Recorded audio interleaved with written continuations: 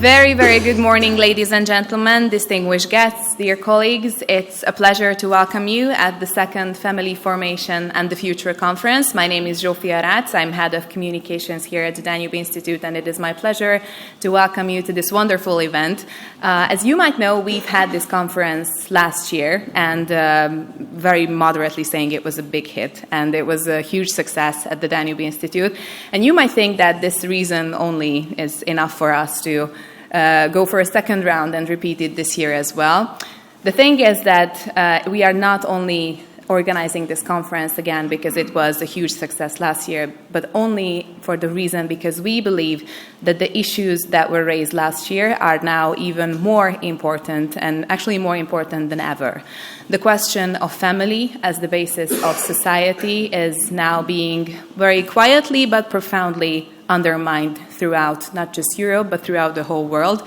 And we do believe that with dialogue and with discussion that we are having here, we're actually not only moving forward the policy-making process, but we are discussing the values that are most important to us, and that is the family that we view as the basis of the society. It's a pleasure to have you here with us today and tomorrow as well. I'm going to be the one to announce the most important questions like coffee break and lunch break, and then some lesser important topics, panels and speakers. We're looking forward to having not just meaningful discussions, but lots of connections to be made, hopefully. And with further ado, I am now happy to announce the president of the Danube Institute, John O'Sullivan, to deliver his opening remarks.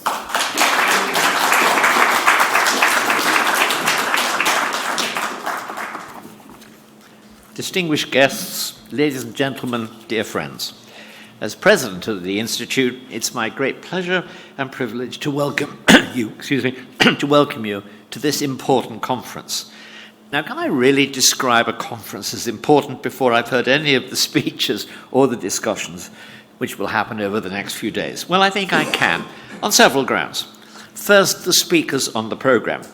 I once wrote a book with the title of The President, the Pope, and the Prime Minister. Now, we don't actually have the Pope on the program. He's just getting started, and given the state of the world, he can't really take time off out of his day job. But the speakers we do have include a president, a prime minister, and a speaker from an imperial family who, if the cards had fallen differently historically and personally, might have been an emperor. And they are only the headline attractions. So to speak, at every stage in the program, we have recruited the best academic and practical experts to dispense their wisdom to us in debate and argument. Debate? Argument? Yes. One of the great truths that the progressives haven't worked out yet is that the experts often differ. Not always, but often. That's why if a doctor gives you very bad news, sensible people ask for a second opinion. And in all aspects of life, we benefit from being present when the best minds clash on the important questions that are vital to our success and happiness as people. We brought those best minds here today and tomorrow. Second, the questions before us are the fundamental and universal institution of the family as the bedrock of society and the conditions necessary to its flourishing. We know, of course, that when the family is in trouble, society gets into difficulties too. But that's equally true in reverse. If society is in trouble, then families find life harder in all kinds of ways that would astound earlier generations. For example, if young men and women find it hard to like each other and even to want each other, as seems to be the case today in many parts of the world, then families don't get established in the first place, and the rest of us face a big problem then. No one expected that outcome to be the result of the sexual revolution of the 60s, but Louise Perry, for one, has shown that to be the case. Well, look at the program, and you will see that we consider both sides of that equation. We investigate the myriad ways that the family breakdown and the social breakdown all aggravate and accelerate each other. When we forget who we are, and what history we emerge from, what customs and traditions we inherited, then we lack the signposts and guardrails that tell us how to treat each other, how to form friendships, how to trust others, how to recognize when others are untrustworthy, how to exercise and accept authority, especially in a family context, how to work, and how to work with others, and so many other things, including how to cross the wasteland of a dance floor to ask a girl to dance and then walk back disappointed without being completely crushed.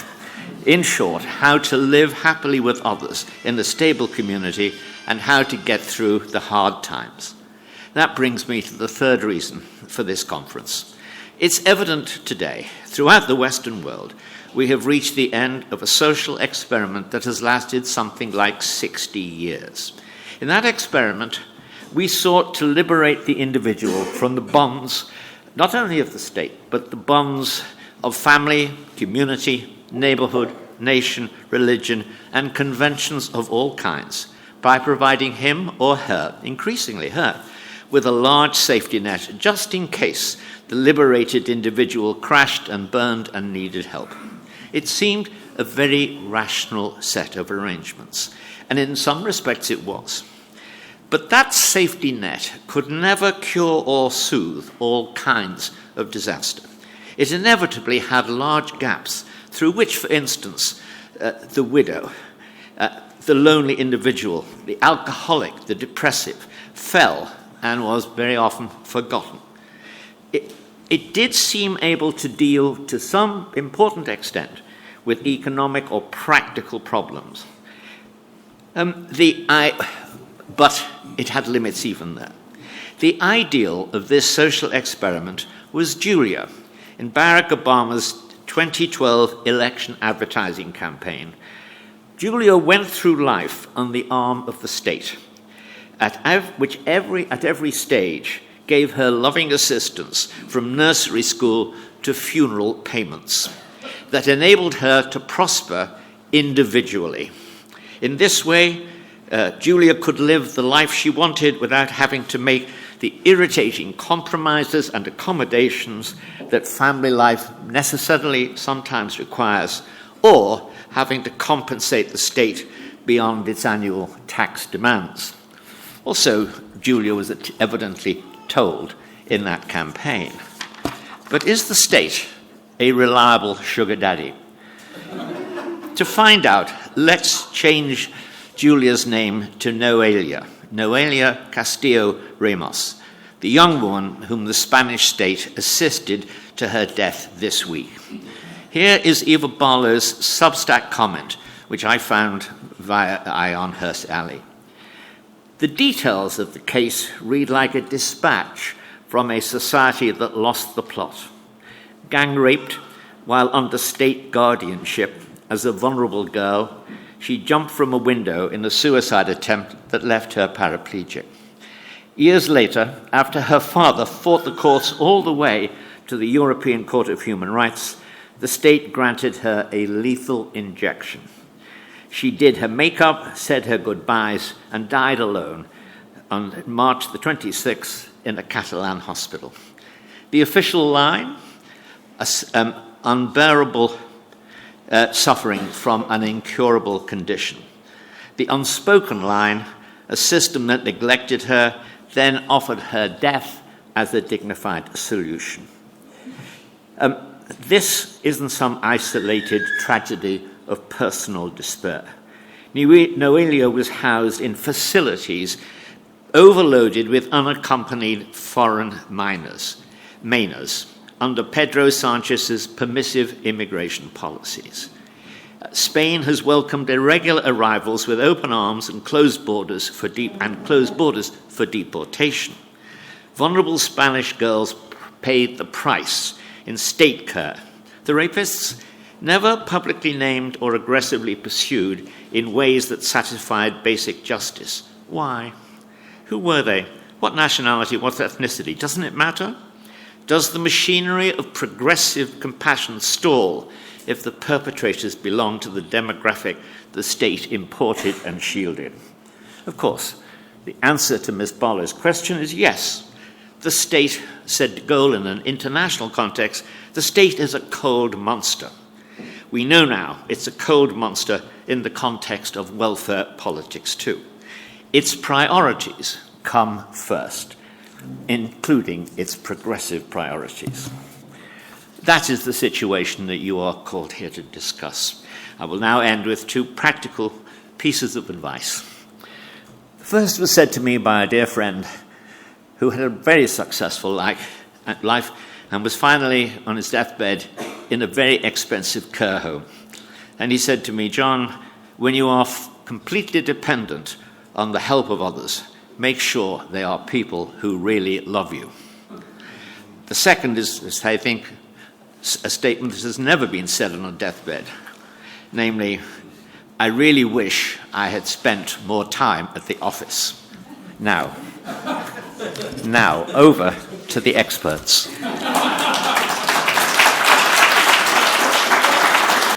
I don't know about you, but whenever I listen to a speech, the title of the speech for me is very important. It has to be catchy, it has to capture the meaning and the essence of the question that is actually being discussed. And the title of the next speech is exactly like that.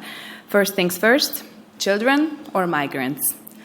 By the former Prime Minister of Australia, the Honorary Tony Abbott.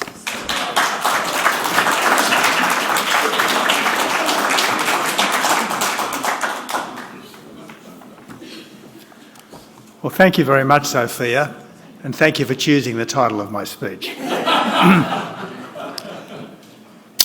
Now, because it's a small country that can't just think about itself, Hungary seems to excel in hosting big-picture discussion. And what could be bigger than population policy and whether replacing with migrants the babies the West won't have is a form of civilisational suicide. Plainly, these are disordered times. People who should know better think that humans can change the planet's temperature, much like Canute's courtiers thought he could order the tides. Parliaments declare that gender is whatever someone says it is, even for minors. A couple of years back, the world's leaders, even the Pope, took policy advice from a disturbed teenager. Perhaps the weirdest manifestation of this cognitive dissonance is Queers for Palestine. Passionate in their support of a place where they'd be at risk of a push from tall buildings. It was Chesterton who wrote, "The disintegration of rational society started in the drift from the hearth and the family. The solution," he said, "must be a drift back." The modern world tends to overlook that every person's first source of nourishment and support, the first foundation of meaning amidst chaos, is the family. Especially today, families come in all shapes and sizes, and unconventional families need be no less loving. But whatever their makeup, they need to be strong for society's sake, because family is where the instincts of support and solidarity that nations need are first learnt.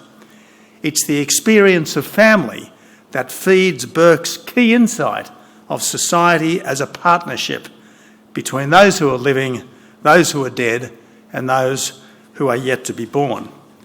In this chain of existence, it's our children that are the culmination. Yet if indeed the greatest act of faith in yourself, your family, your country and your culture is to seek renewal through having children, every Western country is in the grip of an existential crisis. Consider current birth rates. France, the US and Australia, 1.6. Britain, 1.55. Then there's Italy at 1.2 and Spain at 1.1.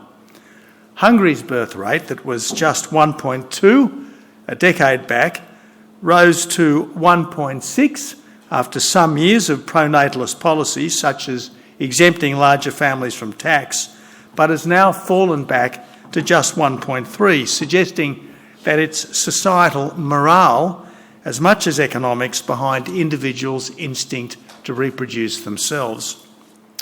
Throughout the West, receiving migrants has replaced having children. Britain, for instance, had virtually no net migration prior to 1990. In the 90s, it averaged about 100,000 a year.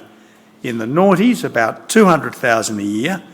And in 2022 and 2023, it exploded to almost 1 million a year before falling back. Migration to the United States, much of it irregular, has averaged about 1 million a year since the 1990s, but exploded during the Biden presidency when perhaps 10 million people are thought to have entered the country, mostly illegally from Mexico. And even Australia, that's long had a formal immigration program running at about 100,000 a year from the 1950s through to the early noughties, and about 200,000 a year till the pandemic, has since seen numbers explode to about 400,000 a year. There are many good arguments for migration. Certainly, in all the settler societies, there'd be no nation but for migration. Migration can bring in new skills. It can open our minds to new ideas and ease our fear of difference. And by giving newcomers the chance to make a better life for themselves and their families, it can add a humanitarian dimension to a nation's story. The supreme patriotism of people from obvious migrant backgrounds, such as the last two British Conservative leaders, Rishi Sunak and Kemi Badenoch, testifies to the gravitational pull of English-speaking civilisation. But these days, the main justifications for immigration are that it's needed to sustain an ageing population and to fill the jobs that locals won't do, or at least not at current wage rates. Plus, in countries like Australia, Canada and Britain, that it builds multicultural diversity, even though this risks creating a nation of tribes and watering down national identity. And there are two further factors in modern migration. Cheap air travel and the internet mean that it's possible, more or less, to live in two countries at once, mainly resident in the new country, but frequently in the old one too, to build a house for the extended family or to maintain business contacts. Rather than joining Team Australia, for instance, some recent migrants are living in Hotel Australia and taking advantage of the facilities. Then there's Muslim migration. A few decades back, there were almost no Muslims in the Anglosphere. Today, about 7% of Britons are Muslim, as are almost 4% of Australians and up to 2% of Americans. These percentages have roughly doubled in the past 20 years, partly through immigration and partly because most Muslims still take for granted large families. Like everyone else, most Muslims just want to get on with life. Yet there's a strong strain of political Islam that believes in a caliphate, in Sharia law, and at least notionally in death to the infidels, that elevates religious solidarity above all other concerns, and that reaches out, especially in the secular West, through schools and mosques, urging good Muslims not to become contaminated. For many Muslims, the choice is to give up Islam altogether or to become part of a militant minority working to subvert the Dar el-Harb.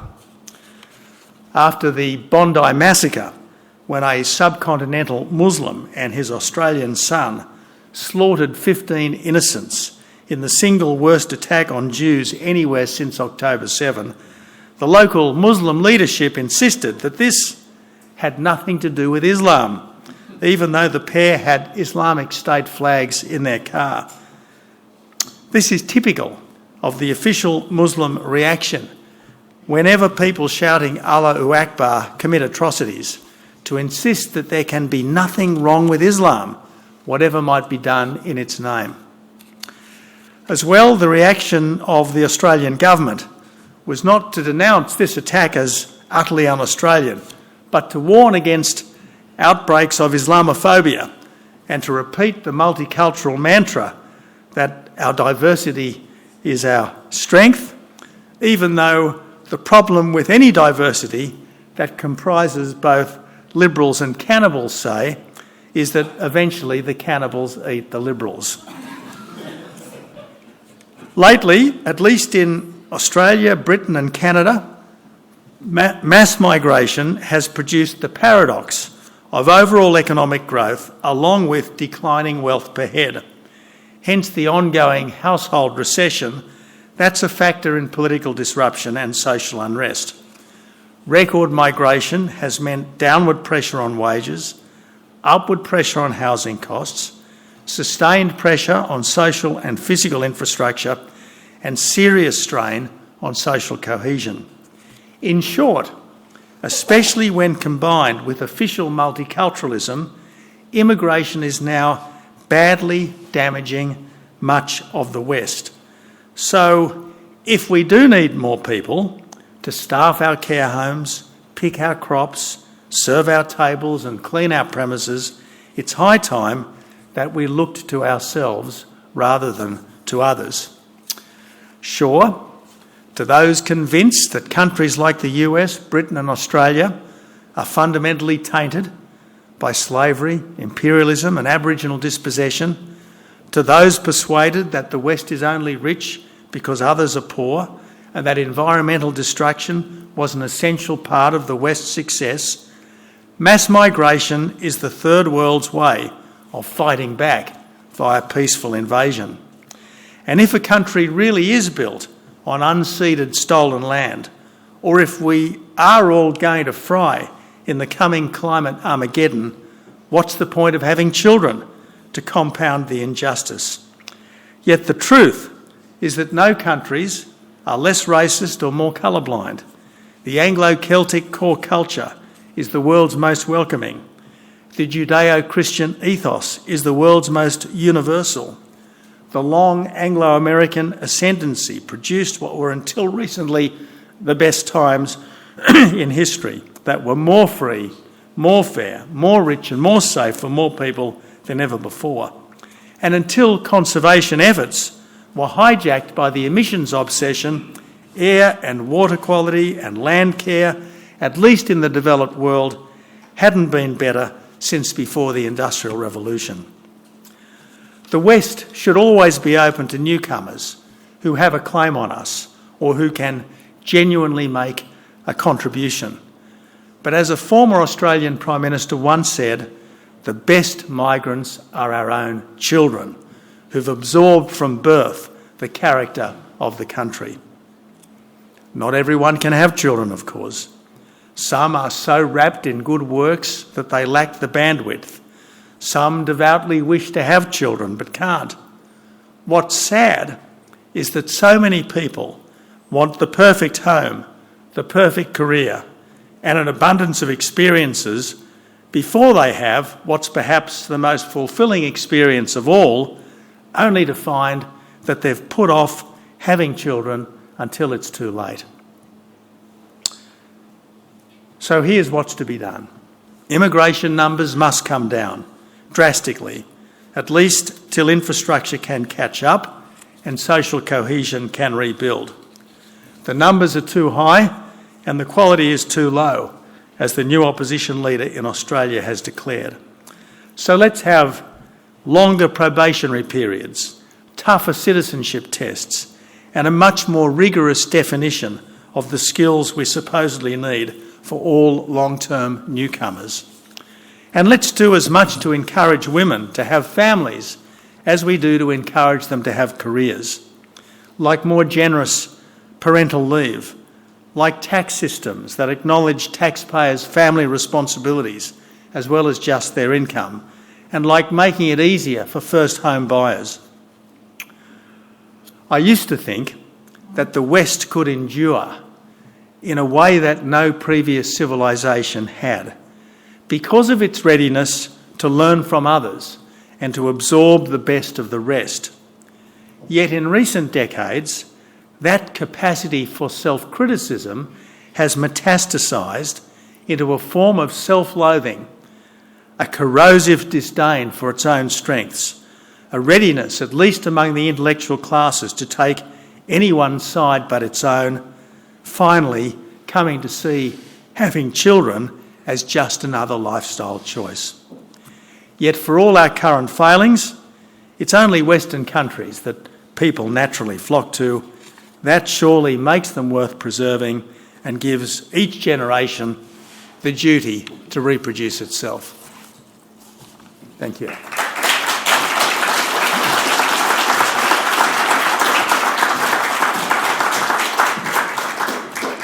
Thank you very much, Prime Minister, for the insightful remarks. And now it's my pleasure to announce the first panel discussion of the day. The topic is going to focus on the conservative visions of heritage. A nation-state may be bounded by borders and governed by law, but the fabric of the nation itself is woven from the weft of tradition and the warp of creativity. Both are manifested, above all, in the aesthetic of a culture. Perhaps no art form in culture is more lasting than that of the built environment through architecture. How do we tie the past and present back together again? In other words, how do we restore the fabric of culture, repairing the national tapestries into which we are all woven? These are the questions that we hope to get answers to in the next panel. And now I'm going to announce the speakers. And in order to avoid any awkward silence and awkward slow clapping, here's the game plan that we're going to do. I'm going to announce the name and the title of the person, huge applause, like crazy applause. They come up to the stage, they take their seat, and I'm going to, you get the plan. So, without further ado, I'm calling back the former Prime Minister of Australia, Honorary Tony Abbott. Exactly. That's exactly what I'm talking about, loving the energy here.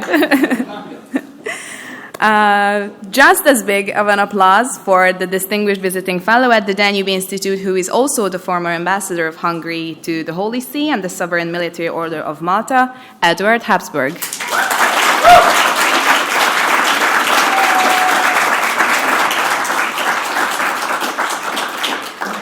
A very humble but very essential part of our institute, our executive director, István Kis.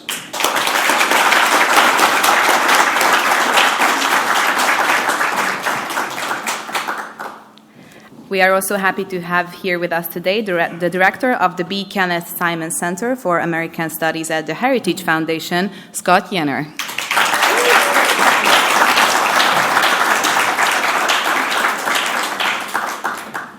And the person who is going to moderate the discussion, ask all the interesting and important questions and keep the discussion in order, is our chief advisor at the Danube Institute, Noémi Pálfalvi. The floor is yours.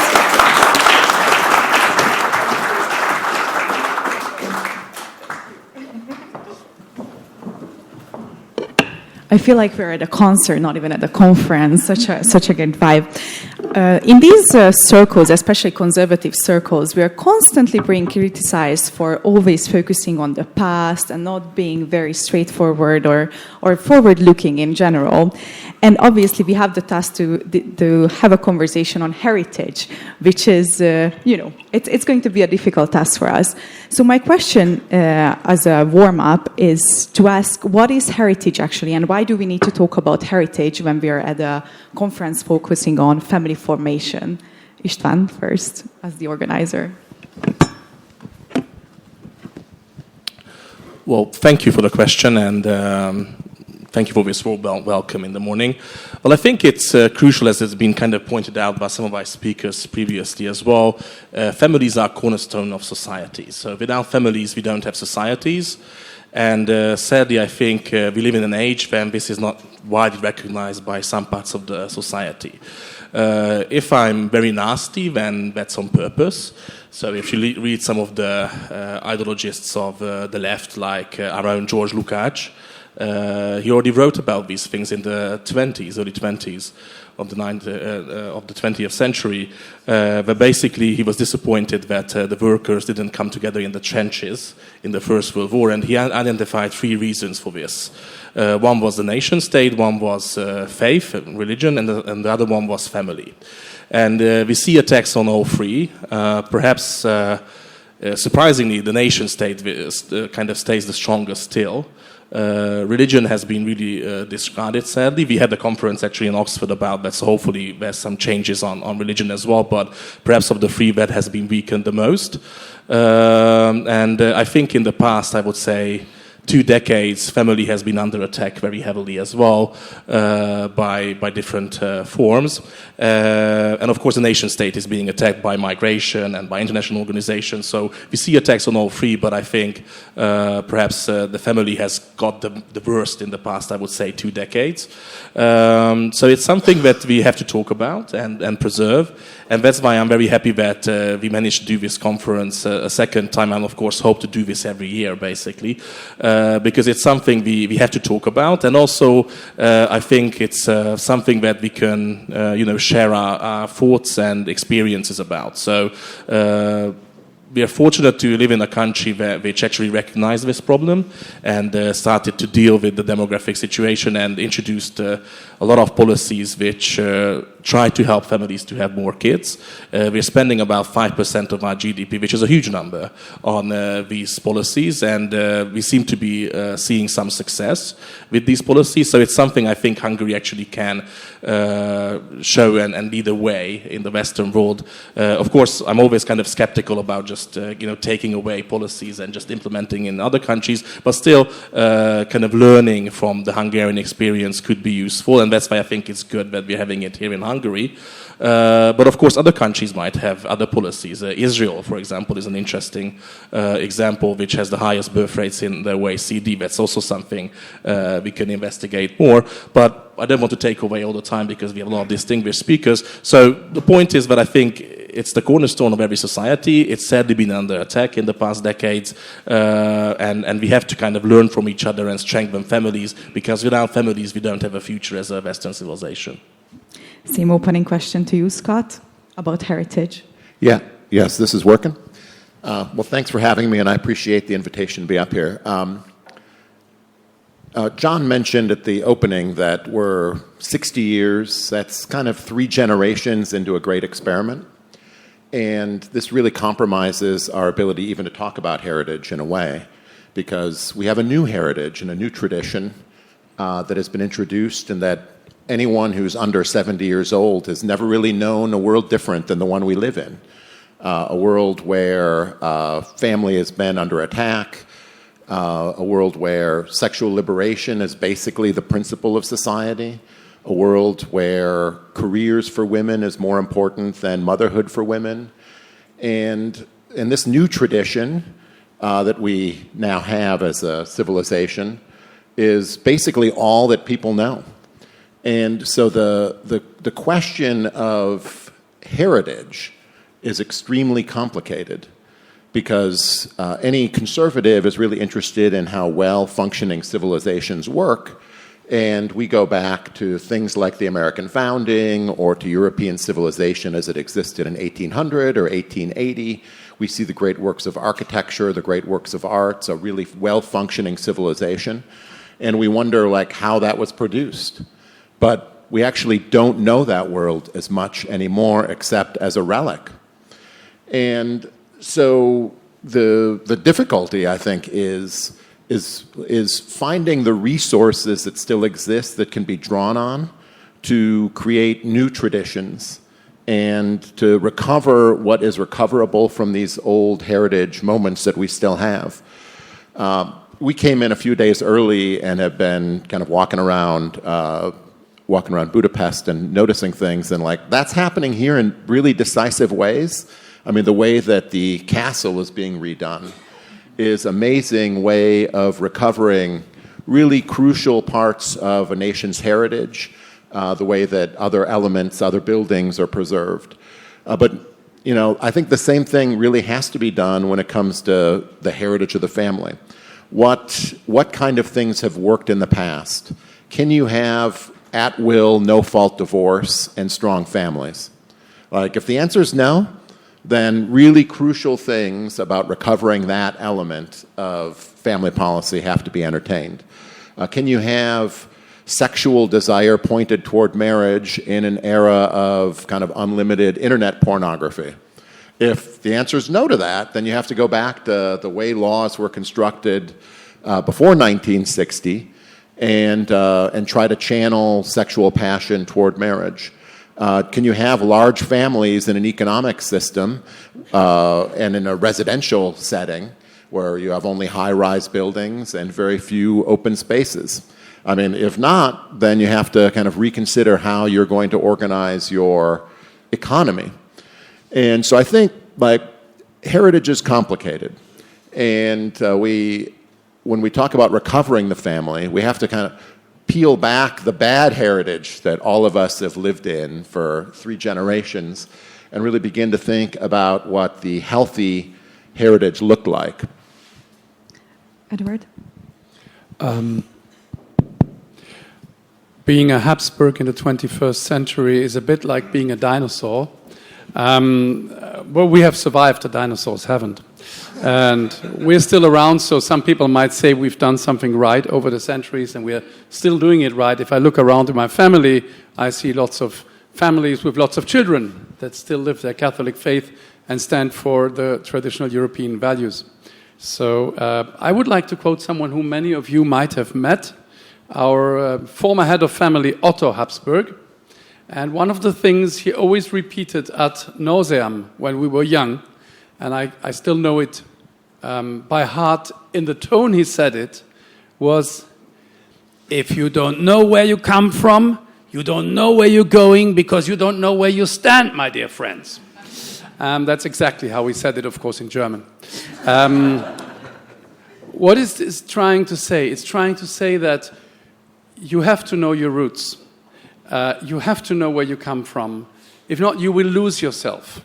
The Habsburgs were always quite good in adapting their values to the current century, to seeing how can we make this value survive today, not by copying exactly as it was done in the past, but trying to see how to bring it into current times. It's true that family is under attack. It's true that it has become very difficult for people even to begin with families and to pass on their values, their heritage to the next generation.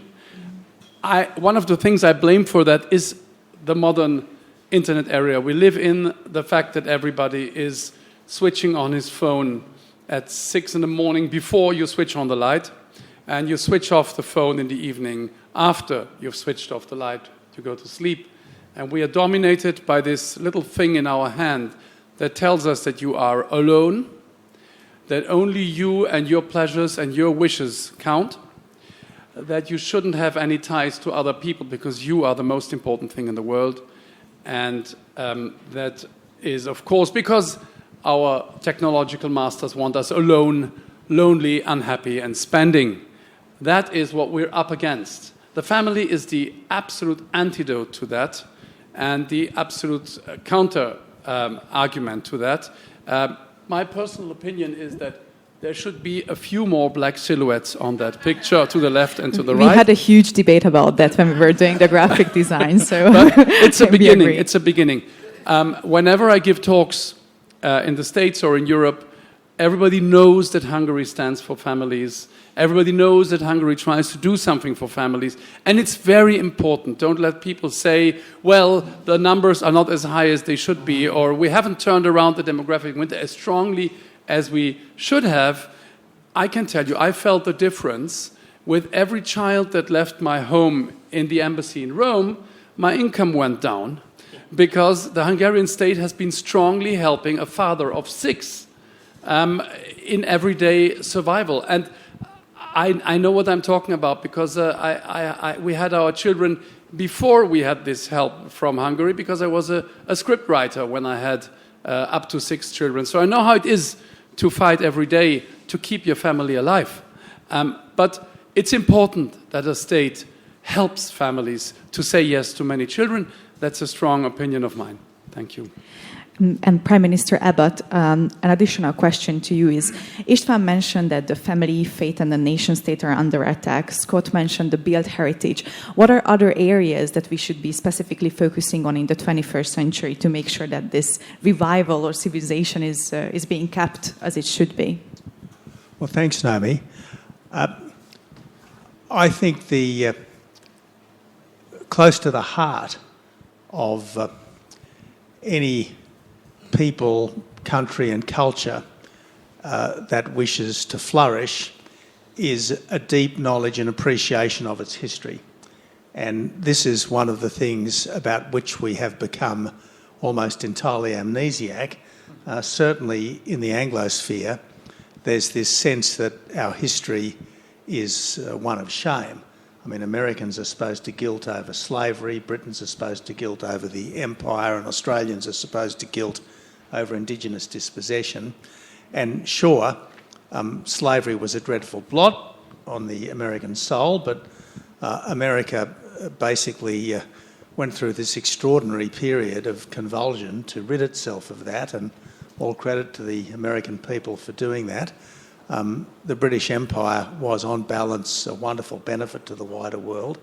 And sure, the settlement of Australia led to some pretty tough times for some of the original inhabitants, but on balance, every single Australian has won the lottery of life, including Aboriginal people, whose lives are vastly better off today than they were in effectively the Hobbesian state of nature in which they originally lived. So I think we need to relearn our history and appreciate that it's a much better story than we think, and then stand tall and proud because that's the only way to face the future. Is there hope with this whole guilt historical prospect that is currently happening in the United States and in Australia to bring back a little bit of a revival, especially for the younger generation? Yeah, I would put an institution around what the Prime Minister was talking about and say that the universities and public schools are one of the things that really have to be revived as supporters of history, civilizational value, promoting families and promoting faith. And when you look at the universities as an element of civilizational heritage, I mean, they are established to be the purveyors, the keepers of the tablets of the civilization. And, really a great rupture in how universities have been understood happened in the early 1900s and in the United States, a little earlier here in Europe, in parts of Europe at least, where the modern research university became the model, and scientific progress and progress itself was seen as the goal of the university. And at least in the United States, and I don't know how it's happened here, there's a huge disgruntlement with the universities and with public schooling that are seen as anti-tradition and anti-heritage. And there's a great movement toward what we call classical schools in the United States. And policies that support that include things like giving parents the money that public schools otherwise use. So I do think that there is actual hope.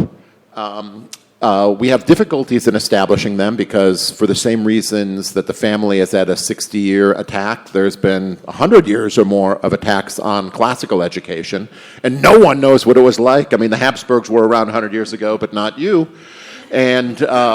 And so having a great knowledge of what classical education would be is something we have to totally recover as an abstract and intellectual enterprise. But I do think that it is one thing that is happening, at least on our side of the pond, that shows that there's reasons for hope. What about our side of the pond? Well, I think it's a good question. I don't think, I'm not an expert on European affairs in this regard. I don't think this is a huge problem in Hungary because we have a national curriculum, and that puts a big emphasis on learning history. And what I especially like in this national curriculum is that under the current administration, of course, there's a big emphasis on the horrors of the Second World War and the Holocaust, but also a similar emphasis on communism and the dangers of communism, which I think is missing in most Western educational institutions. So I think in Hungary we're kind of okay. And again, another thing I like is this idea that they made either religious studies or what they call ethics compulsory. So now if you're a student in a Hungarian school, you can either go to basically faith education if you want that, or if you don't want that because you're not religious, then you have something called the ethics, which basically teaches our civilizational values from the Romans and the Greeks. So I think that's a good initiative. But what's going on in the West, that's a different picture. And I remember I studied at the University of Edinburgh, which was more than 13 years ago now. But I was shocked by some of my classmates who were English, how they didn't know anything about their history. So I had this very vivid memory that I was talking about Edward the Great, and one of the girls there, this was master's already, and she was actually in a bachelor's of English studies. So I was very surprised. She didn't know who Edward the Great was. So I said, "Did you see Braveheart the movie?" I said, "Of course." And I said, "You know, the king." "Oh, that bastard king." And I said, "No, you're English. You should be proud of him. I mean, if you're Scottish, I understand you don't like Edward the Great, but as an English, you should be proud of this person." And I didn't think that would happen with. I mean, I'm not saying all Hungarian university students are like experts of history, but I don't think you would find a lot of students who don't know who Matthias Corvinus was or Saint Stephen. So, kind of these national heroes. I think there's too much criticism in history studies, which of course is good that you have some, but I think it kind of reversed into that you cannot say anything good about your own history. You just have to have these classes where everything which was in the past was terrible because of slavery, because of colonialism. So we don't really have these national heroes. And the bigger thing I think is a problem is culture as well. So because of this, when I was growing up, you had like these heroes in the movies, and you had historic epics. Some of them very long, but you don't really have those anymore. You have some fantasy things, but you don't have these kind of historic epics where you would show like historic heroes in historic times, or it's very rare at least. So I think there's a lot of things to do. I'm not sure national curriculums would work in a country like America, but perhaps like smaller countries like the UK or other European countries, it might work. Edward? I believe that the internet is doing an incredible job of giving young people a voice.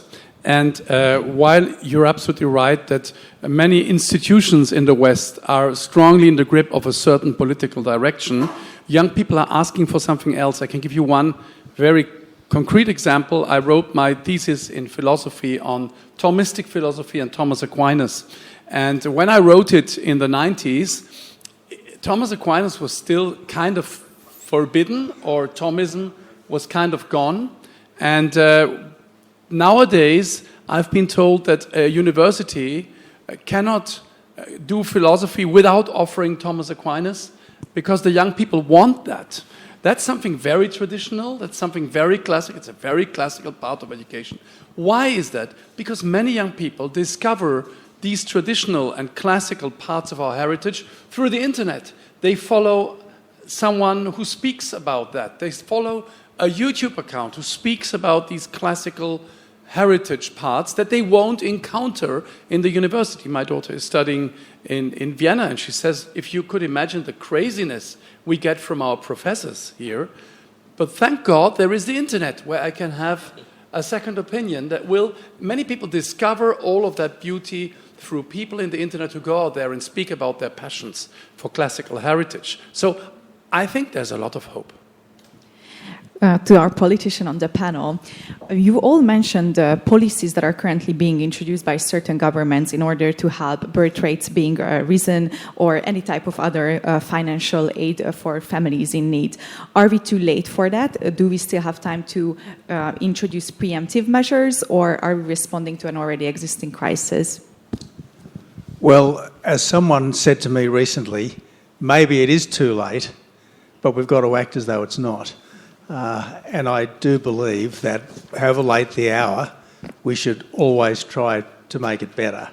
And so, yeah, there is an important policy response but it's not sufficient. Yes, giving families with kids a better deal in the tax system or a better deal in the benefits system, giving mothers more access to parental leave and so on. I think all of that's very important, but in the end, I think what's really important is for all of us to rediscover our appreciation of what really matters. And the best thing any of us can do is have kids, really. John made the wonderful observation that no one says on their deathbed that they should have spent more time in the office. I mean, almost no one thinks at the end of their life, I had too many kids. I mean, no one thinks that. But they may well think that they had too many jobs or too many directorships or something like that. So, I think, and maybe this is a function of the decline of religion, but I think there has been a real tendency throughout the course of my lifetime to exalt the trivial, and it's about time we exalted the important again. The Heritage Foundation recently came out with, I would say, a quite extensive report on family and the United States and saving American families, to put it in a nutshell. And we have a lot of contributors here as part of our speakers today and tomorrow. Scott, can you please tell us a little bit about your most important findings or your most shocking findings that you think would be relevant for this Hungarian audience? Well, I don't know that anything we said was shocking. Because I think a lot of what the central elements of what is in the Heritage Report on the family are adapting Hungarian policies to the American circumstance. Woohoo! We And, applaud that. And I don't know that we ever say it like that, but I do think that that's what's going on. But without the lifetime of no taxes for people who have, 3 kids? Is that what it is here in Hungary? But there are lots of family support, and I do think that this raises like the heritage issue again, the question of how do you support things. I would say that when it comes to immigration, we have a whole of society approach to supporting immigration. We have national non-governmental organizations supporting immigration.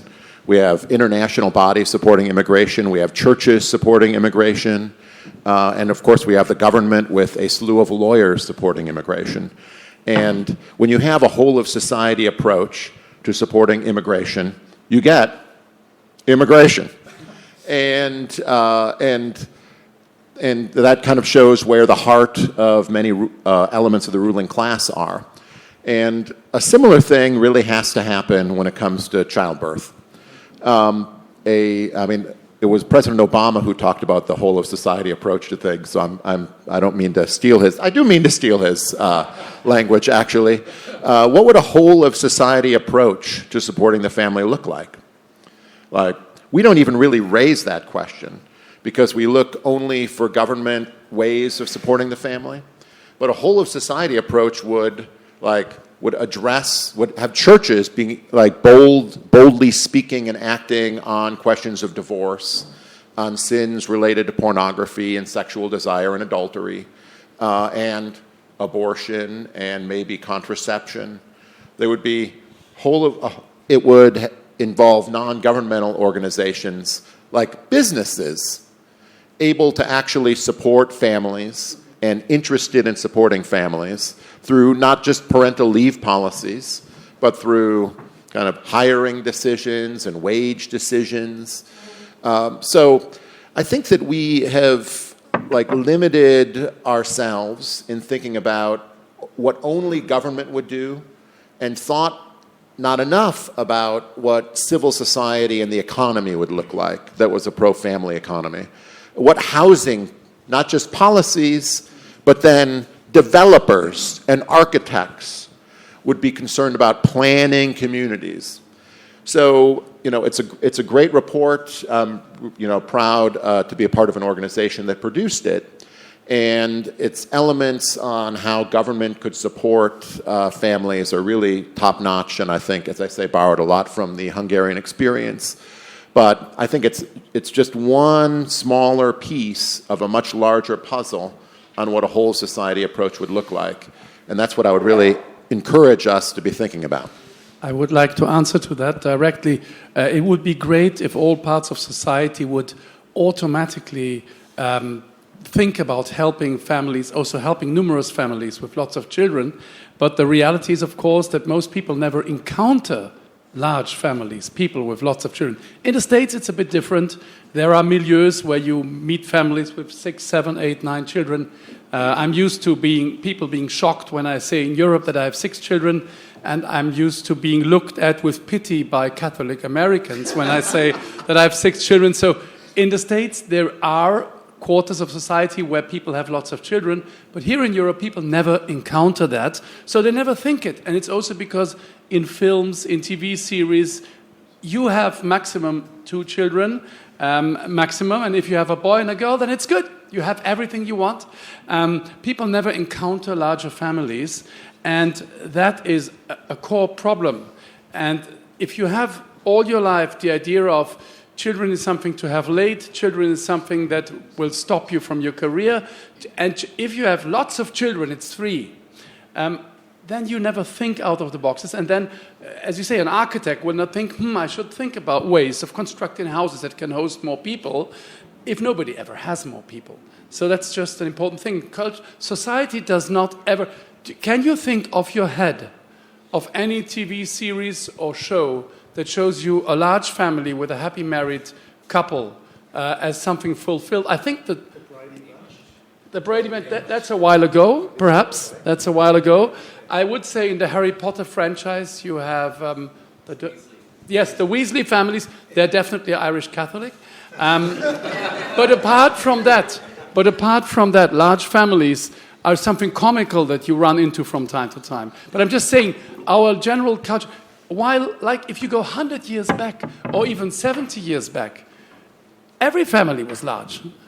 Now we have a reality where no family is large, and people don't even think that far. That's why what Heritage Foundation and others do is it's important to make people understand that we should be thinking these things. Thank you. But one of the reasons why people don't have large families today is because families were a social welfare network which has been taken over by the state. I mean, once upon a time when you were old and incapable of working, your kids had to support you. Once upon a time, they were your pension provider, they were your sickness benefit. And of course, now that's all turned over to government.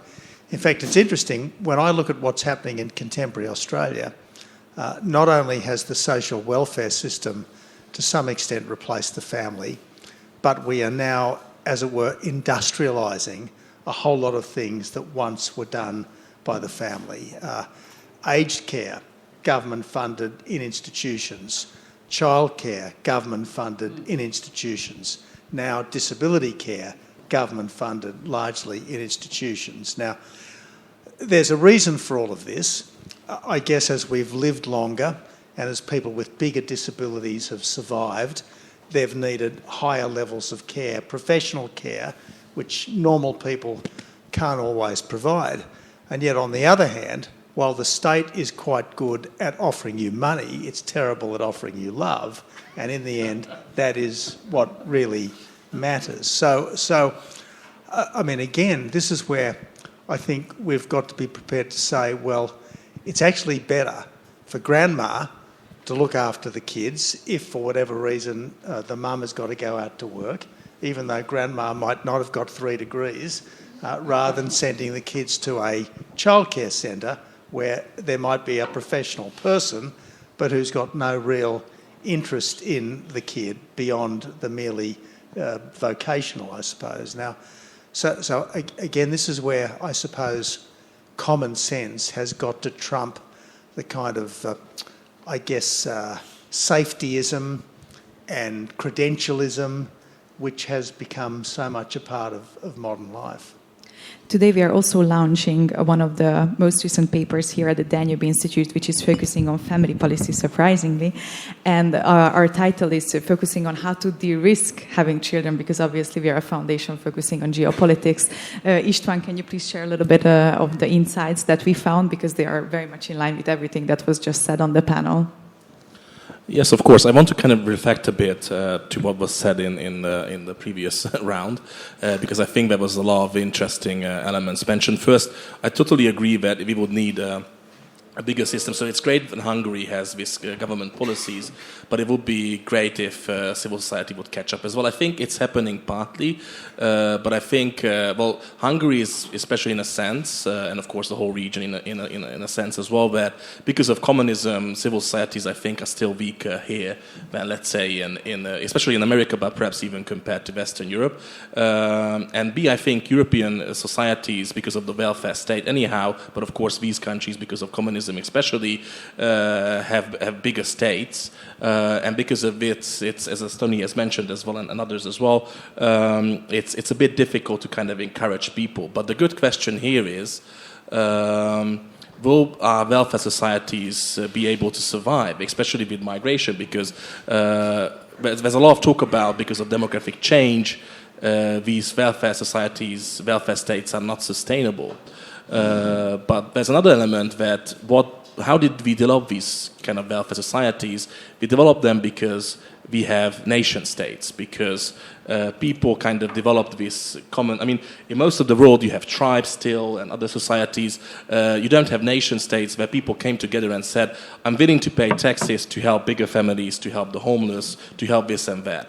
But if you kind of pull out the social cohesion and you're not feeling you're part of the same nation state, or you're feeling that you're paying taxes to get housing to people who have just come off the boat, while you feel that you are not able to afford a home, then you kind of social trust will disappear, and that's why I'm really kind of afraid what will happen to these welfare societies on the long run in Western societies where you have big migration and mass migration.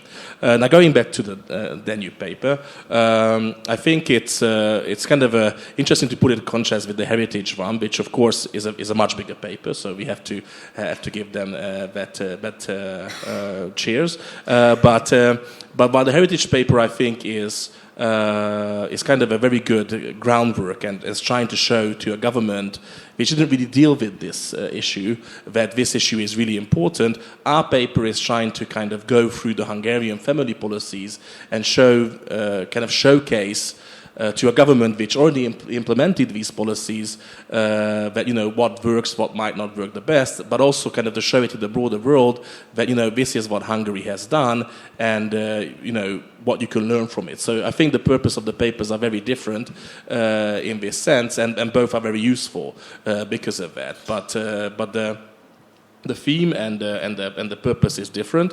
Our approach was to really go through 15 years of Hungarian family support system and look at all the different kind of elements the state, mostly the state, has been trying to provide to families to make kind of the perceived economic consequences of having children less. So we had this idea here, and I think most of the polls actually support that people don't have, especially women, don't have more kids because they are afraid of the financial ramification.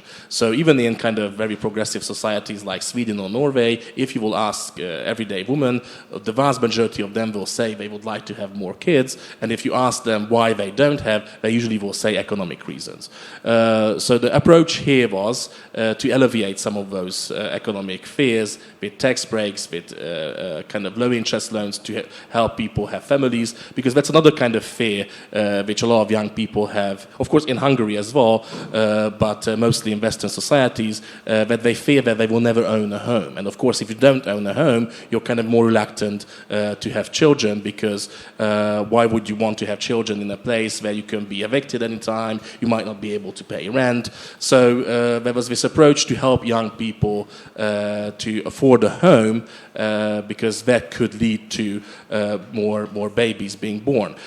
So you would have to read the whole paper, but I think it's a very good introduction. It's fairly short, I think, so it's really kind of something which is easily readable and understandable for a general audience who are not experts on family policy to kind of understand the gist of the Hungarian family policies and how they work. So I think it's a good introduction. Of course, if somebody want to look at the particular details, they can go and look at the links and other things. But I think it's a very good introductory paper to how the Hungarian family system works.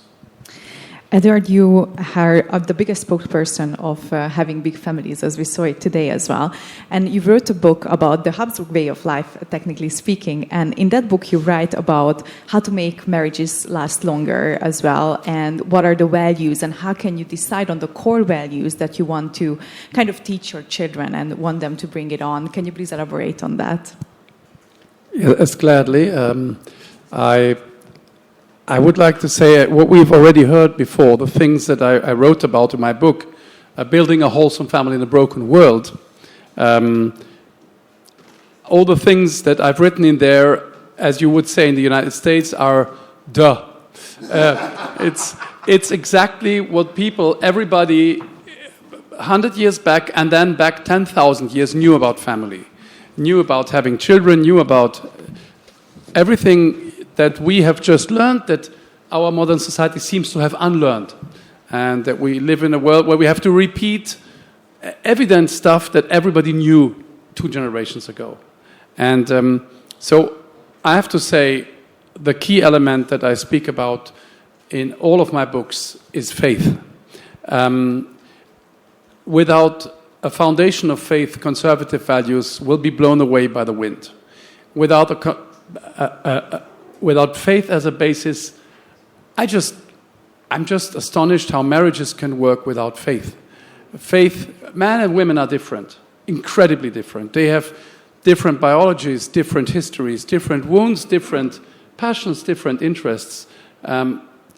If you have faith in common, a marriage will last. If you have faith in common, you will believe that there is a God that walks with you in your family, and you will say yes to a 5th or a 6th child, even though it's madness in the eyes of the world, absolute, utter madness.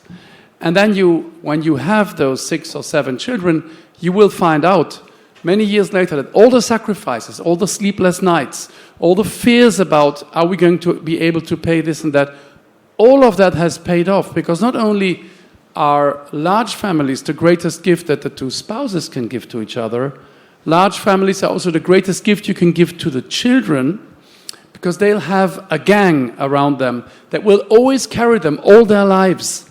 But it's also the greatest gift a family can give to the state, because people who come out of a large family have learned all the lessons that you need to be a good citizen. You've learned that you're not the center of the world. You've learned that you're not entitled to the latest iPhone, because your family cannot afford an iPhone for everyone if you have 7 children. You know that you have to look out for the weaker ones in the family, because with 2 parents and 7 children, automatically the other children will have to help with their younger siblings. You learn all these things. You will go out into the world ready as someone who is ready to do their part in a good society. All of that you learn around the dinner table in a large family. What I'm trying to say is, and the basis of that, in my humble opinion, is faith. Because the state can only help you so far by taking away some of your fears about financial things. But the jump from having 2 children, or even 3, to 4, 5, or 6, it's easier if you share the same Christian faith. And that's why I say in my book, if you want to have a large, happy, and long-lasting marriage, then marry a Catholic, and ideally become a Catholic if you are not a Catholic. Thank you. Can I object? Sure. Are Protestants allowed to object to that? Of course. All right, but I'll have to elaborate, I suppose. I only have 5 kids, and so I guess we didn't do our share. But I do. I have excuses. We had some cancer and other things that interrupted childbirthing years, so we would have caught up otherwise. But my wife is actually here, and yes, there we go.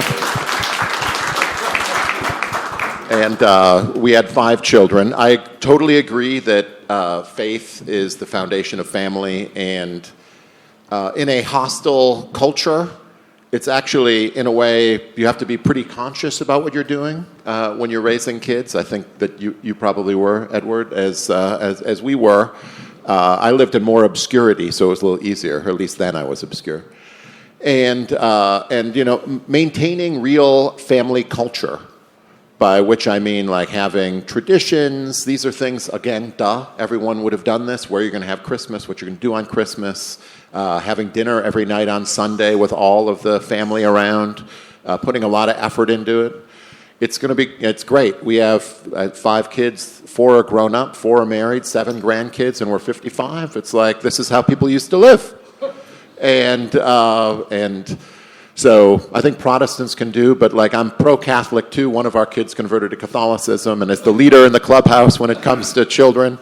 But it's also, both of our parents were faithful, and both of them sat us down at some point after the 3rd child and said we shouldn't have any more kids. And so it's not like the only solution. My parents actually seem to loathe our 4th child because they look at him as the person who we shouldn't have gone that far. And then they forgave us for having the 5th child. And so it's not like there's a real anti-natal thing even in Christian churches, and where they expect you to have smaller numbers of children. I think that's wearing away, and it's part of an older generation, but it's there. Tony, you wanted to add something? Well, yes, I was going to raise what might be a slightly contentious note. I mean, you made the point earlier about the church groups desperate to help migrants. Now, once upon a time, the church groups were desperate to help unmarried mums. Now, because of abortion, there are far fewer unmarried mums. But again, something has gone wrong in our churches as well, because we look at migrants in terms of, I was naked and you clothed me, I was hungry and you fed me, I was a stranger and you welcomed me, all of which is wonderful, but we've materialised all these things when it's the spiritual which is the essence. And so I do think that it's the church as much as anything else that has to recover its faith, frankly. I have to say, when I wrote my book, very much agree. I have to say, when I wrote my book on building a wholesome family, and I wanted to find a nice quote by the Catholic Church on having large families. And I was looking during the last pontificates, and I had to go back and further back, and I found a few really nice quotes by Pope Pius XII in the 1950s. You're absolutely right that the Catholic Church has, I think, probably in order not to stand out like a sore thumb, gone very quiet on the topic of large families. And even bishops prefer to encourage people not to have children too soon, and not to have too many, and to look after yourselves. So there is a temptation, I think, not to stand out too badly from current society, because Vatican II encouraged us to embrace the current culture we live in. So the Church, I think, is still very strongly on that path. But again, you're absolutely right.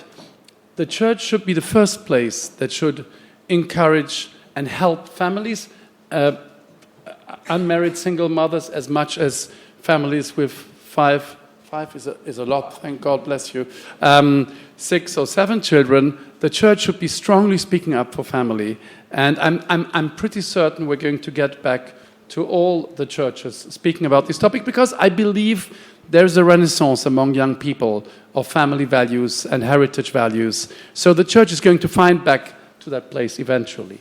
And why do you think there is the renaissance? Again, I blame the internet. I blame the internet. I blame also the Holy Spirit, and I also do believe in God, so I think God is speaking in different ways today. The internet can be a terrible place, as we've learned about pornography, as we've learned about everything else, but it can be a great place. I give you a very concrete example. I'm very active on Twitter. I refuse to say X. I'm very active on Twitter.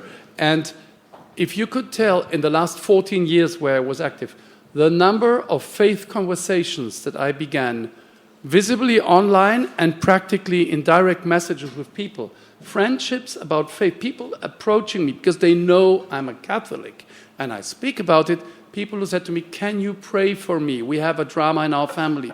Can you pray for my son? He's losing the faith. And we began to write to and fro.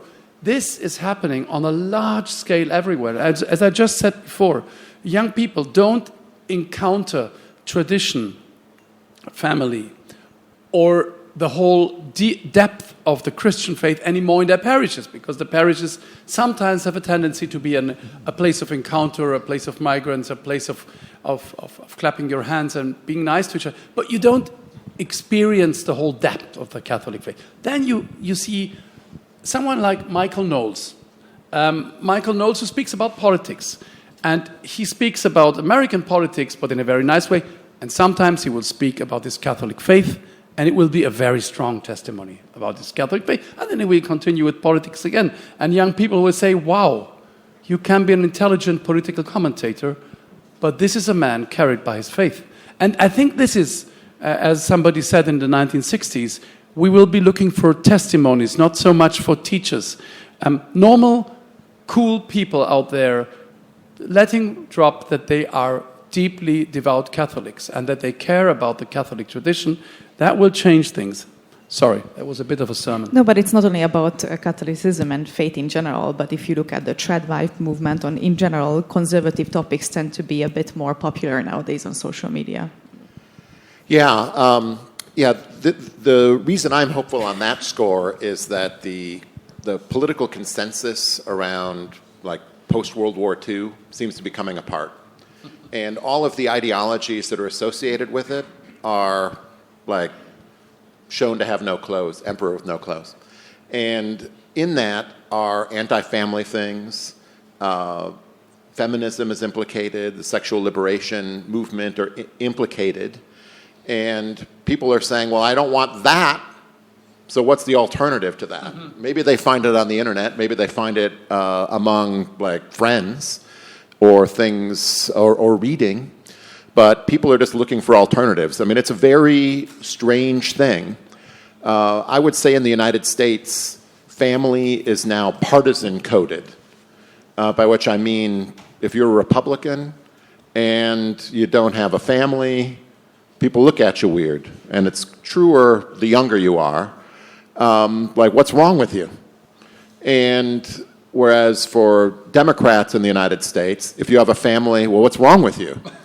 Why don't you go fulfill yourselves? And it's becoming increasingly so in other countries, but I don't like we see this in Korea in some ways, but it's an entirely different way. And so it's a really strange thing. Out of the rejection of the bad has come like a return to, well, what might work? And you just see it like all over the place in the United States. There are a bunch of polls that are interesting in this regard. So if you asked just Republican women, do you want to return to traditional gender roles? If you'd have asked them in 2000, the number would have been exactly where the Democrats are, like 10% want to return to traditional gender roles.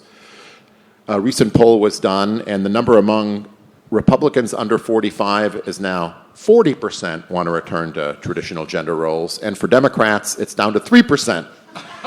And now, whether this is progress, some people think it's not progress. I think it is progress, that there's a desire to return to such things.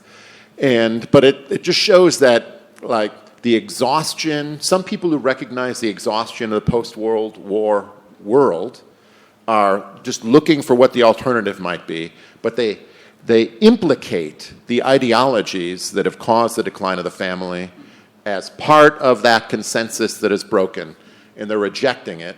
And I think that is one of the reasons on the internet they turn to things that you're talking about, Edward. István? Well, I'm a bit more skeptical. I mean, I see elements of this, especially in America, in Europe as well. But my fear is that it's happening more to males than to females. It seems that there's a trend that young males are becoming more conservative, well, young females are becoming more progressive. And if that's the case, I mean, there's a lot of polls which show that. I don't know, I'm not an expert, but that's going to be a huge... Tomorrow afternoon there is a panel on that. There's going to be a huge problem on how people will find partners for themselves. So I'm hoping that, we can do something about this, but this kind of brings back to the question of the overall cultural question, because I only have 3 kids, so I'm in a minority here, although I still technically have time to catch up with you guys. But it's difficult in a sense to what to show to your, because in our immediate kind of friendship group or family, nobody has 3 kids. Most of our friends have either 0 or 1. And what to kind of show to us as a role model, because as we talked about, you don't have the movies, you don't have the series. If I look at these series, movies, it's full of, single parents, divorced parents, gay couples, I don't know, but there's nothing kind of to me. And when I was growing up, that wasn't the case. So when I was growing up, you had healthy families. Now, if you have families, usually the father is abusive or drunkard or some fool, basically. So you don't have positive role models in front of you. And I think without changing culture, that's going to be difficult. And of course, education, all of these things are there to kind of change. Because my fear is, a lot of people talk about, 1984, and it is terrible. I wouldn't like to live in a dictatorship like 1984. But I think the direction we're going to is not 1984. It's Brave New World, which when I read was actually much more frightening to me, because in that world you don't really have opposition. So opposition comes either from a mistake, a genetic mistake in the process, or from the outside. And people are kind of lulled with drugs, cheap sex, into accepting. They don't know that they are living in under dictatorship. And I'm not saying the left is purposely doing that, although who knows. But it's certain that we have a tendency with pornography, with drugs, with cheap sex, to go to this brave new world where people kind of are lulled into dictatorship. And I'm terrified of that, and I really hope that we can fight it. But for that, we have to take back culture. And I think there's some slight shifts, even with Disney and others. But I'm kind of still missing the big breakthrough where I will again see these movies that I grew up with in the late 80s, early 90s. Maybe the Danube Institute needs to open up a studio and produce some of these. We don't have ambitions like that. Tony, any last words before I open up the floor? Look, I've really enjoyed this panel, and I've learnt a lot. Thank you. Any questions from the audience? Stephen and then. I only have 2 kids, my apologies. But I'm a professor in Tokyo. My name is Stephen Nagy, and I focus on great power politics. But one of the things I've kind of touched upon in this panel was, but it didn't, was education. Is this on? No, it's not. Is that better? No. No, I will give you mine. Thank you. Can you hear me now? That's great. So I don't focus on this particular issue, but in my travels I get to speak to a lot of university students. And I often hear this, is that they're actually afraid to write what they really feel in classes and to talk about what they really feel in classes. So I've got to the point in my own education strategies to force students to talk and to write, as I say, please write about the positive aspects of the Chinese government or the Trump government or the Canadian government, but to push back against this position of silence. They're afraid to talk about a lot of the issues that you have mentioned because of the climate of universities. And this is not just in Canada, which is extremely liberal. It's in Japan, it's in Korea, it's in many countries. So I'm wondering if you could touch upon that, how we've created institutions that silence thoughts about family or about tradition because they're not accepted or they're not promoted or they're not taught by professors. Just a fabulous panel. Thank you to all of you. Does the professor have to go on that? All right, I guess I'll go.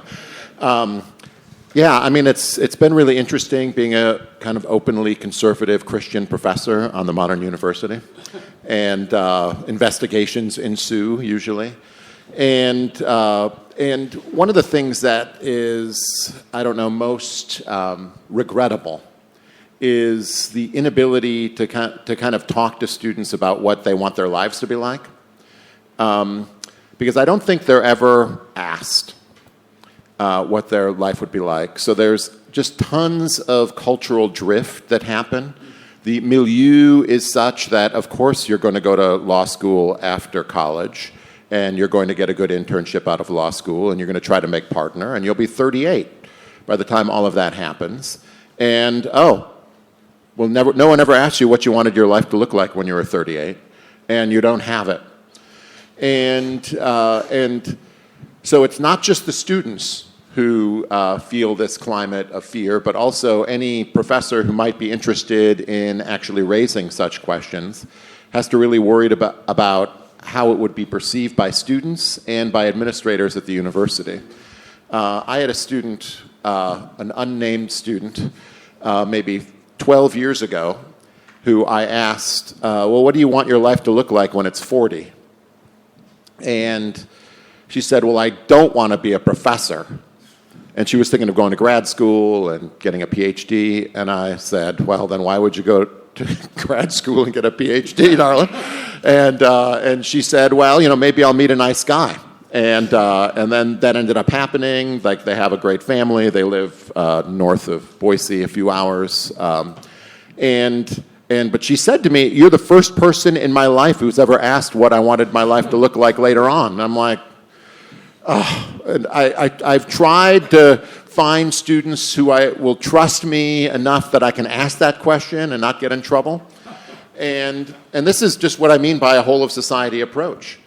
Like, if every institution is just assuming that you're supposed to go to school and then go to grad school and then get an internship and get a career, and no one ever brings up the alternative, it should be at least as likely, as Tony said at the beginning, that people think about their careers and think about family life. Like, maybe you're going to be a citizen, maybe you're going to be a worker, but maybe you're also going to be a parent. And we should try to prepare you for all those things. And so, I totally see students having that problem, but it's because the entire culture of the university is basically a culture where you're not allowed to talk about love, life, or death, but you can talk about science. Yeah. I remember one of my former colleagues saying to me that he could never, ever join Rotary, because at Rotary you weren't allowed to talk about sex, religion, or politics, and they were the only things worth talking about. Can I just drop in here with a note that I think universities are important, but the problem is that we sometimes disregard the lower educational, so high schools, primary schools, even kindergartens, because a lot of the indoctrination from the left actually starts even that early, which a lot of people don't talk about. So they go to universities already basically made up their mind in a lot of things. And that's why I think also families are important. And it was mentioned by both Eduard and Scott, that kind of the small family things. For example, I will give you an example. Our kids are still small, so of course it's easier in this regard. But we always have dinner together. I mean, sometimes we have an event and I have to miss it, sadly, but that's kind of the ground rule, that we have dinner together, bath time, and then I go with the twin boys who are 4 years old and read to them, and that's how we go to sleep. We have also a 1-year-old baby girl, so she's still with her mother. She's not getting the reading, but eventually that's going to be the case. And I think that's kind of important. Of course, I've always kind of afraid, because we're trying to do no screen time or very minimal screen time as much as possible, of how this will develop and what will happen in schools, but I think parents have to be brave. And I had a very positive experience. We had this nice conference in Oxford, and it was the first time I took the whole family with me, and I was really afraid of the plane trip and what they will do there. And when we went on the plane, I was really proud of them that we didn't need a tablet. Perhaps if it was a 6-hour flight, it would have been different. But this kind of 2.5, 3 hours, they were drawing, reading. And I saw other parents who were immediately giving the phones to the kids, even smaller kids. And we didn't need that. And when we went to these museums in Oxford, I thought the kids would be bored after like 10 minutes. And they spent like 2.5, 3 hours in museums, kind of old-fashioned museums, which sometimes even for me were a bit boring. But I kind of contribute this to the no screen time, because they don't have these tablets and these fast-moving things in their life, so they could enjoy statues in museums even though they were 4 years old. So I think we as parents have to kind of very purposely help our kids to grow up in an environment which supports them and which kind of counterbalances some of the other things they get from the outside world.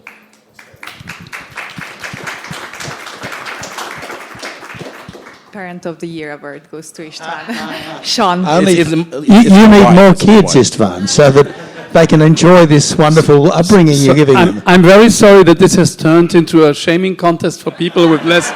This is a very rare situation. Normally it's the other way around. Thank you for that. Hi, my name is Sean Nodley. I'm an American visiting fellow here at the Danube Institute. I wanted to ask a question on a topic you hit on in this panel.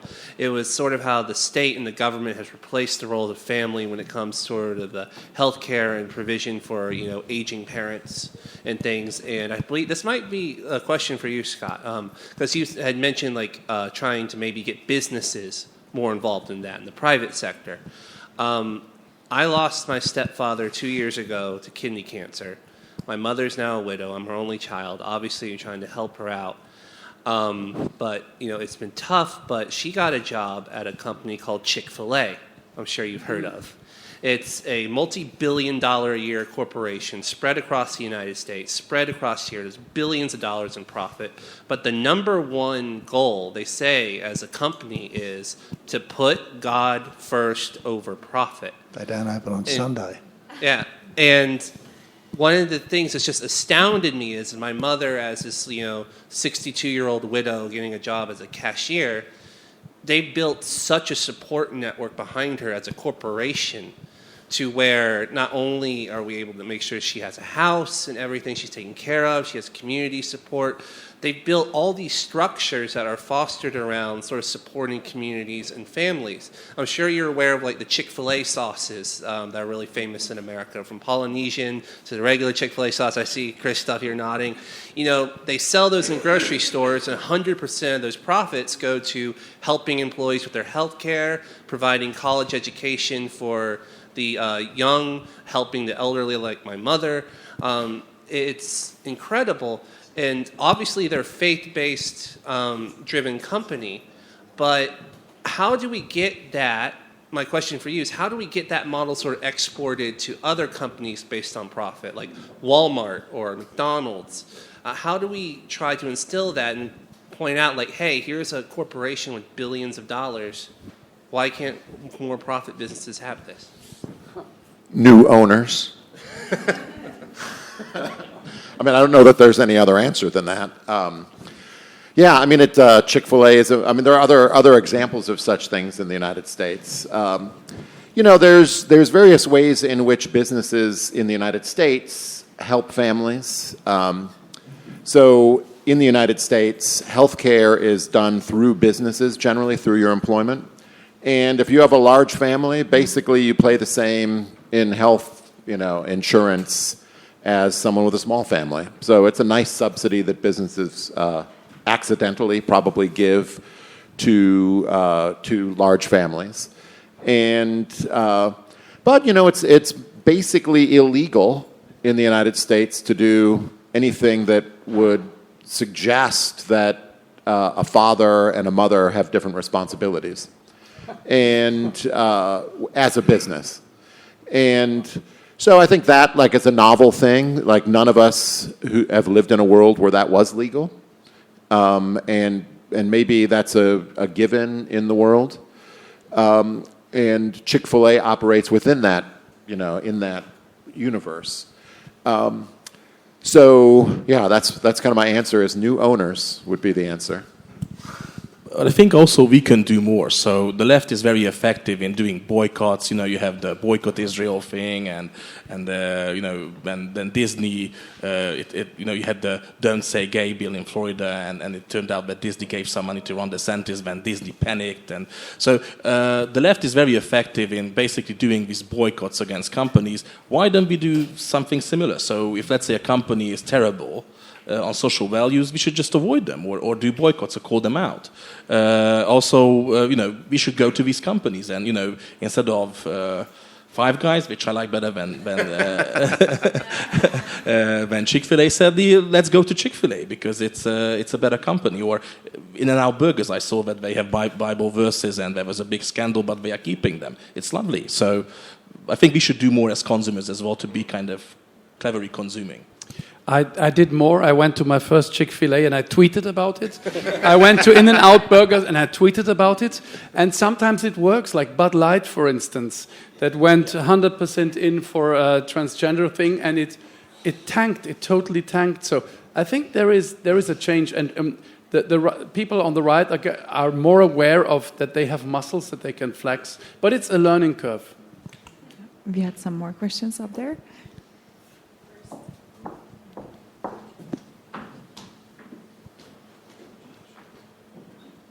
We have 4 minutes left, so we need to be very precise and quick. Well, thank you, Naomi. My question is directed at both Eduard and Tony. Tony, you brought out very important points about how it's vital to make kids in places like Australia and the UK, because now I think there's a demographic warfare declared on the native population of the Western nations. And Edward brought up a point about the churches not encouraging people to have more kids. For instance, let's say we have zero migration to countries like Australia, the United Kingdom, the United States, where Muslim populations are actually growing, and I believe they pose an existential threat to the Judeo-Christian values imposed and practiced in these countries. And if we look at the demographics in Muslim families and Christian families, even in Jewish families who happen to be Reformed Jews and they don't make as many children, on average in the UK and Australia, the numbers are actually pretty close. An average Muslim family makes up to 3.5 children in comparison to 1.2, 1.3 kids raised by Christian families. How do you think religious organizations, churches, establishments, NGOs should tackle this problem? How should we actually discourage Muslims from having more kids and encourage Jews and Christians living? I know it's a funny question. And encourage Christians and Jews to make more kids. Thank you. Well, look, I think at the heart of all of our problems, excuse me, whether it's the economic stagnation, the societal fragmentation, or the strategic peril, I think at the heart of all our problems is this essentially spiritual malaise. We do not believe in ourselves anymore, whether it's loss of Christian faith, whether it's loss of patriotism, whether it's loss of, I guess, belief in your spouse, your neighbours, etc. I think there's this general loss of faith. Now, how does that get addressed? Well, I suppose if each of us try to be better people, well then I suppose example, that helps. I think in the end, the only way to recover the most important things is to put yourself in the way of them and hope that the Holy Spirit somehow works. And if I may add, as the great Bob Dylan once said, the times they are a-changing. And I think there is something going on. I think there's something going on, and it's coming from the grassroots, from the young people. I think that the state doesn't have to do that much. I think something is happening. So I'm very hopeful for this to change. We truly are at a concert now, so I think we have 1 minute left, so I don't think we have enough time for opening the floor for another round of questions, but our speakers are very happy to have a conversation with all of you during the lunch break. So please join me in thanking our wonderful speakers for traveling from very long ways to be here today.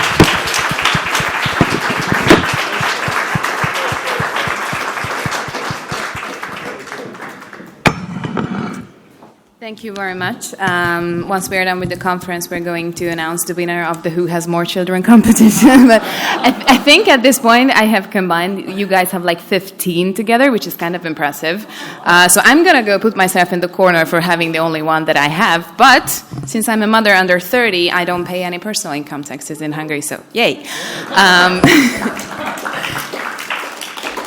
I'm a woman of my word, and I promised you guys a lunch break. So this is exactly what we're going to have now for an hour, and I will see you back at 12:55 because the next panel will start at 1 p.m. precisely.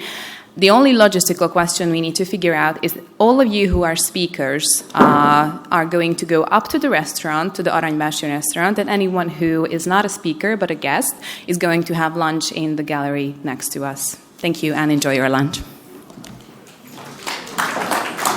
Welcome back now that everyone had lunch and is feeling energized from the coffee that they had after the lunch. We are going to continue with a perspective on border and immigration. Of course, Mr. Abbott has already touched on that topic earlier this day, but we do believe that it's important to discuss this topic further. So the topic for our next panel is going to be securing sovereignty, perspectives on border and immigration. A nation-state ends at its borders, but the border is where the problems of the contemporary West often begin. What are these problems? Why have borders become so porous? Why does this matter? Why has society been slow to recognize this? All are very burning questions and all are demanding to be answered, so we are glad that we have experts from here who are going to now discuss this topic. You know the drill. I say the name and the title, big clapping, and the celebration happens. They come up here. We've practiced it. You know this by now. We are very happy to have with us Antonia Sofia Baranyuk, who is the visiting fellow at the Matthias Corvinus Collegium here in Budapest.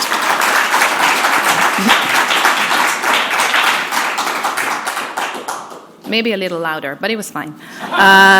We are also so glad to have Eamon Blair, who is a senior fellow at the Texas Public Policy Foundation.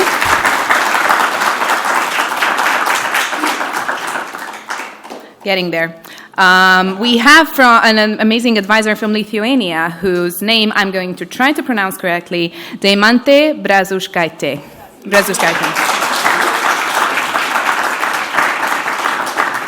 Thank you for joining us. We have our very own Raymond Ibrahim, who is a visiting fellow here at our lovely Danube Institute.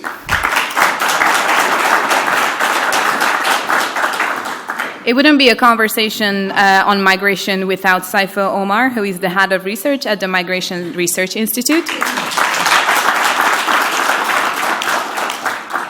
And this insightful conversation will be amazing because the moderator of it is going to be our international director at the Danube Institute, who is no other than Kristóf Veres.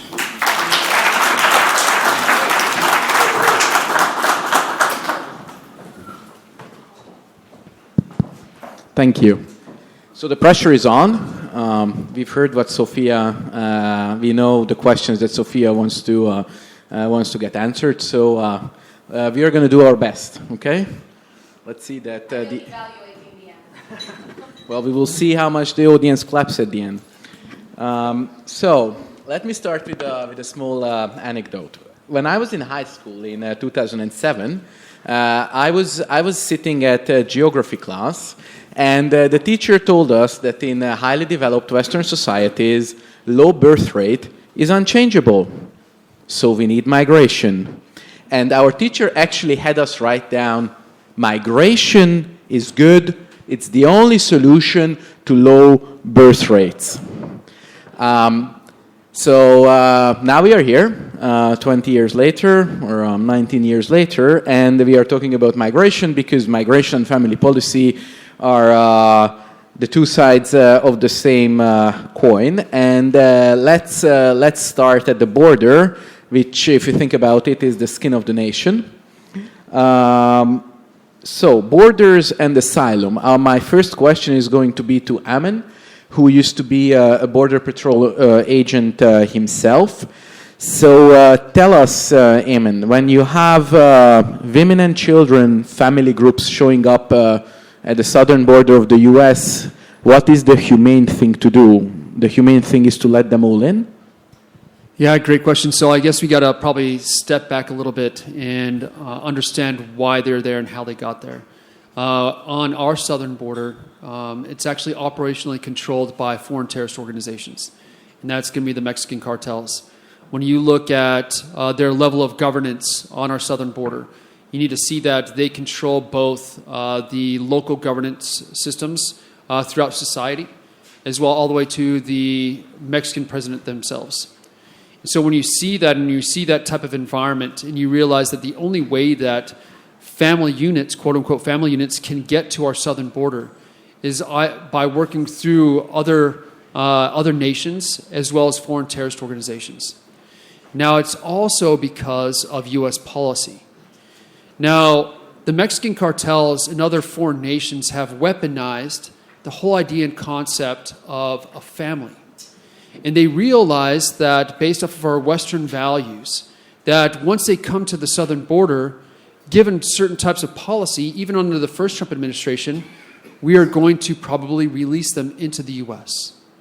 So what foreign terrorist organizations are going to do when they have a slave trade, when they see human beings as a financial asset and an operational tool, then what they're going to do is create the product that can go from Mexico or internationally into the interior and be a recurring revenue asset for them, and an operational tool that they can utilize.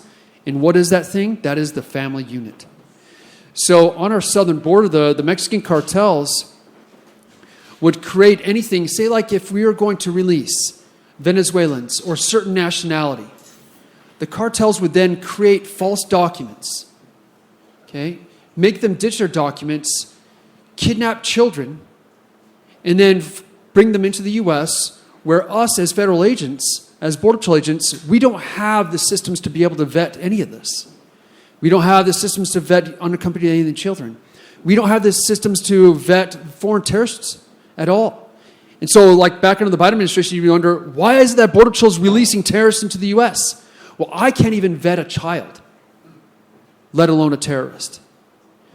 So then the cartel knows, they're like, okay, we're going to create fake families. You heard about this family separation, about Trump doing it? It was actually the Mexican cartels.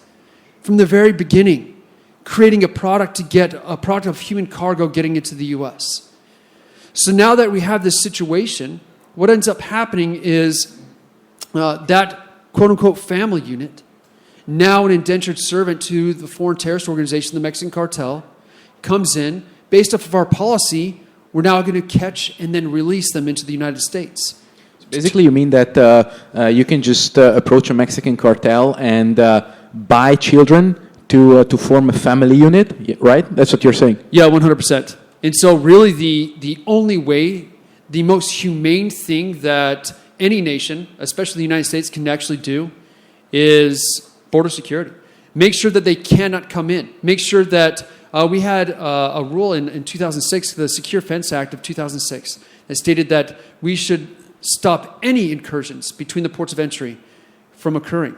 In order for us to have such a humanitarian relief effort, the only way that we can actually do that is making sure that nothing can be caught and released, and that no one comes across. And then on the interior side, the best thing that we can do is actually immigration enforcement, to break that allegiance that the foreign nationals are being exploited against, whether that's the Mexican cartels, whether that's Al-Shabaab, or for other foreign terrorist organizations.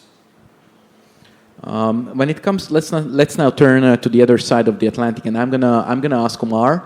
In Europe, the migrants or asylum seekers that are arriving at the gates of Europe, are these really the most vulnerable ones?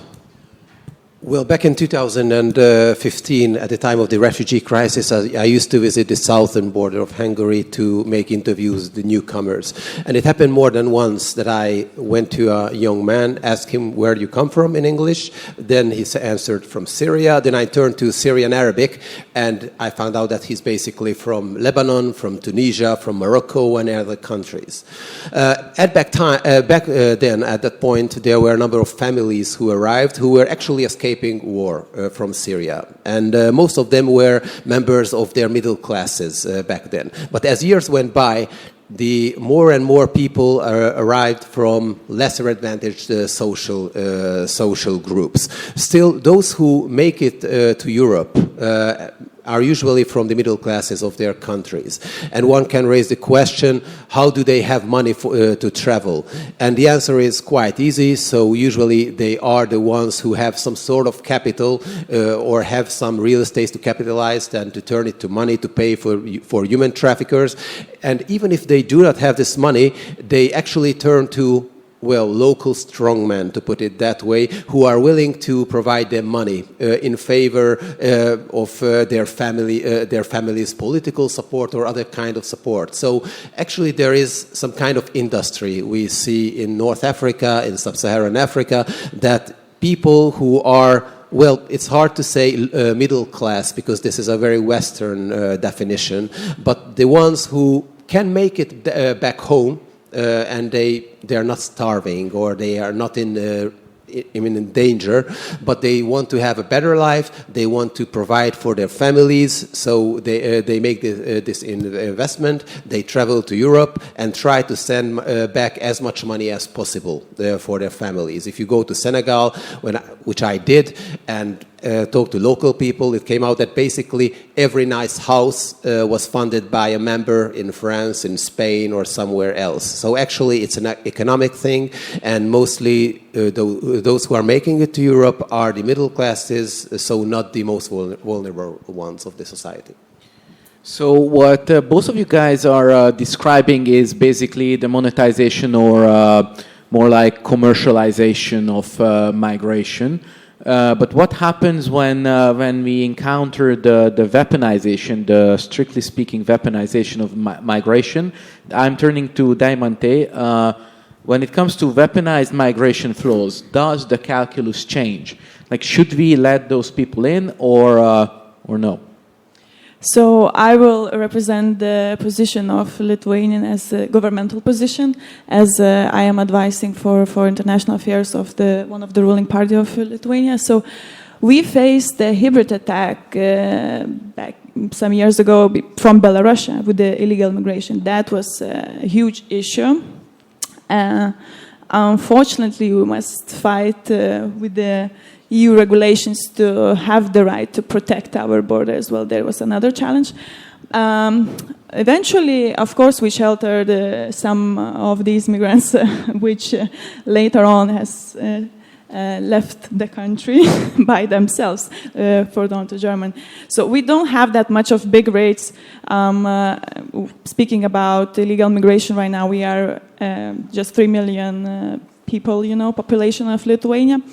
But it used to be weaponized, to answer your question, of course, in the past. Now we did create a system, border protection system, so I can say that the situation is quite stable right now. But yes, Belarus was using it to destabilize the situation in the... This is fall 2021, right? Right. And so, now they use it, they invent another ways of hybrid attacks, like balloons or drones, so we are facing another challenges this moment. But yeah, that was the threat, and it was a huge problem, how to return these immigrants, because the EU regulation, and it was a challenge for us, as they imply to stand for human fundamental rights. So it was, pretty much a way to work out through the process. But as I said, eventually we did that. So yeah, it's I think all over. It's used as a threat, and you have to be very, very careful about to identify first that is a hybrid attack, first of all, and then to create a system for that. As I said, fortunately, we did. Well, what you mentioned, EU regulations, that basically leads us to our second subtopic, which is immigration and national sovereignty. So let's say that we decide to close our borders, we decide to deport illegal immigrants.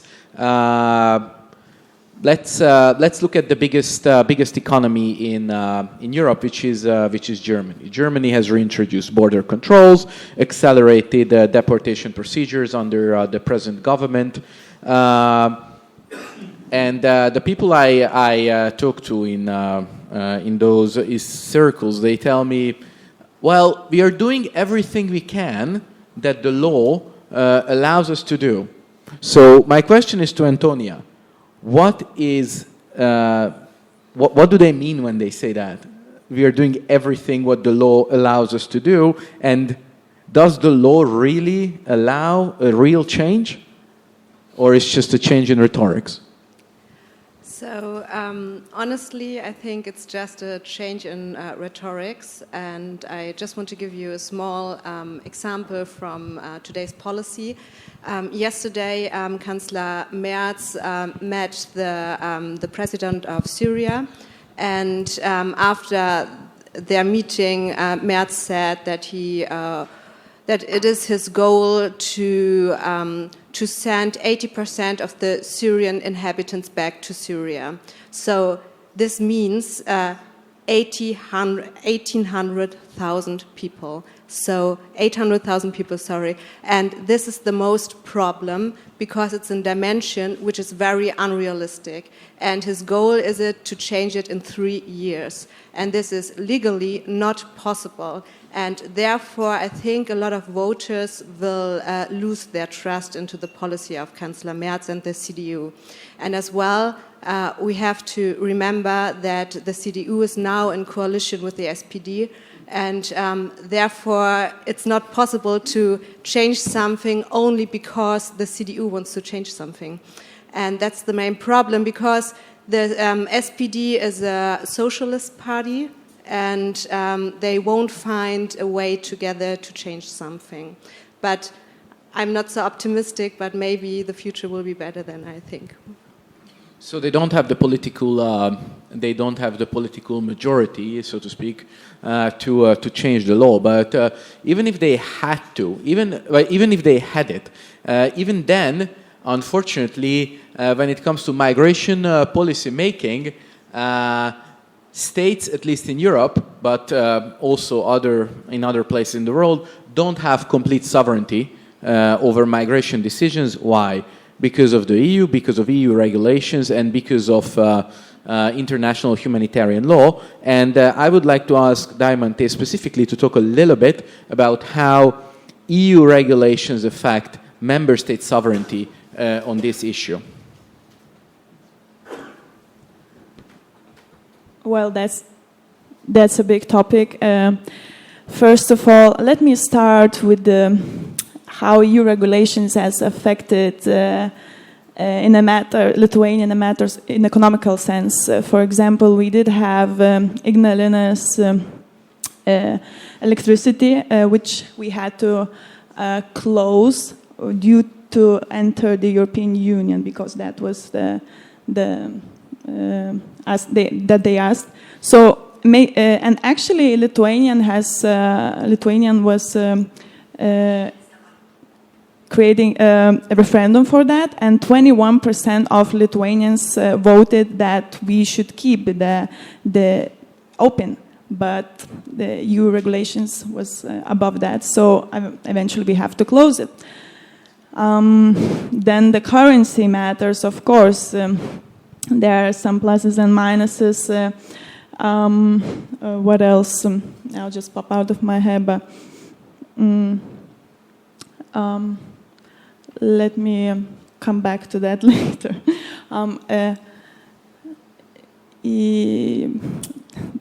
Human rights. Many different. Excuse me. My English is not very my native, so I'm a little bit drained after. Just give me a second, please. Lunch was too good. Okay. Give me a second, okay? Please let me think of that more deeply, because I did have a few points, but now I have to remember it in English. I have to say. Okay, we will come back to the EU, yes, and let's segue to the US side and see how what's happening at the border, just briefly, is affected by international humanitarian standards. Yeah, so if you look at the Refugee Act that was passed like in the 1950s, and then we codified a portion of that in 1980, where if someone comes to the United States and they land, if they get into our soil and they enter in, then they can claim asylum. What many people forget to realize is asylum is a discretionary form of relief. Okay, it is not a right. A human being, a foreign national, does not have a right to go into the United States or to go into any country, and to determine that they have a right to remain, and then also a right or the same rights as a citizen. And so, unfortunately, international law, a lot of left-leaning organizations or even libertarian organizations look at this. They look at immigration as some form of economic relief that was talked about earlier. And so they see foreign nationals coming in as a form of economic relief because Americans are not willing to do that job. And so they are willing to then give up their sovereignty, the sovereignty of the individual states, so that way, or the actual rule of law, the current immigration law, in order to get that cheap foreign labor inside the U.S. And so because of this, because of that act that was codified in law, many seem to think that automatically, if you come into the border, if you come and see me as a Border Patrol agent, and I say that I have a credible fear of leaving, or if I say that I am claiming asylum, or if I am a refugee, then I automatically get a stay. And unfortunately, that is not the case. Based off of our law, the government can determine right there and then, 1, you are inadmissible, 2, you entered illegally, and therefore it is actually a criminal penalty. It's not just an administrative function. And then because of that, you can be detained and immediately removed. And so that's something that we're fighting right now internally. As the invasion really has kind of stopped at our southern border and our northern border, now we're dealing with an occupation inside the United States with millions of illegal aliens that are refusing to go, that are refusing to be removed. And so we're at this point in the United States where, like, just because you're stating that you came in under parole or the parallel immigration system that the Biden administration created does not give you the actual right to remain inside the United States. It is, once again, it is discretionary. And the Trump administration is now following the rule of law and saying, no, you're inadmissible. You don't have the right to be here, and we're going to promptly remove you from the country. Thank you. So back to the EU. Yeah. So lead us, as I said, the nuclear power plant was really important because it provides a lot of electric energy for Lithuania. And there are like constitutional supremacy, like, the EU law is like primarily. So this really creates like the fear for citizens, because as they do think that they can, vote and they have the representatives and their government, but then the representatives cannot really achieve their purpose to protect the citizens, create the security. So the citizen doesn't, if they don't feel the border is secured, they don't really trust, the voting system in general, the democracy. Then we come to an issue: what is the democracy, and is it relevant? And so I think coming back again to the position that we should stand for, of course, the sovereignty of the countries and to protect that, and the citizens should feel that, they pay taxes and they are protected, and when they don't feel that, it's like causing a lot of damage.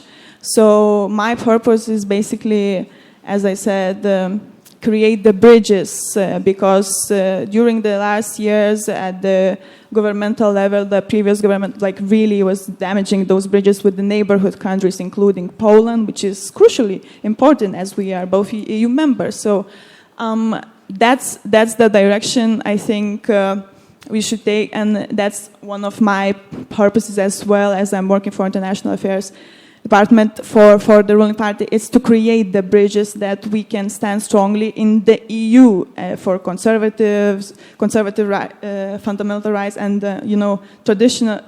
traditional values like family-based, and of course to save our sovereignty, stand for them.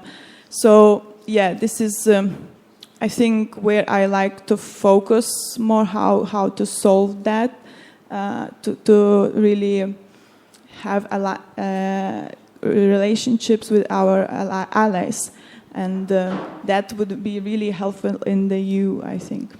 Well, that's how sovereign nation states are supposed to work. How you described it, how Eamon described it in the case of the U.S., but that you have the final say of who you allow to join your country, who you allow to be woven into the fabric of your nation.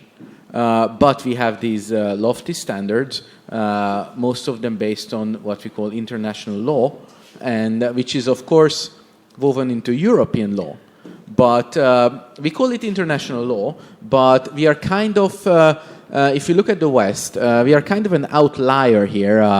And now I turn to both Raymond and Omar. What about the Middle East? Do they also Middle Eastern countries? Do they also have to let everyone in who is a refugee? How does it work there?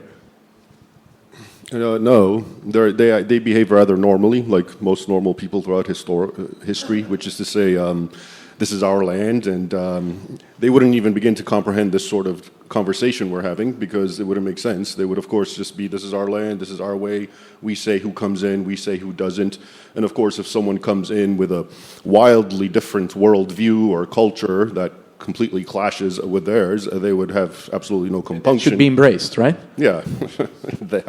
So, and I think that's part of the reason why, that group of people from that region, which is broadly speaking the Islamic world, tends to be an especial thorn in Europe's side when they come as migrants, because they too come with a very heavy-laden worldview, cultural baggage tied up to the religion, and we probably don't have time to get into the depth of it, but basically, long and short of it is it's very antithetical to Western civilization.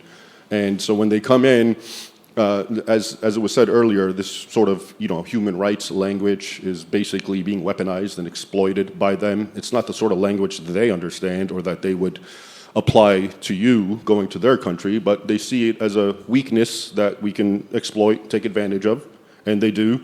And the problem, of course, is that the host society, the Western Europeans, don't seem to understand that. And I think a lot of that is rooted in all sorts of things, historical ignorance, naivete, but also a bit of arrogance, because I think Western Europeans think that their culture is the culmination of human evolution, which is to say secularism, and they think in due time everyone will eventually slough off their religious veneer and culture and assimilate, but that's not happening. It's the exact opposite, and it seems to be that the more the West liberalizes, if you will, the more it actually repulses Muslims and even non-Muslims, anyone who's traditional. So I think that right there is one of the biggest issues that few people, not us of course, but a lot of the people who are in charge don't necessarily want to talk about or even acknowledge. I've seen you nodding, Antonia. Do you have anything to add to that? Yes, I think it's very correct, and I see it from a German point of view, and I'm always thinking like, oh, why are the Germans so overconfident that they're in the right position, that they have to teach everybody how migration policy has to work? And therefore, I just want to add, I think the key point, if we would like to change something in the political conversation, we need to understand the other point of view. And I want just to add, the Hungarians and other Central European countries are not historical migration countries. And therefore, we have to understand, and I think as well they have to teach the Western European countries a lot, because in this space we have so many ethnic diversities where we could learn something to teach the others how to live with different cultures, different traditions. Yeah, but it doesn't happen right now, so this is the main problem, I think. So before we go a little bit deeper into the results in Western Europe of decades of mass migration from let's just say another culture, I would like to go back to my high school geography lesson first and talk a little bit about misconceptions around migration when migration is phrased as a purely economic question, which we shouldn't do, but let's do it for the time being. So, number one, what pro-migration migration expansionists say, we need the cheap labor. I lived in the US for 3 years, and I've seen the insane waste of labor. In restaurants, and this is not the case in Hungary, in restaurants, you have a waiter whose only job is to just fill glasses of water. That's it. He just fills the glasses of water. When I go into a parking lot and get a ticket, there is a guy sitting in a little kiosk giving me a ticket. The last time I saw that in Hungary, I was in primary school. Now we have little machines, and I just push a button. But the biggest culture shock when I go to the US each and every time is at Dulles Airport in DC, where there is this guy with two signs, one in the left hand saying transfers to the left, immigration to the right. And I'm like, your job can literally be taken away by a signpost. So I would like to get your input. And the question is for everyone, how we can counteract this narrative of, but we need the cheap labor. Yeah, so, and I'm going to talk about a major aspect, and that's agriculture. Who here eats? All of us. Who here loves to eat? Okay, who here needs that sustenance? All of us do. So that's one of our biggest areas where we come to the foray in terms of immigration. They're saying that they need that cheap labor in order to gather the crops, to make sure that the cattle are fed or whatnot, or moved from pasture to pasture. The problem is this. We actually created the system with which we now need, quote-unquote, cheap labor. When we completely destroyed the ability for our independent farmers and ranchers to make a living, to make sure that all of the policies and all of the regulations are not for the independent rancher or farmer, but support massive corporations and monopolies to thrive and survive. When you see that in order for these now independent farmers and ranchers to compete against the Walmarts, the Krogers, to compete against the four main meat packers like JBS, the international meat packer, or like Tyson and Cargill, you see that they now have to expand their operations. You have to now have a massive more amount of carrots because you're receiving so little of that consumer dollar that in order for you to actually make enough money to provide food for your own family, then you have to make that expansion. Well, when you expand, but you're still making just very little, what ends up happening is that you now have to look for labor that will only work for pennies on the dollar. So you need that quote unquote need that cheap labor. So really, this is like a whole of society approach in terms of taking a step back and looking at, man, did we actually create the entire system with which we now need quote-unquote cheap labor? Is it by our own design because we wanted cheap goods that were offshored or nearshored, like on our border? Is it that cheap, that welfare doctrine that was promoted in the early 1980s by Robert Bork during the Reagan administration, where all we could care about was, oh, this is cheap. Look at how many now, look in the U.S., look at how many dollar stores we have in all the regions. Look how big Walmart is. All the consolidation, all the verticalization, everything we're now creating a system in which now we quote unquote need cheap labor. So these independent ranchers either have to go big or go home. Omar?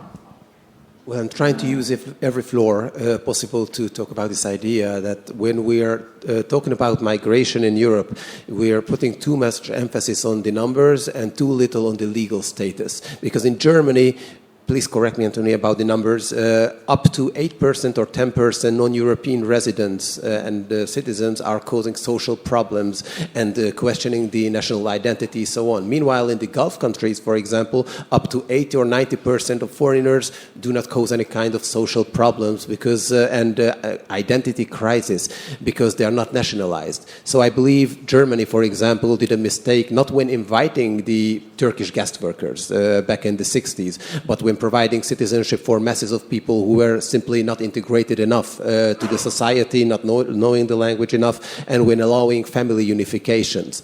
So I believe as long as a country maintains its social order, the number alone doesn't really matter. Just take a look on the Gulf countries. If somebody comes from Bangladesh, for example, we can assume that religion unites an Emirati and a Bangladeshi, but it doesn't really, because they don't really go to the same mosque. They have their ethnic differences, cultural differences, and so on.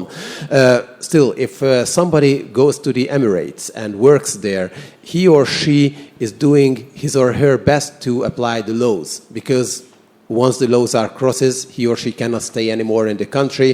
His or her family will be deported, and there will be like 1,000 people willing to fill his or her job at this the workplace. I believe Europe can work with the numbers. The problem is when big numbers of people are getting nationality very fast. If I'm correct, in Germany, for example, there are like 5 years. So if you arrive from Syria, Iraq, or wherever, in 5 years you can have German citizenship. I believe this is the main problem, not the numbers alone.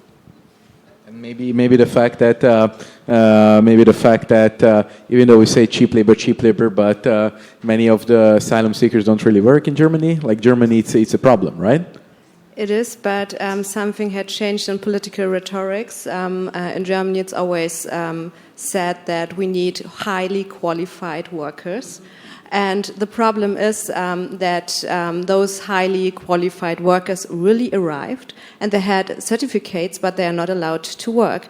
And the process for the acceptance of these certificates often takes more than 2 years. So this is as well a problem. So these people who are arriving and who wants to work are not allowed to work.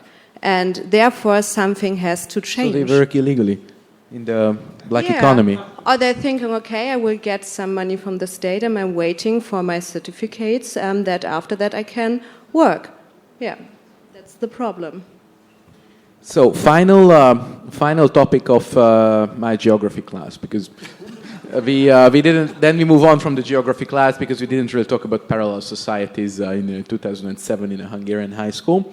So allegedly, all these migrants that are coming in because we need the cheap labor, right, are making society younger, and they increase fertility rate. Now, when I was in the U.S. And worked as a researcher for the Center for Immigration Studies, an SPLC certified hate group. Well, they taught me is that if you deduct all of the immigration of the modern wave from the U.S. population, so everything that happened since 1968, then the U.S. population would be older by around 2 years. So all this massive immigration is not really making the society younger, it's just making it bigger. Now, does it increase fertility rate? All these immigrants that are coming, does it increase fertility rate? My question is for Raymond, and tell me if this is a good or a bad thing. The fertility rate of the migrants? It's a great thing for them, not necessarily the host society, but it's if we talk about the majority of the migrants, if we're talking about Europe, of course, they come from the surrounding nations, which just so happen to be Islamic, of course, all of North Africa, all of the Middle East. And there's a reason for that, of course. It's a historic reason. Those nations used to be part of what we would call Europe. They were all Christian lands, and just Europe was the last one that wasn't conquered historically, or at least not all of it. Portions of it were. So the way I see it is what's happening with the migration is just the same thing that started from the very beginning, with the Muslims invading and appropriating. And I say that because that's what they say. That's how they describe it when I listen to them. in Arabic, when I read their literature, when I watch, sheikhs and clerics talking, they even call it, a demographic jihad. And of course, the word jihad, has this connotations, holy war, but all it really means is to strive and struggle on behalf of empowering Islam.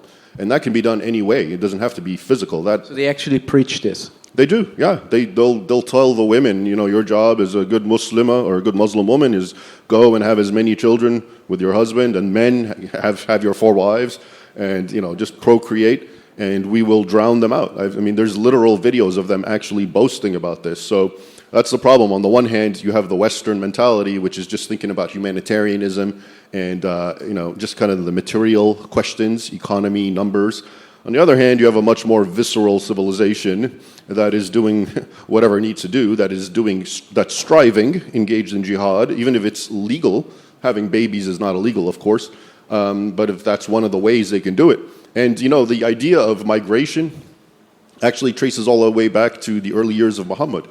So year 1 of the Islamic calendar is not the year that Muhammad first got his revelations. It's actually the year that he went on what's called hijrah. Hijrah means migration.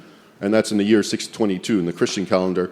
And what did he do? He was basically outnumbered. He was being, according to the story, persecuted in Mecca. And he went and got accepted in Medina. And then he rose and essentially became a warlord. And then he ended up turning on the people of Medina, which included several Jewish tribes, and had them all beheaded.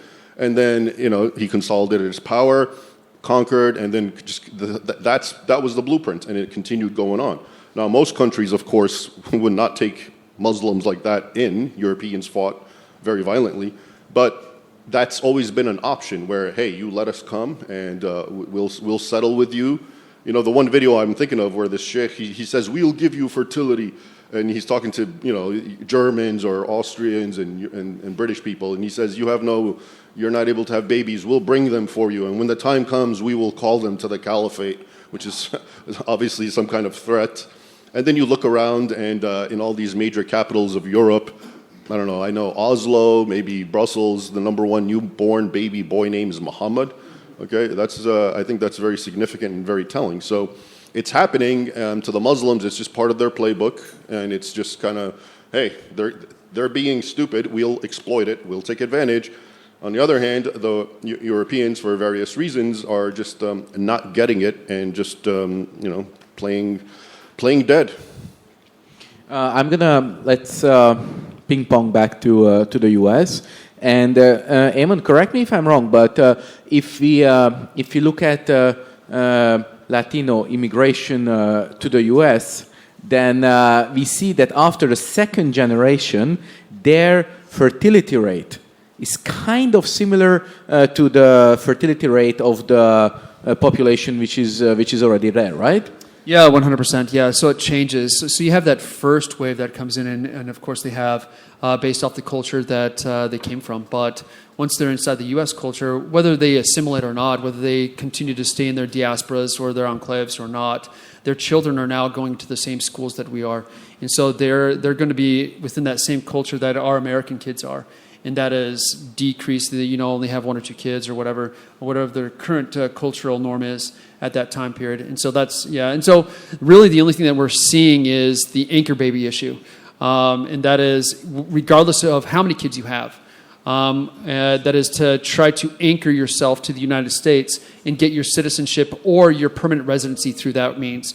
Whether that is as a Border Patrol agent, we saw smugglers push women in labor across on the rafts onto our side, and here we are having to give birth to babies in the fields of Texas.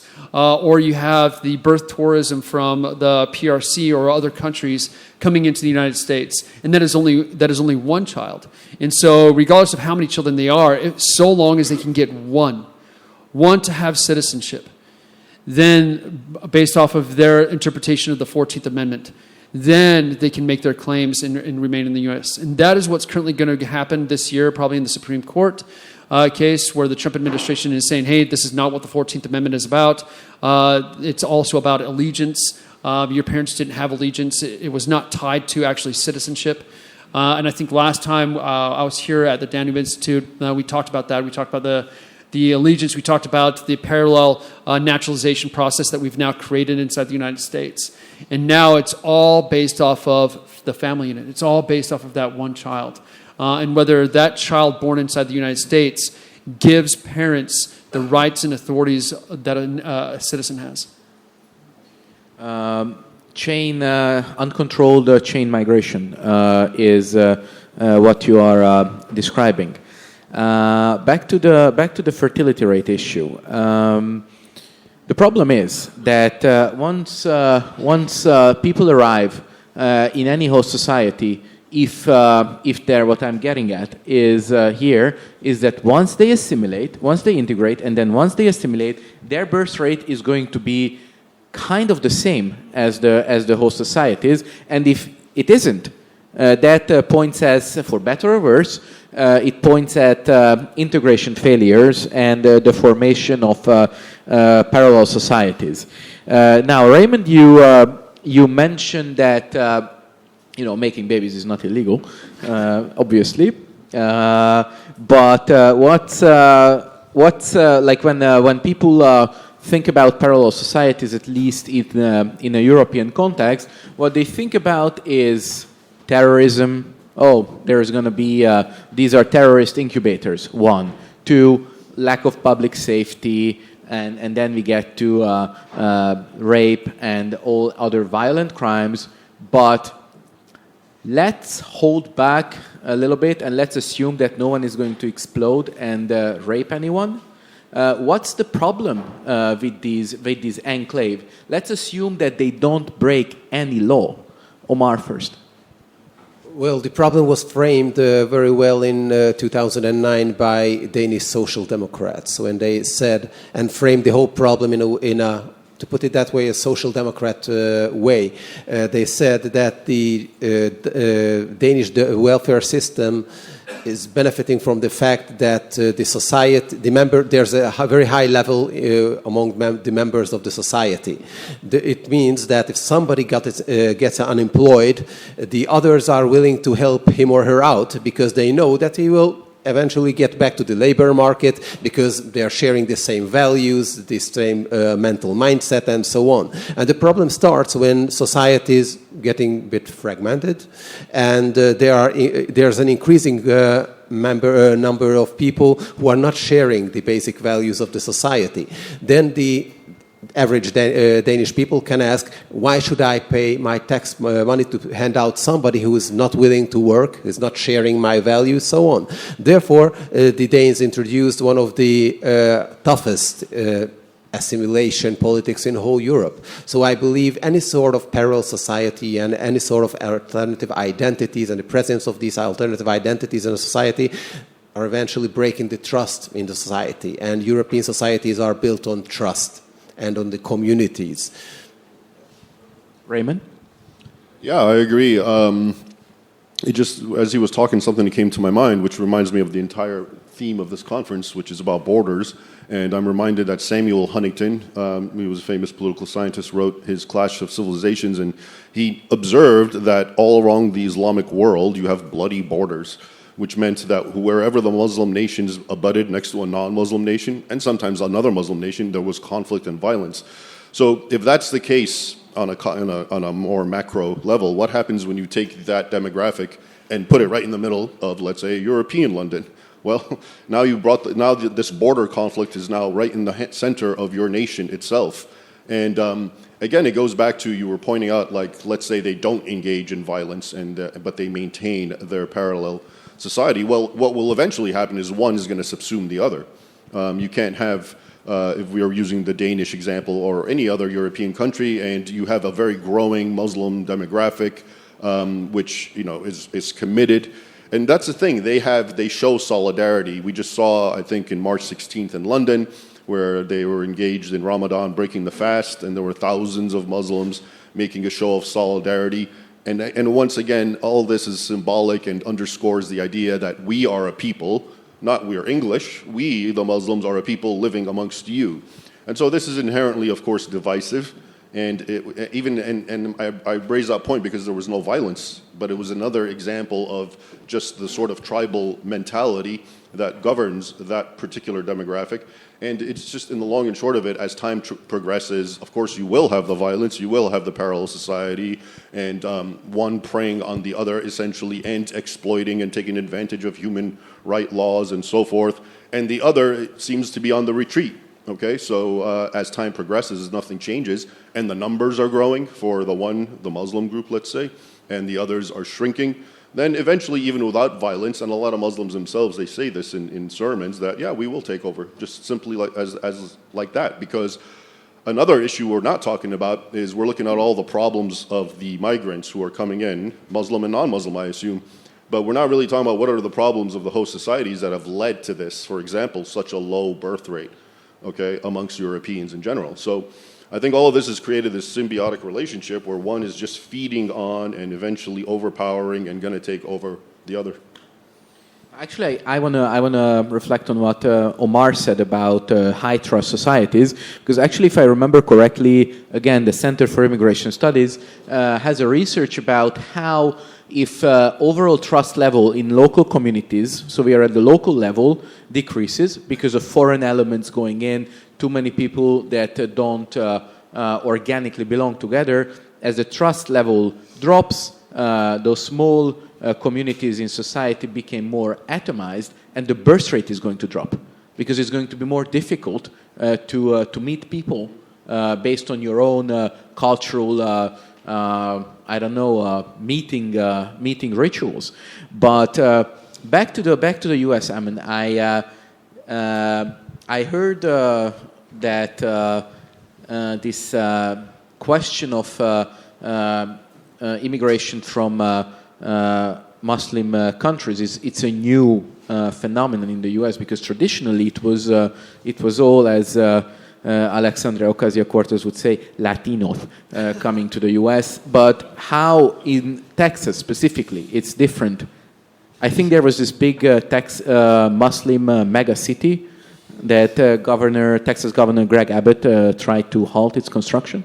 Yeah, it was called Epic City, and now it's changed its name to the Meadows. So what ends up happening is based off of our current statutes and laws in Texas, it allows for a lot more freedom. Freedom of access in terms of property and property rights, the 501c3 statuses, and what they can and cannot do. And so we have a lot of Islamic movements that have now made Texas their home, to include Iran by proxy. They control certain assets in Texas. And they see diasporas and they see enclaves as an opportunity to govern and control certain aspects of society inside the United States. So when we talk about these parallel societies, really, who is governing those parallel societies?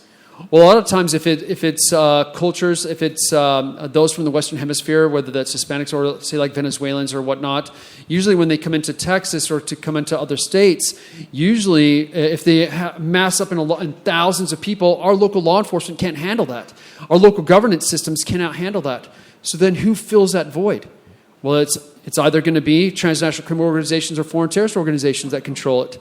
Like Tren de Aragua. You saw those vast apartments, whether they're in Colorado or other places, where they actually governed and controlled aspects of our area. And then if it's not then it's going to be the Mexican cartels, Al-Shabaab, there in Minnesota, or it's going to be foreign nation states themselves, like the CCP and PRC through their secret police stations, or Iran themselves. So you have all these different regions throughout the United States, these pockets of these enclaves and diasporas. They're not just parallel societies that control themselves and govern themselves. They are being governed by foreign terrorist organizations and enemies of the state. And so when we see that in Texas right now, we are working with the Middle East Forum, and we're working with other organizations to completely map that threat out inside of Texas, to truly show how much of Texas is actually governed outside of the state by our enemies. Sounds scary. So I'm gonna turn to Diamante and ask what we can add on cultural identity and social cohesion in general. Maybe the Lithuanian perspective. If if I can add something to the previous, I would like to emphasize some points as well, as the prelegents might mention that come up to my mind. A couple of things that I would like to point out. So also to come back from immigrant, and they do age as well. So just to point out that we don't need to depend, of course, obviously, but they do age. And also, as the prelegent said on my left, why we do accept them, why we are so keen, why we are like that in general, like our mindset is so welcoming as well.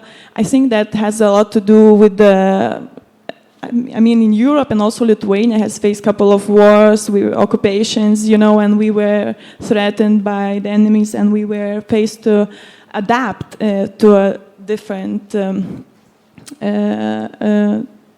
systems to survive. So one of the things that is subconsciously, I think, is deep down there, but I believe, it's changing via time. And I was personally working for that before this job as well, to study the traumas and excuse me again. Let's leave that for a while and come back. EU regulations. One more thing. What was imposed as well? What I remember, we were banning non-Lithuanian citizens to buy the land, but again, we should accept to do that. So, to protect our farmers and to stop the processes of illegal migration. The rates are not that high in Lithuania, but it's increasing, unfortunately. And these people who are mostly Muslims, even though we have Ukrainian refugees as well.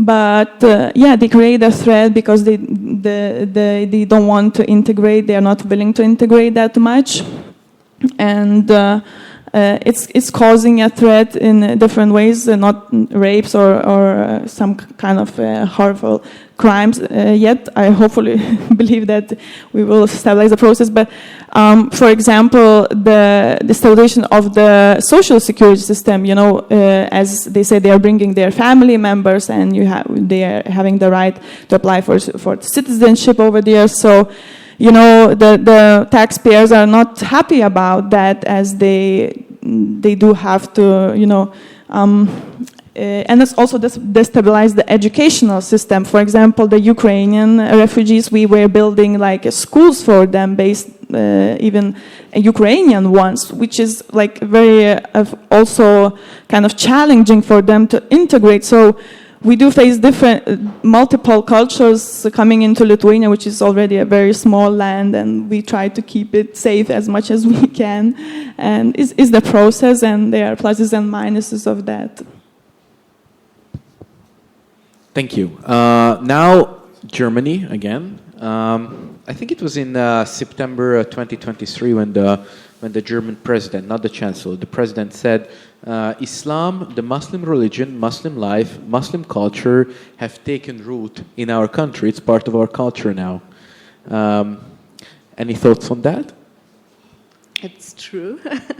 Because just to say some amounts, we have 80 million inhabitants in Germany, and 1/3 of it is those are migrants, mostly Muslim migrants. And we have some parts in Germany, especially in Berlin, where some quarters where only live Muslim people. In Berlin schools, the normal relation is that you have 20% of German kids and 80% of Muslim kids. And therefore, to come back as well to the topic we had the panel before about family policy, in Germany a lot of people don't want to have children because they don't want that the children grew up in these situations, and the policy is not supporting them. So if you want to have children and you're thinking about going to school, private school, which you can only afford for one kid. Yes, and therefore it's not very family friendly. Another thing is that the most problem is right now for me, and I'm a historian, a German historian, I'm always asking myself, didn't we learn something from history? Because of the lot of Muslim people, we have a strongly grew in anti-Semitism as well in Germany. And I think why we don't recognize this, why we don't change something. And this is a strong problem, I think. Yeah, I was in Berlin during the Christmas holidays, and this was the very first time in my life that I was in a Western European major city during the Christmas holidays, and I'm just not used to all these police fortifications. There was one Hanukkah in front of the Brandenburg Gate, and it was more difficult to get to that Hanukkah than to get into the Pentagon. And I was like, oh, everything is fine here, I guess. But let's try to look for, like now we are in a very dark place, I think. But we still have 22 minutes left in the panel, so now we can start climbing out from this very dark space. So Germany. Not just Germany, but Germany too. Well, we know that when the Germans finally decide to do something, they can be very efficient about it. But the problem is that there is no societal will, there is no political will, and not just in Germany, in any Western society. I mean, even in the U.S., the President Trump's enforcement efforts are having huge, massive backlash. But let's go back to our parallel societies, and when we are looking for solutions. Now I'm going to be a little bit of theoretical here. Is it a good thing or is it a bad thing that these people choose not to participate in our societal institutions? Because even though there are parties hunting for their votes, and I know that recently in the UK this changed. Like this, what I'm describing is not true anymore in the UK, but traditionally, the left-wing parties, the liberal parties, of course, are hunting for these votes, but there is not like, or at least not to my knowledge, not like a Muslim party that people vote for. Is this a good thing or is this a bad thing for the majority society? Well, I don't really believe that Muslims can be united by the religion alone because of the fault lines which is running between the communities. If you take a look on the Netherlands, for example, you see that there are much more Dutch-Turkish intermarriages and Dutch-Moroccan intermarriages than Turkish-Moroccan intermarriages. So, well, basically they are the Muslim brothers and sisters of each other, so why don't they unite? Because simply they are not happy with each other. They still have their very distinct identity. And from time to another we hear news about Muslim parties popping up in Europe, and they just basically disappear. There is one significant exception. It happened also in the Netherlands, where the Denk party emerged basically and made it to the parliament. Basically, it was a historical period for the socialists. So the socialists used to take most of the immigrant and Muslim votes in the Netherlands. However, when the socialists basically failed and lost their support, with Turkish government support, the Denk party emerged. And they made it to the parliament and managed somehow to get a big number of the Muslim votes. However, we see that their popularity is shrinking because most of the Muslims are basically looking after their financial interest, and they are finding this financial and individual interest with the left, basically in Europe. Historically speaking, it were the unions. Those rallied up these people when they were invited as guest workers or came from previous former colonies.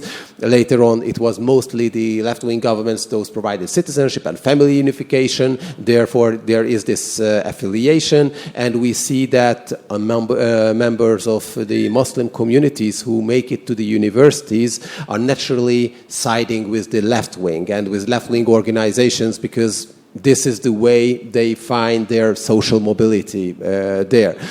Increasingly, it is the green movements and parties who are gaining most of the Muslim votes. So, and this is a tendency which is quite obvious, especially in France. We see that Mélenchon is now getting more and more Muslim votes, and the left-wing party is getting more and more a banlieue party, so a party of the suburbs, mostly of Muslim immigrants. Still back to your question, I don't really think religion unifies them because, well, I'm following the Muslim discourses in Europe and the intra-Muslim discourses, and I just see that they're hating each other's guts.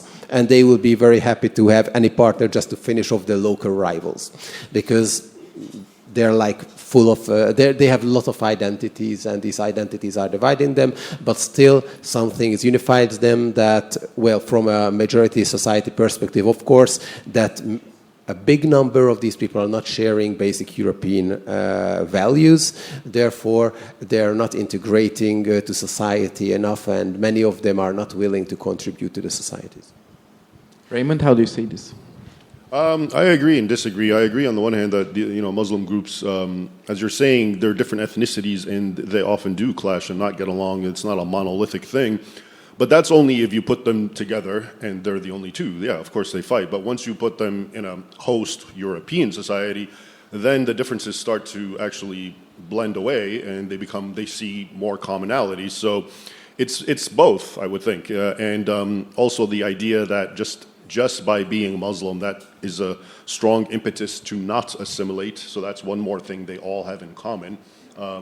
And then, there's actual whole teachings and doctrines in Islam about how we're part of the Ummah. It doesn't matter what nation you're from. The Ummah is all that matters, and so forth. So you definitely have the hardcore types who think that way and preach that way.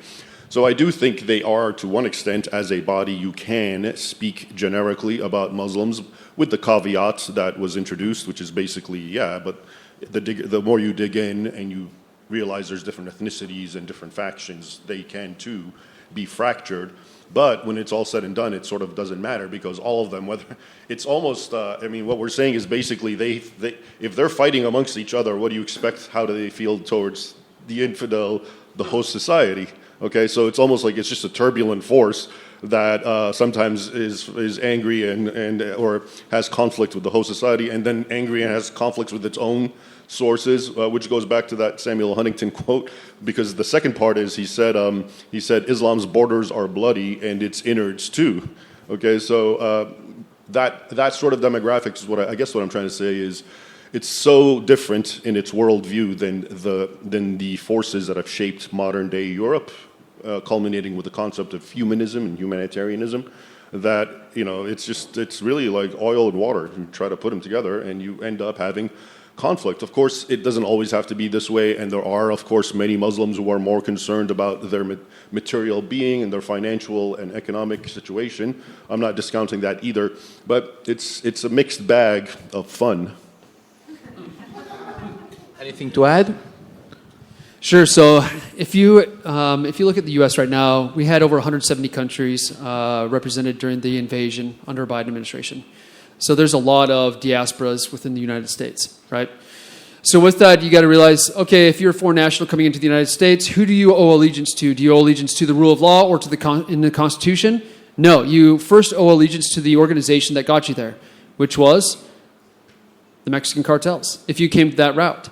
So now you're indebted to those cartels and an indentured servant inside the United States until you pay that peso or until you pay that tax off. Second, you are also probably indebted to your home of record or your country. Since if you look at the remittance rate of the countries, you'll see that whether that's Mexico, who receives billions of dollars from remittances from inside the United States, you see Somalia, where 25% of their GDP is for remittances. So you see that nation states also see this as an economic opportunity as their greatest export. So of course they're going to facilitate and allow illegal aliens or their nationals come into the United States. Now, once they're here, who else do they have allegiance to? That foreign national also has allegiance to their own clans, like look at Somalia or Al-Shabaab or the foreign terrorist organizations in their home country. Then they also have allegiance to not the Constitution itself or the rule of law, but that elected official, that law enforcement officer, or that party that protects them from being removed outside the United States. So now when you conduct, and you said we only have a few minutes left, the way forward is immigration enforcement. If you want to do counterterrorism and internal defense like we do around the world in contingency operations, it all starts with that foreign national. Because all of our enemies, both state and non-state, use that human being as one of their greatest financial assets and operational tools. Because that human being has allegiance to them and is bonded to them through debt bondage and coercion, co-option, and corruption. So immigration enforcement, when you look at it from our U.S. perspective, that immigration officer, that Border Patrol agent, when they go out there and conduct this operation, they're conducting national security at the microscopic level. They're also protecting the whole idea and concept of what sovereignty is in the terms and definitions of citizenship.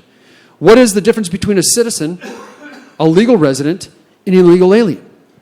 What are the rights that are afforded to each of those categories? Well, immigration enforcement, ICE and Border Patrol are the ones who are protecting the very boundaries of citizenship itself in the streets.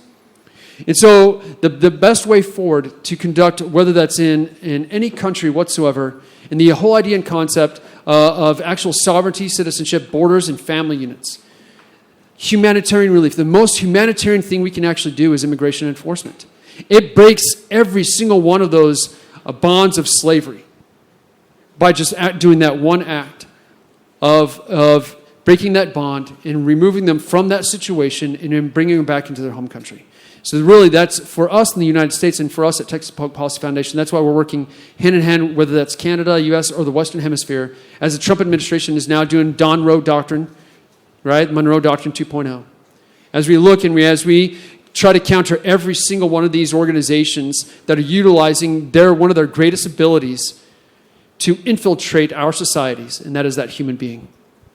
Thank you. So let's now do a high school exercise. So from the audience, I would like to have a show of hands who still thinks that mass migration is the solution of demographic problems. There's a guy there. So would you like to ask a question? Yeah, I would. It's very fascinating.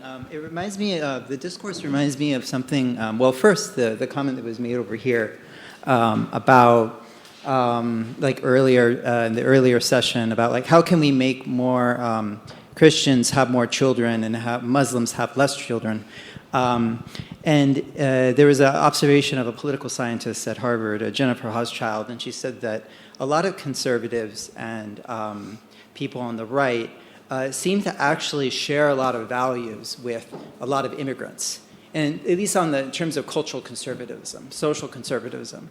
And it seems to me that, like, I'm almost wondering if there's something you can learn from the Muslim immigrants and in terms of what they're kind of bringing in, because, you know, you spoke about, they have a conflict with each other, but I'm also hearing that there's a lot of conflict within Europe, too, about the direction, the demographic direction, in terms of social values, cultural values.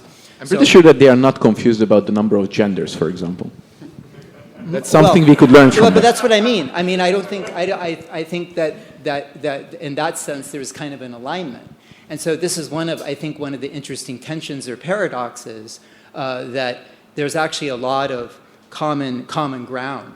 And I'm sort of curious how you think about that. So actually we can learn from them how to not let anyone in. Raymond already mentioned that. Anything else? This is actually an interesting question. It is an interesting question, and there is much to learn from the Muslims, and it's basically those components of their culture that are commonsensical and normal, and that humanity all across the board once participated in. So these are not things that are necessarily a byproduct of Islamic culture. You gave the perfect example. They're not confused about genders. They know what a man is and they know what a woman is, as one example. So what I'm saying ultimately is that this seems appealing and it seems something almost inherent to Islam, but it's really not. It's just how humans throughout history, up until very recently, thought. And they still think this way. It's not even just Muslims. If you look at the other civilizations, Chinese, Japanese, Indian civilizations, they also operate according to common sense and what's good for me and my people. Okay, so I think that is one thing that the West has completely lost sight of. basically they've lost sight of the forest for the trees, as it were, because they're just caught up with all these other isms and constructs. And I mean, I can go watch a congressional panel where scientists don't know how to answer the question, what is a woman, okay? That's not going to be a problem for any other civilization whatsoever. So their strength, again, it's not something inherent. It's just, I guess they haven't been so corrupted and compromised. But luckily, it doesn't mean we have to become Muslim. It just means we have to stop being compromised and just reclaim some sanity, I think. Omar? So when we're... Ladies first. If I can add, Dance, to answer your question, what to do, promote Christianity. That's my answer. That's I really strongly believe worship. I'm also belonging to the worship group myself. Preach. Share your testimonies about how God touched your life and helped you. But that's the thing. I think I used to be a teacher also, so we should impose that to educational system. Teach kids that makes Christianity attractive and make it joyful, because when you worship, it's joyful activity for the youth. I mean, to make it attraction. This is my another goal, to make it attractive, so that we can kind of become stronger with our own belief system, with our own religion, and so show for the Muslims, I would, if I can just add to that, because I agree with you completely, and that's the other problem. The West, because it's lost its Christian mooring, has created a vacuum. And that's why things that are normal in religions, including Islam, seem appealing and weird and people want to gravitate to. But it was always there in their own heritage, in their own religion. But it's been beaten down and sort of dismantled. And just bringing that back, as you say, would fill that void. And all of a sudden, the good things that you see in Islam would just be normal things that we have plenty of ourselves. Because Muslims tend to be proactive. So our goal is to make Christians proactive as well. Like to balance at least. So like Islamic theocracies like Iran and Afghanistan, similar. Sounds very similar. May I add something? So when we're talking about Islam in Europe, we're basically talking about North African people, Middle Eastern people, people from the Indian subcontinent, Sub-Saharan Africans. So very often we're equating between culture and religion. Meanwhile, if you take a look on Middle Eastern people, like Middle Eastern Christians, you see that they're much closer to Middle Eastern Muslims than to Western European Christians. If you take a look on Nigerian Muslims, they are pretty much the same when it gets to approach to religion, family values, and so on, approach to work, to Nigerian Christians. Mm-hmm. So when we're talking about the positive and negative aspect of Islam in Europe, we're pretty much mixing up cultural issues as well.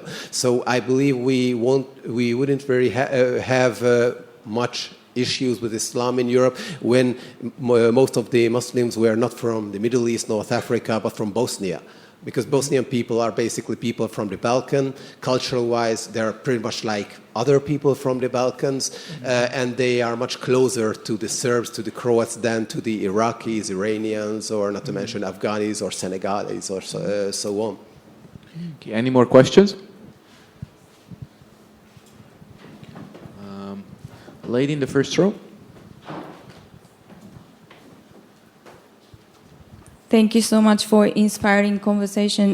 My name is Waka Ikeda. I'm a journalist from Tokyo, and I'll be speaking the panel tomorrow on the family. So Japan is an interesting case in this conversation. We have one of the lowest shares of foreign nationals among the developed countries, around 3% of the total population. So now the current government has taken a clear position. Demographic decline will be addressed through a structured foreign worker program, not immigration. So the current plan sets an acceptance cap of around 8 million foreign workers by 2050, which is about 8% of Japanese total population. So my question is, do you think that distinction between the maintaining temporary workers and immigrants is sustainable in practice? And more broadly, is there a point at which the scale of a foreign population begins to reshape society's cultural identity? regardless of legal category people arrive under. I think we may have stumbled upon another thing that we can learn from Muslims, which is how to make it sure that the guest workers don't stay and bring their whole tribe to our country. But I will allow our speakers to answer.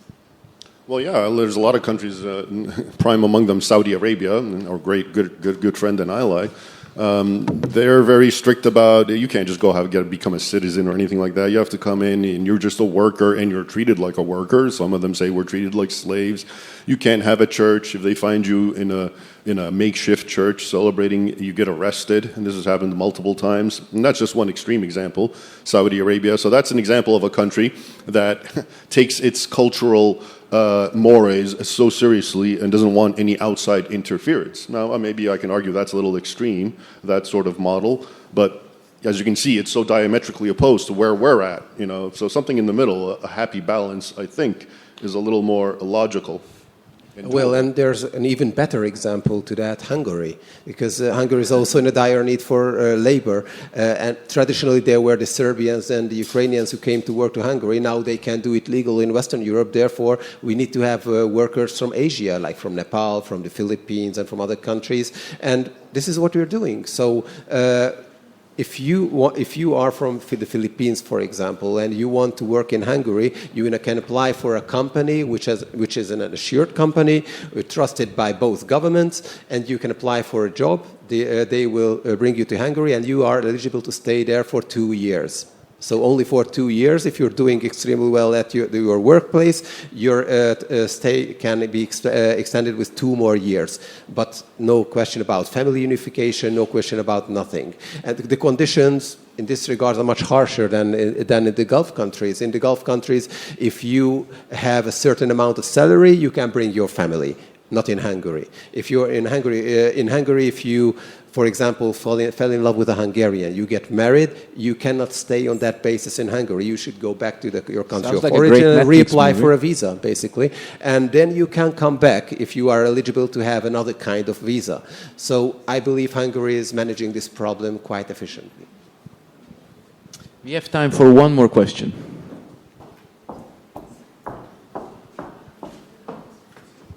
Thank you very much. Thank you very much for your presence. And I have a great solution to stop the bullshit liberal propaganda about illegal immigration. Sorry, do you have a question? Yeah? Yes. Suggest. We love suggestions too, but right now we are looking for questions. Okay, but I would like to look the answers. So my solution is the leaders. For what question? Yeah. Okay. My solution is the leaders of the EU, Kaja Kallas, Manfred Weber, and Ursula von der Leyen. They are not just vicious people, but they have a mental illness. Therefore, my solution is a therapy. Therapy is forced moving to the illegal immigrant family. So it is a very good therapy. Okay. So I'm sorry. First, please. Okay. Thank you. We can continue this in the coffee break, and please look up the definition of question in the Cambridge English language dictionary. So with that, unfortunately, we've run out of time. And my question to our MC is, did we do good?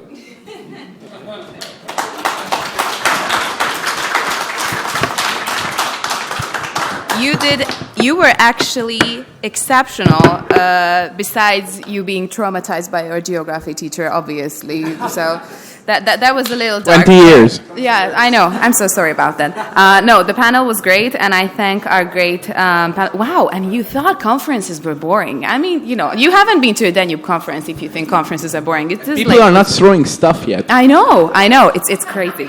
Hopefully that won't happen. I thank all the great panelists for their amazing panel, and I would like to call your attention to the fact, which you might not be happy about, but that's just life. We don't have a break right now. We're going to have a panel right after this one. So I'm asking the panelists to slowly start to shift back to their seats. Thank you.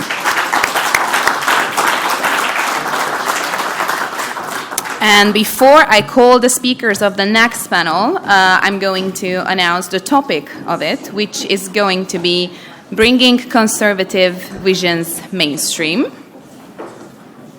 We're just going to take a few seconds. Yeah, you're fine. You can sit down. Quick technical break.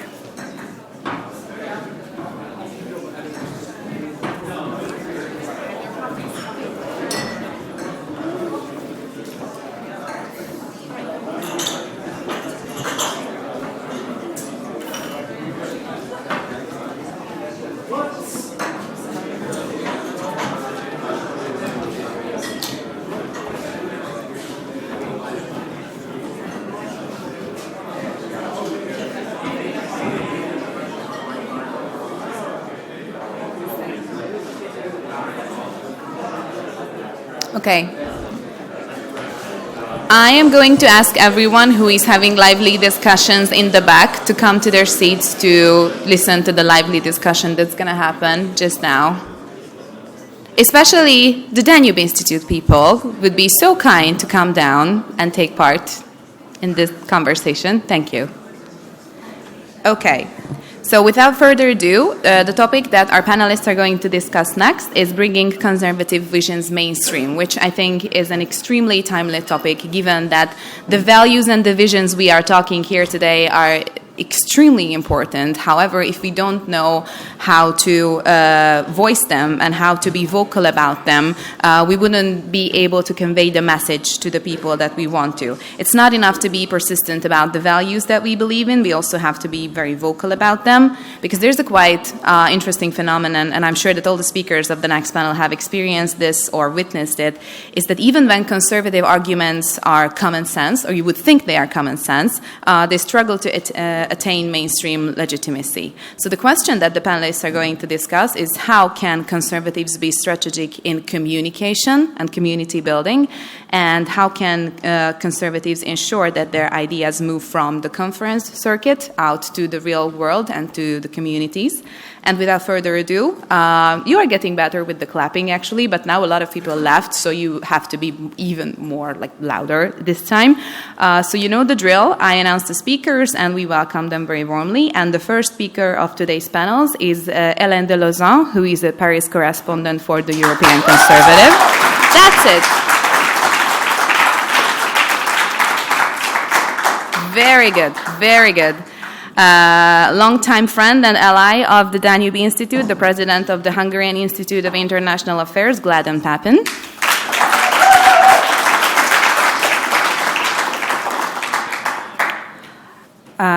Longtime journalist and personal friend of mine, which is absolutely has nothing to do with the conversation. I'm just so happy to see him, Gergely Szilvai.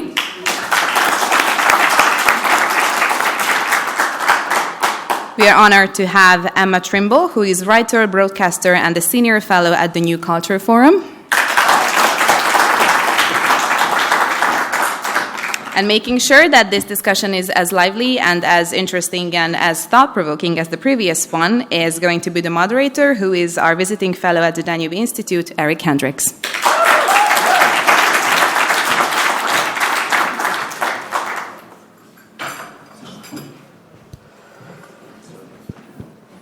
Test, test, yes. Okay, let's get this party started. Well, what is this panel about? This panel is about making conservative philosophy mainstream.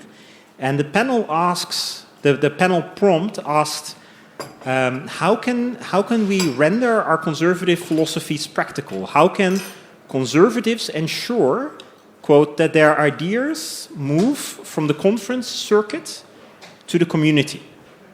Now, as a first question that I wanted to ask to all the panelists, and thanks for being here, is the following. Because in the prompt itself, there's a bit of a curious inversion, because usually when we talk about conservatism, we say conservatism is a well-established practice. that still has to perhaps prove itself in the realm of philosophy. But our prompt reverses this and says, well, we have the philosophy, but how? It's also a thought experiment. We have the philosophy, but how do we move forcefully into the mainstream political practice? So, from a historical perspective, this is ironic because conservatism, for instance, as has been described by famous theorist of conservatism, Karl Mannheim, the Hungarian Budapest-born sociologist, in Karl Mannheim's analysis of conservatism, conservatism is a practice that in the 19th century was forced in the competition with liberalism to assert itself on a theoretical level as a political philosophy. However, from the 19th century onwards, there was a sense that conservatism worked well as a social and political practice, but the question remained whether it could also produce a serious philosophical framework. However, our prompt now assumes that we do have a conservative philosophy and asks how it can be made mainstream in practice. So I wanted to ask all the panelists one by one, is this an ironic reversal? Do we indeed now have a specifically conservative philosophy, particularly in the area of family formation, that holds up on a theoretical level, but may still lack persuasive power in political practice? Hélène, I wanted to start with you. Well, in France, we know very well this shift that was embodied by the French Revolution, which was a major upheaval of course, conservative society, that of Ancien Régime, toward liberalism, modernity. And this battle lasted for almost a century. And it was a cultural battle. Of course, there are some philosophers that wrote books during the 18th century, Voltaire, Rousseau, Montesquieu, Diderot, and all that kind of stuff. But they didn't achieve their result immediately. And they didn't achieve that with the French Revolution. It took a very long process to obtain the shift toward conservatism, to modernity, and to republicanism as a whole, as a system of values and social practice. And it was a cultural battle. And that's what we have forgotten. We are conservative, and we have now that reverse situation that we have to fight this own cultural battle. And the main problem is that among conservative circles, this idea of a battle is not deeply rooted as it should be. I will take, for example, the figure of a very well-known French historical figure, le Général de Gaulle. He was, of course, born in a very conservative family, Catholic, legitimist. He learned Latin and Greek. He loved traditional French literature, all that.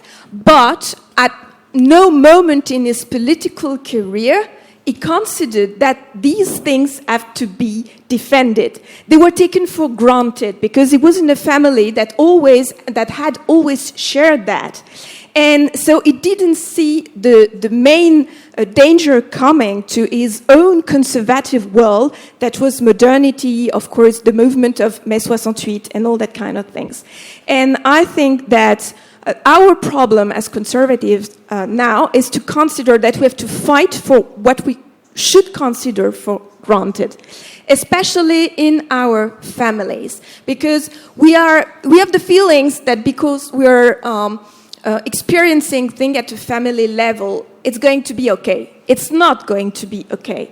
And we think that things are going to be transmitted. It's not going to be the case. And that's what the most important thing is, to consider that we have to fight for culture. Back to Général de Gaulle, there is an apocryphal sentence from him. I don't know if it's authentic, but it's very relevant.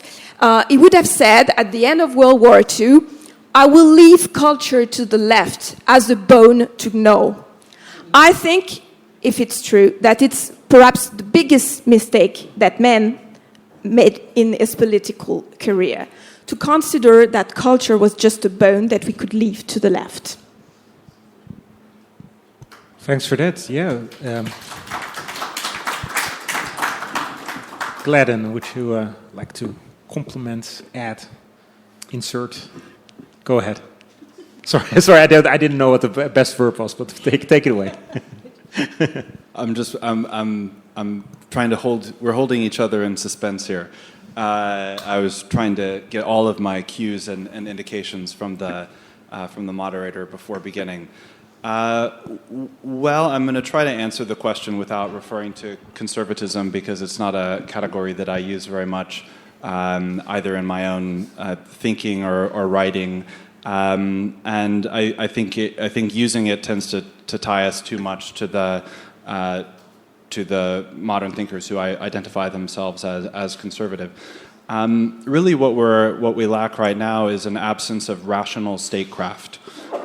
So we should be taking our cues principally from thinkers like Aristotle, Machiavelli, and the early modern reason of state theorists. So we're living in a world where we have a very specific type of large governance in the Western world, and from my standpoint, the principal crisis is that the decisions that Western governments have made are leading to a situation in which it's difficult for them to preserve themselves. So in Aristotle, who was not a conservative thinker or whose thinking wasn't made with reference to the modern conservative tradition, he took the fundamental direction of states to be toward their dissolution or ruin. Like most states, or most governments, we could say, have some flaw in them which is going to lead to their ruin. So the rational statesman, or the statesman as such, should be seeking to preserve his government by making it better. So I think this is the category of thought about politics that is missing in contemporary times. And in particular, we now live in a world where the fundamental elements of society and of successful polities can no longer be taken for granted. So I think there are many things that should be in the view of the modern statesman that have not been in recent times. And so I would put family and demography in this category. So family, demography, or the successful production and rearing of children has been something that has been assumed through most of history. So statesmen considered how to educate their children, or how to educate the children of a city or a country, but they didn't have to worry about the mere provision of children in general. So we can find other things in contemporary societies that are also missing or that are increasingly exposed. When things are going well in public life, or when the decisions of governments are successful, we don't have to worry about the fundamental things. They're somehow supposed to be taken for granted. We can, if there's not a global energy crisis, then we can instead debate which store has the best cupcakes and what the best toppings on the best cupcakes are. Or in another vein, we can talk about our increasingly progressive lifestyle choices, because being able to indulge in progressive lifestyle choices is itself a kind of luxury good. And societies can afford luxury goods. Like we can afford to have a portion of society experiment with increasingly absurd lifestyle choices. And we don't have to worry that it will impact society if everything else is going well. But that's not the type of world that we live in right now. Already in the last few weeks, the internet is full with newly minted experts on Karg Island, and now we have memes that say, "Good morning, fellow Strait of Hormuz energy transit experts." Every single day, we have to discover some element of human society that we hadn't paid attention to, which is now in crisis. Well, the family is maybe the first one in contemporary times that entered this category. It's not something that governments have been used to addressing.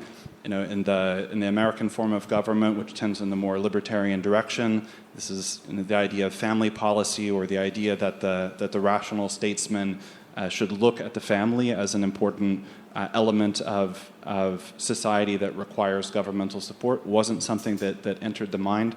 So that's basically how I see things now. It's not about conservatives needing to persuade statesmen that their interests are worth taking seriously or that they have a pragmatic view.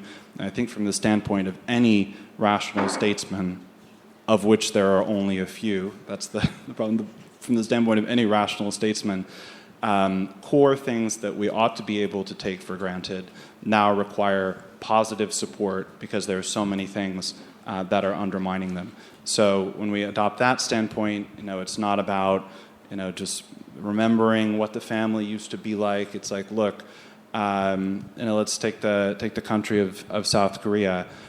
That is a country which is undergoing a demographic crisis, but it also needs a standing army of, I don't know, Stephen probably knows better than I do, 600,000 men or something like that. So in the absence of the production and rearing of children, what happens? It's either drone warfare, autonomous warfare, or mercenaries. So now, like, it doesn't require the adoption of 19th century conservative philosophy to identify that as a crucial element of statecraft.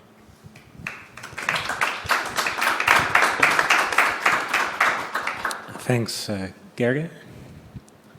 It just got in my mind that Russell Kirk starts his book, The Conservative Mind, with the sentence from John Stuart Mill that the Conservative Party is the stupid party, and the entire book was written for rebuking it. So what you spoke about, this reversion of the positions of liberalism and conservatism is real, and what happened, I think, is that before that what the conservatives teach, it was the instinct of people, it was the, let's say, zeitgeist, or we have a more traditional word for it, tradition. So tradition was deconstructed, and now what is the anti-traditional tradition of the West, of the Enlightenment, let's say, so, or the custom of the West, or the zeitgeist, is that liberalism became the instinct of people. So, partly you have to argue for conservatism, which is bad for conservatism. I use here conservatism in a broad sense, including, so in everyday sense. I think the first mistake what conservatives used to make here at Hungary, at least, is that they start to debate each other that who is the real conservative, and they use the word in some kind of academic sense, and they don't agree on that, which is Edmund Burke-Klein and the French counter-revolutionaries, or the I don't know what, and they usually leave out the real pre-modern tradition of Aquinas, Aristotle, and others, which is actually, I guess, conservatism is the defense of that real conservatives, let's say, to contradict myself. So you have to use the word conservative and this kind of words in the everyday sense of people, not in the academic sense, which makes academics upset. But that's what happens. And I don't have the magic globe to tell you how to change the instincts of people, because that's what should we do, or the liberals' instincts, or the zeitgeist. But partly philosophical conservatism or philosophical Christianity, Aquinas and others, Aristotle, are important, because people, even without academic background, they usually start to, maybe this kind of close war debates that, okay, say something which proves your position, this kind of debates in comments, in Facebook groups. So you need some kind of philosophical background, or just not a professional one, just that you are informed on that way, or you have to know statistics to back your position. You have to know statistics which backs the other's position, these kind of things. But it's really hard to change the people's instincts, and I don't know how to do that. Conservatives before. Let's say in this campaign at Hungary now, I frequently hear the cry from my conservative friends that people who don't agree with us don't think rationally. And I used to reply to them that, yeah, but conservatives know that people in politics and in everything usually sometimes they think rationally partly, but mainly they use their instincts and feelings. And that was a common sense for conservatives before. Now we cannot become a rationalists on that sense, although we need the background of rational arguments. So what I see here on a practical level is that you have to be part of Facebook groups of parents of schools and of neighborhoods where these debates take place on an everyday level, really. So that's what I see, and many times it contributes to the political debates of the country. That mothers in a school's Facebook group, they debate these topics, or that the conservatives does not want to debate it, so they are silenced, or they just don't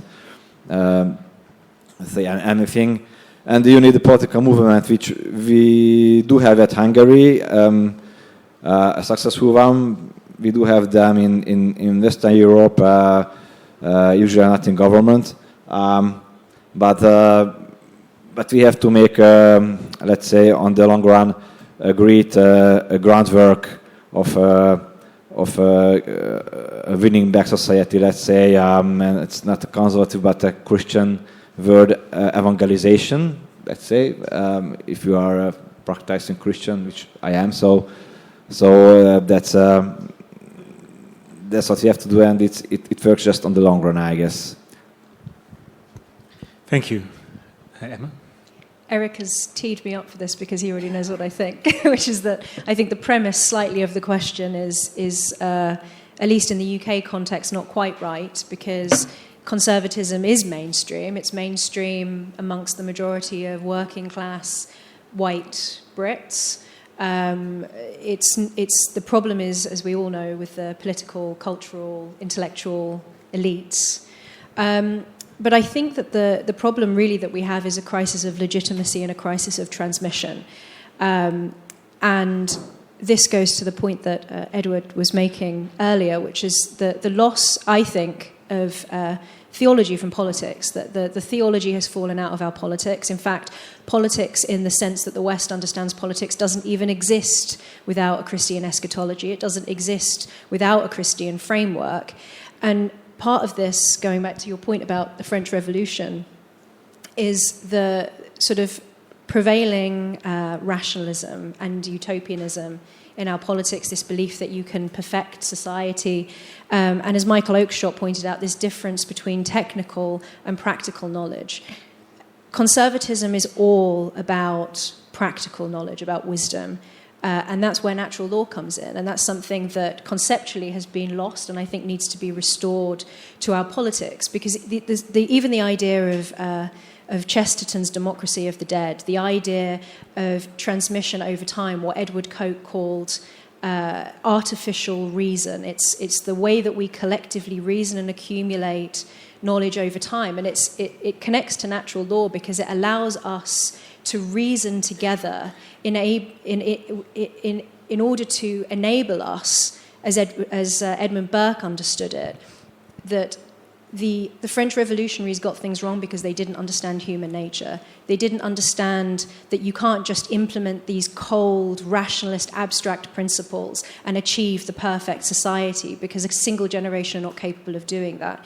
Instead, what you need to do is to reason as a community over time with an appreciation of the fallibility of human nature, which again is deeply theological, in order to be able to craft our politics and our state and our constitution over time so that we can actually achieve the liberties in the world that we live in rather than in the abstract realm.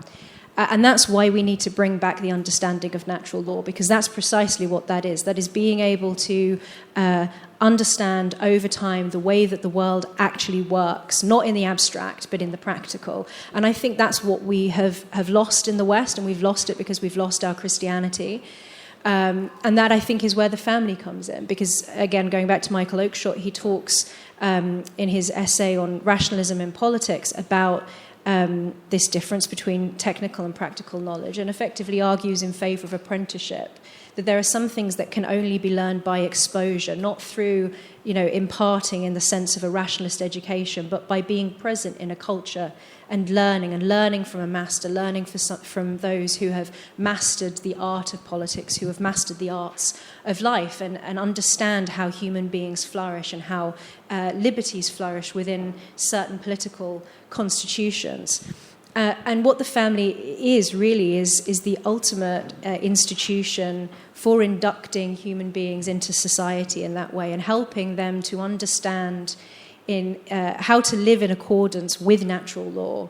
And if we live in accordance with natural law, we're free. And that has been my experience being here in Hungary. I mean, it really is, it's going slightly off on a tangent here, but it has been remarkable for me to experience a high-trust society having come from London.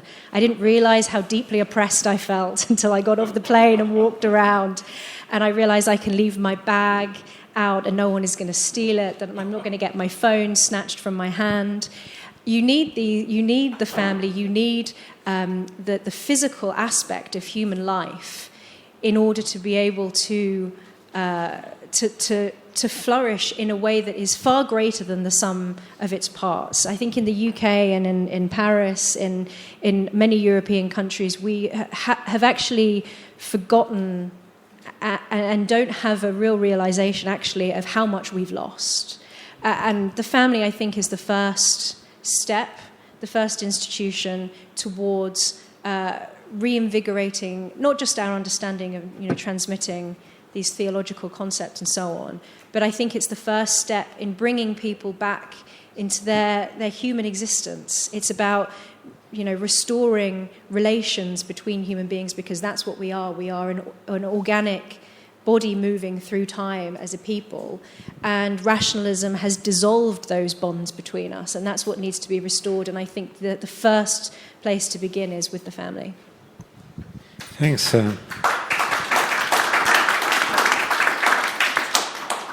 So I'm going to try something risky here, which is to synthesize what I've heard. But last time I did this on a panel, all of the speakers disagreed with my synthesis. So here goes nothing. I think the speakers all identified the area of family formation as a contested area in the cultural context, political context in which we operate, and that this is a new situation that has arisen due to various reasons. That things that could be taken for granted about the family can no longer be taken for granted, and therefore a new area of contestation, political contestation, has opened up, and conservatives or rational statesmen need to enter this area. I think so. So would be the first one, and then the second one is I think that all the speakers believe that the crux is not to first have a kind of nerd battle in the conference room. So this is not determined in the academic realm. This is still determined in practice, in political practice, in society. That's where the battle is waged. So we don't start by first designing our perfect rationalist or conservative philosophy and then we go at it. No, we have to immediately go at it. However, and this is of course an interesting twist that is typical for conservatives. The right approach would be not a rationalistic approach, not a overly theoretical approach, but it's exactly the theory of conservatism that states that we shouldn't have a rationalistic or an overly theoretical approach. So the theory is anti-theoretical. So in that sense, we are still on track with the theory.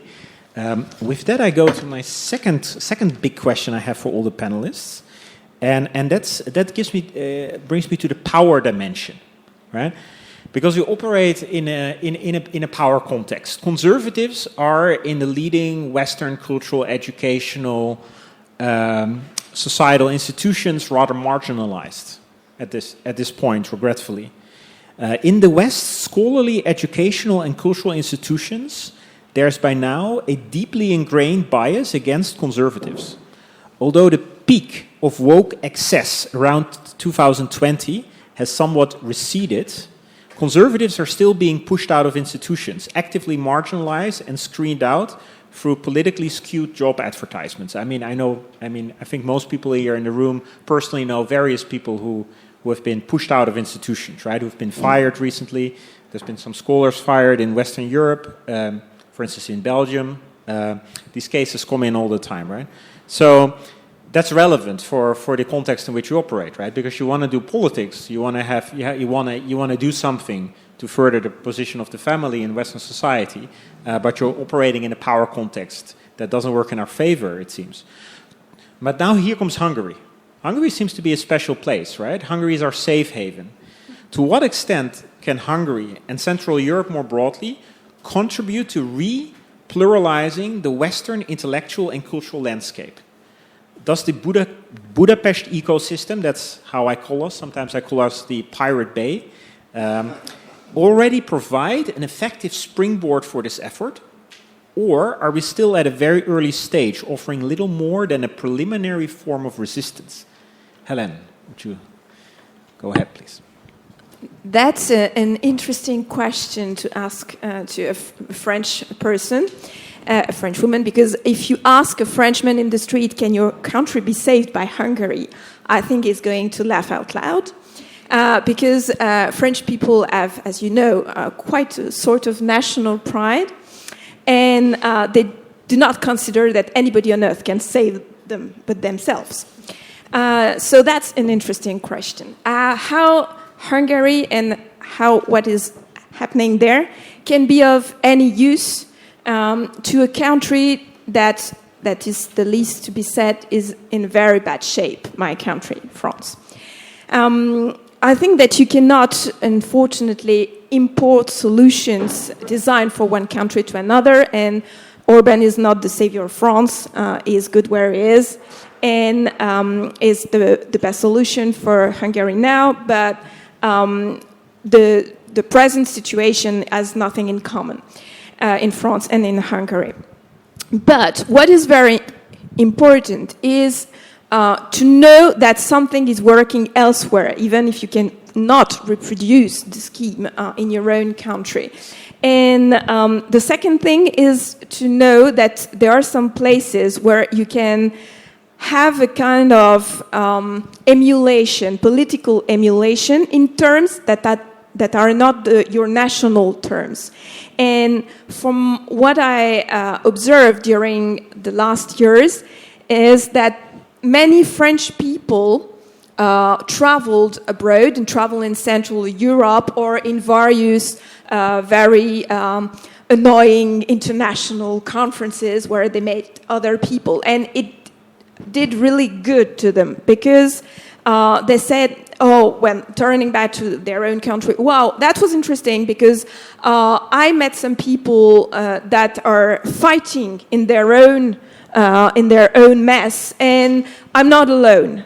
And even if I'm kind of desperate about the situation of my own country, I can see that there are lights somewhere else, that they are not going to save me instantly, but at least I can consider that there is a global fight that is progressing, that is improving. And the difficulty is to keep a proper balance between the way you can help your own country that is absolutely specific. And it is very important to keep that specificity. I don't like certain conservatives say, the world is safe because Hungary is fantastic. No, that's not the way to put things, because we cannot make a parallel between France and Hungary, for example, because in France, as Emma mentioned a few minutes ago, and it's the same thing in the United Kingdom, we have an influx of immigrants that make that, for example, the Hungarian family policy is not is absolutely not possible to be implemented in France in the same terms, because the effects would be radically different. But as a French conservative, knowing that such experiment happen now in Hungary, make you think, well, what is the problem? The problem is not family policy. The problem is not family benefits. The problem is the people. Who is the people that we want to help? What is the people that is shaping the country nowadays? And so we are going to change our perspective. We are going to change our perspective so as to find better solution.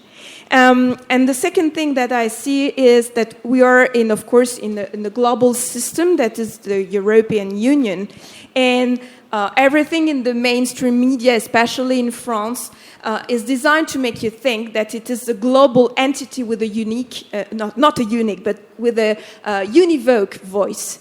And having countries that are breaking this consensus is something absolutely vital, because it reintroduces this notion of national specificity, without which we cannot imagine and shape proper solutions for our countries. Yeah, thank you. Safe haven is of course a place where you go to get rearmed. But then you don't just shiver there with your friends forever. You're supposed to sail out and go into the world. For example, to France, and there you hit a very different country, a very different political context for sure. And Gladden, of course, the American context is also very different. But still, do you think because you've been in Europe for years, and you're one of those Europhile Americans that has been so. If you know European conservatism well, the landscape. What do you think is the importance of Hungary in this landscape? It's a good question, but I have to start by disputing the summary of the panelists. There's always one. I think what you provided is basically a description of English conservatism, and I can't. That's not a tradition that I've ever been able to find myself in any way. Try harder. Yeah. I mean, it's my father is a Burke scholar, so it's located somewhere in the family, but it didn't transmit itself to me. But anyway, so the skepticism of rationality and statecraft and reason and things like that. I think these are features of the English conservative tradition, but I think they're absolutely not where contemporary statecraft has to be going. Maybe it's fine for England, but again, it's not something that characterizes my view. I would want to test this. I would want to put you in during the terror in the French Revolution, listening to a speech by Robespierre, and then see if you wouldn't have this instinct to say, you guys are going nuts in a rationalist way, or no, you would no. I mean, people can aim the human mind in all sorts of different directions. Some of them good and some of them bad. But that's just for that we just need an Aristotelian analysis. But for example, the contemporary statesman has to identify the features of society that are worth preserving and increasing. And so when it comes to industrial policy and figuring out what sectors of the economy are rational for your country to pursue, this is not something that can be answered from like a purely historical perspective or with reference to tradition. So from that we have to have like a kind of brutally honest calculation of what our resources are, what the goals are, what likely scenarios are, and reason accordingly.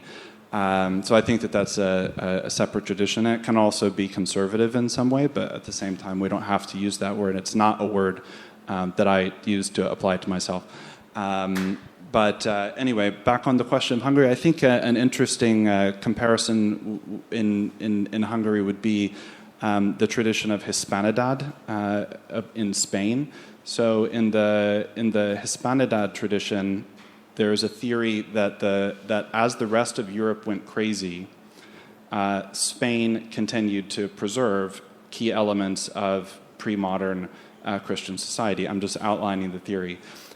So according to the theorists of Hispanidad, Christendom retreated into the Spanish Empire, which they called Christianitas Minor.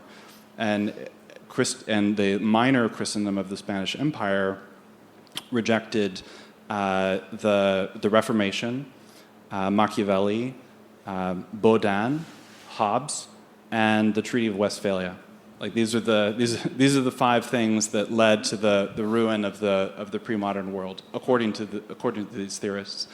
And for them, Hispanidad meant that somehow in the Spanish Empire were preserved the features of the pre-modern Christendom.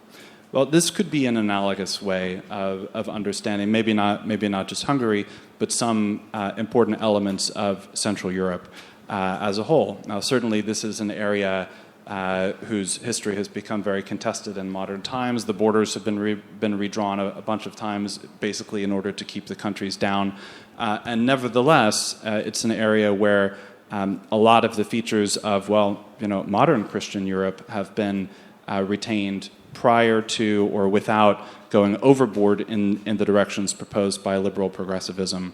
So I'm okay with calling the region as a whole a kind of reservoir or maybe a basin. Could be a basin. Could be. Anyway, I'll stop there. So it could be a basin. I agree with Hélène that Europe as a whole is not saved or preserved by the standard of one particular country. But right now we're in a time where different elements of statecraft, different elements of successful civilization are being preserved in the West in different areas. English conservatism for the English, and maybe some key features of continental right-wing thought in Central Europe. Okay, thanks. Yeah. Gage, what do you have for us?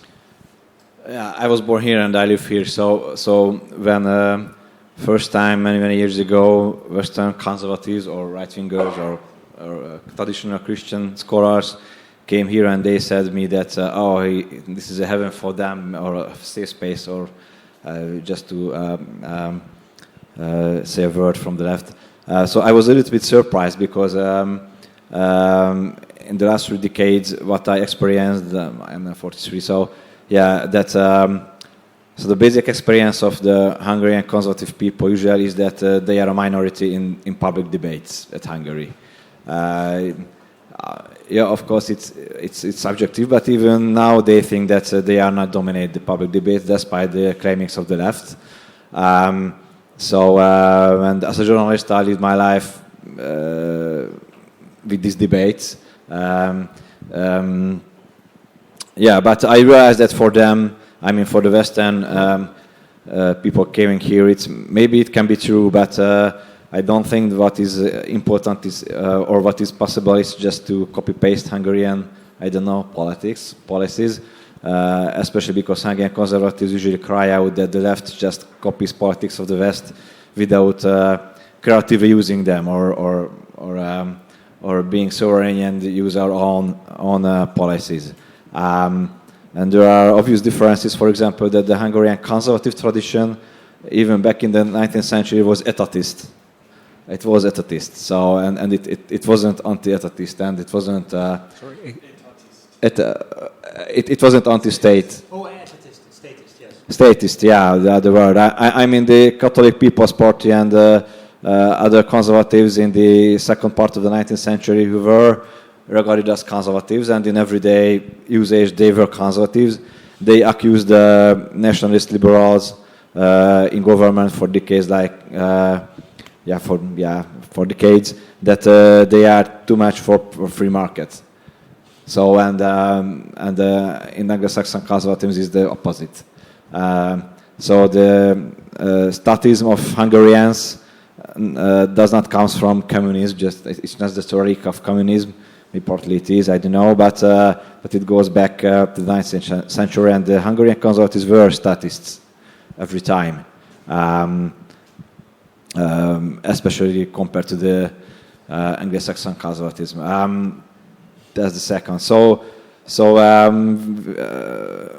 if not copying politics of Hungary or Slovakia or Poland before or the Czech Republic, I'm sure that it is good to discuss ideas and to be together and networking at Budapest. If it happened that it is a paradise for consultants or something like this, it's a too grandiose word, I guess. But we are happy that you come here and we can share ideas with each other. What can be the consequence of that?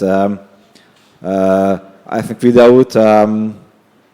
the good political force, I mean a potent political force, like here the governmental forces or the populists in the so-called populists in the West, it's hard to do anything. From an academic position, you won't win anything over. So conservatives. I think the example of Hungary is at best, and it's good. It's a kind of encouragement.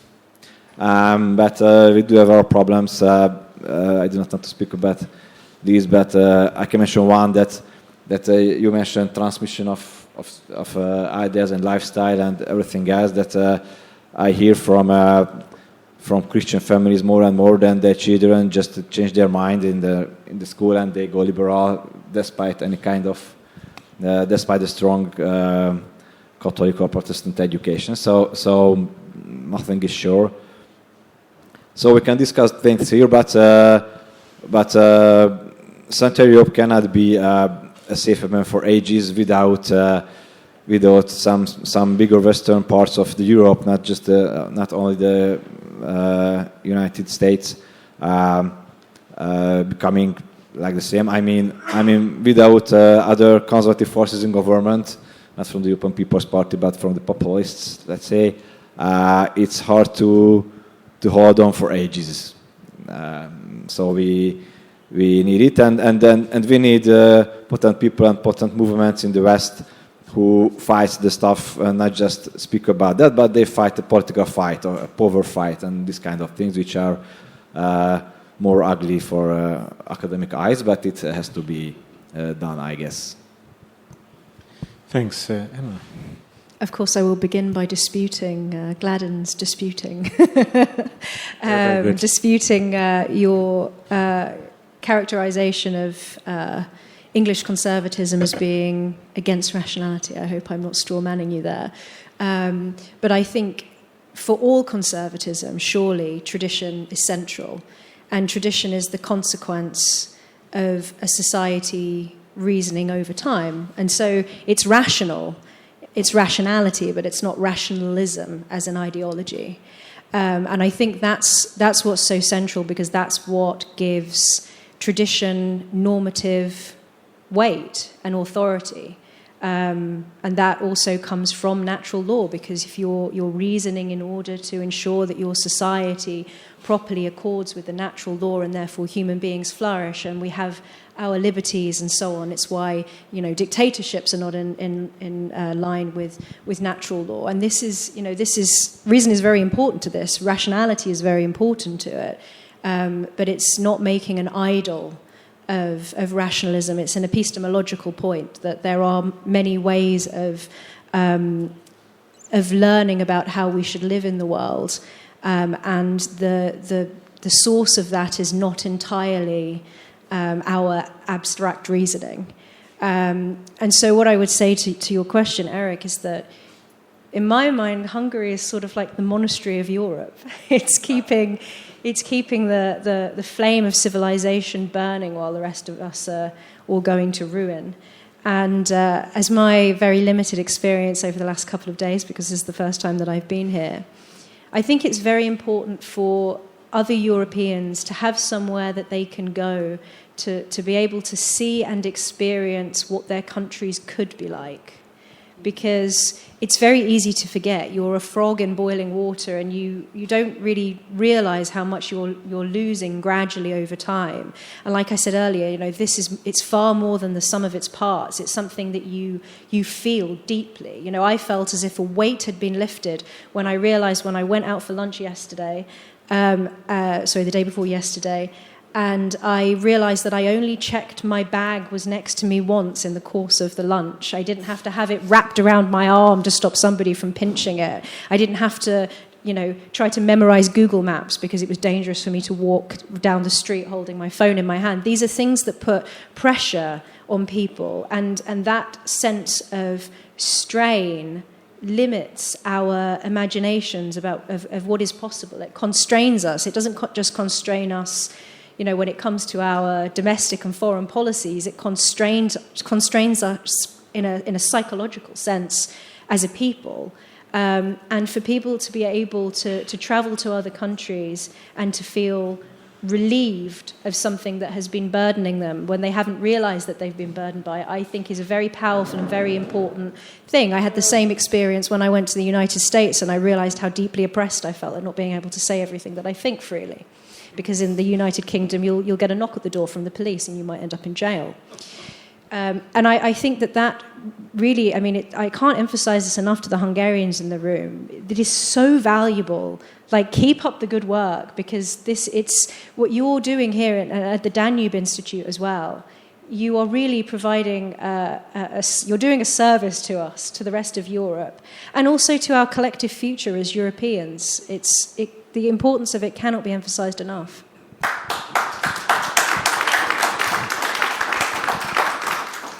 Yeah, thanks, and beautifully spoken. And your metaphors are better than mine. Hungary as the monastery of Europe. Gladden had the basin. I just came up with the frivolous description of the conservatives and right wingers here as the ecosystem or the pirate bay. So that's the best I came up with.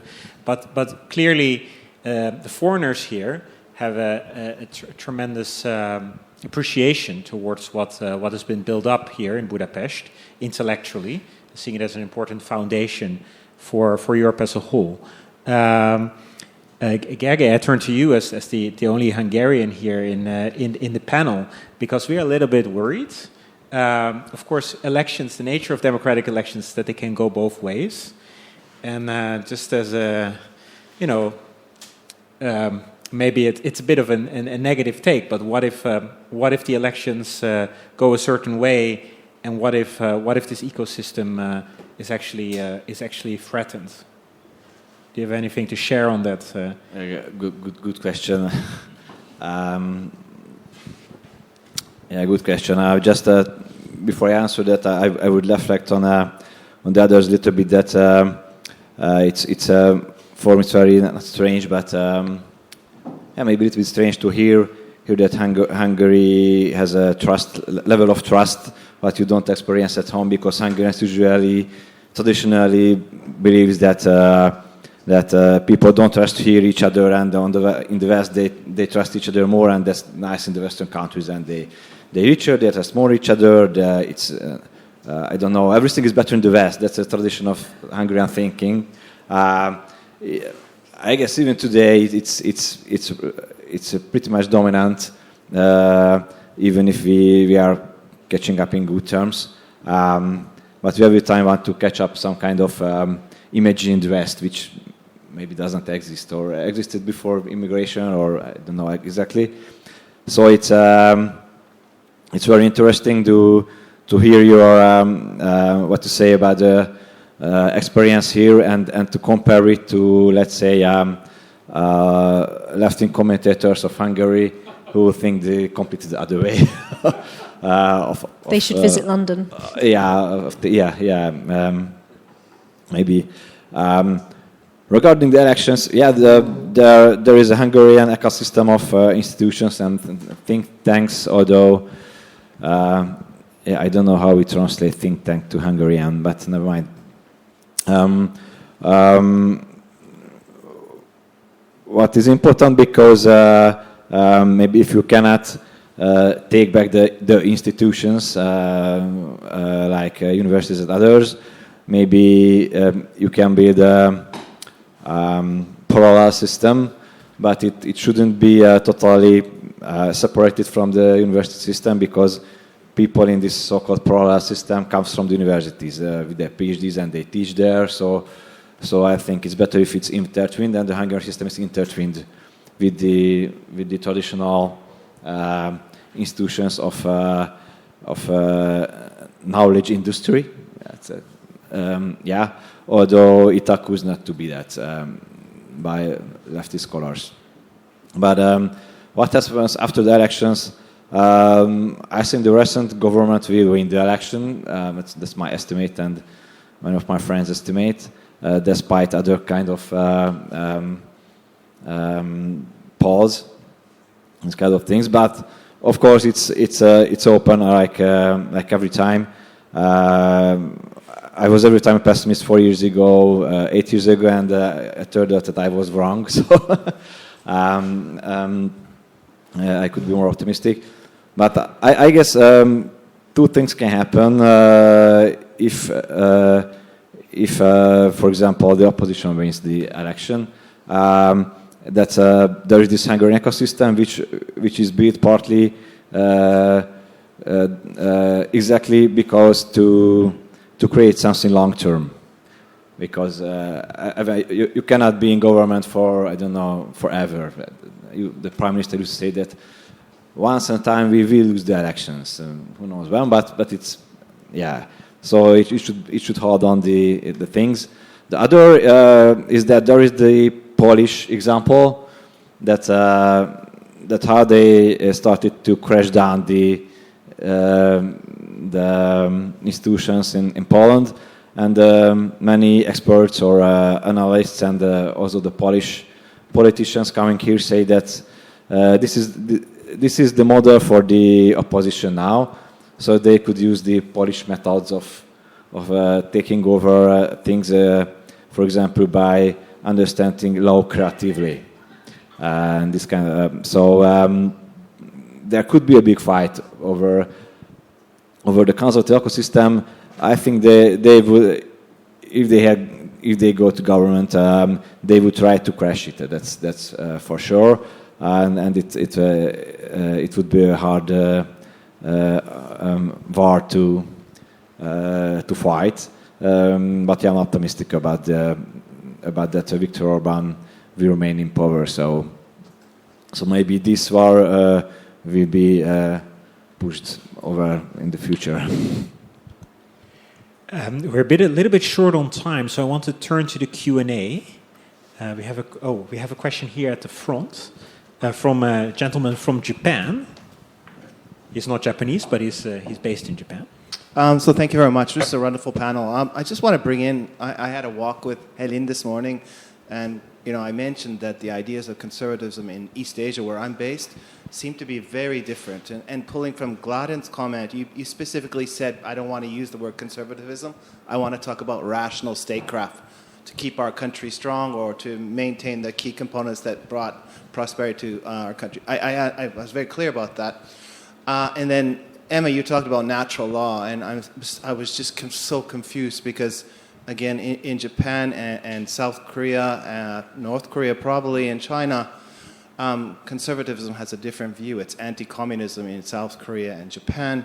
In China, it's some kind of convoluted view about socialism with Chinese characteristics for a new era with Xi Jinping thought. Whatever this means, right? Basically, it's creating a society that adheres to whatever it defines as its tradition. And I just found the panel not really articulating what conservatism means. Because again, Emma, you talked about a universal view of natural law. And I don't think it would be, there's not the same understanding in the three countries that I understand very clearly. And again, how Gladden articulated was very clear to me, a rational approach to statecraft that is about maintaining whatever the principles or the core of that society is. So I'm wondering if you can start to extend your analysis to another part of the world, because I think if you go to Southeast Asia, very different ideas of conservatism. India is a state that's in rapid change under a Hindu nationalist country, very different understandings of conservatism. And I don't know anything about Africa, but I'm sure there's many definitions of whatever you think is conservatism is. So I'm wondering if you could tease out a little bit more of what this concept of conservatism or tradition is in the context of other societies. I'll stop there. Thank you.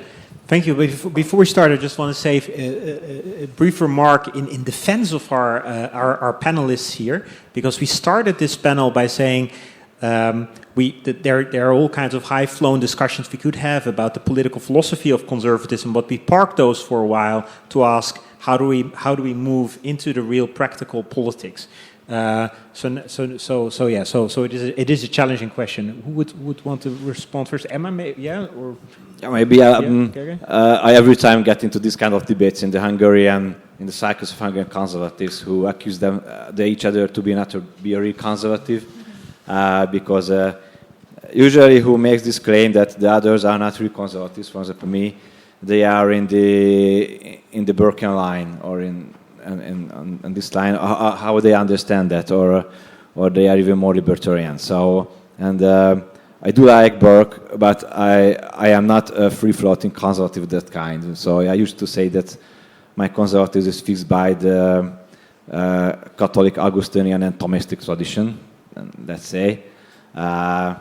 And in this way, tradition can be understood something dynamic because it's not a fixed stuff, but you have to. So it's not a status quo tradition, but there can be changes within this framework. And it's a little bit like Alistair McIntyre, but Alistair McIntyre was anti-Burkean. So nominally, ethnically he was an American with Scottish origins, but his thinking was totally anti-Anglo-Saxon, I guess. I used to say, I would say, but I don't think that you can end these debates in academia about the real meaning of conservatism. And I guess it exists among liberals about liberalism and blah blah blah. So that's why I said that I use the word conservative in a broad sense in the everyday life, but usually in the West it means. In Europe, it means in the everyday life, without philosophical justifications or positions, because most of conservatives of philosophical lines usually more or less agrees on policies on a practical level, like Reagan coalition, like here the wide base of the Orban government. So there are national liberals, of course, conservatives, Christians, I don't know what, kind of these people. And if you want to be effective in a society, you, beside the academic debates and you identify yourself with one line of conservatism, what is best for you. I think you have to take that position that you take the broad everyday sense of the word, and that's it. Without that, you lose yourself in these endless discussions, I think, and that's very broad. And maybe one sentence is that it's just not conservatism that is important, but that how the right and left were born. It was also the French Revolution, and it's a more politically weighted word.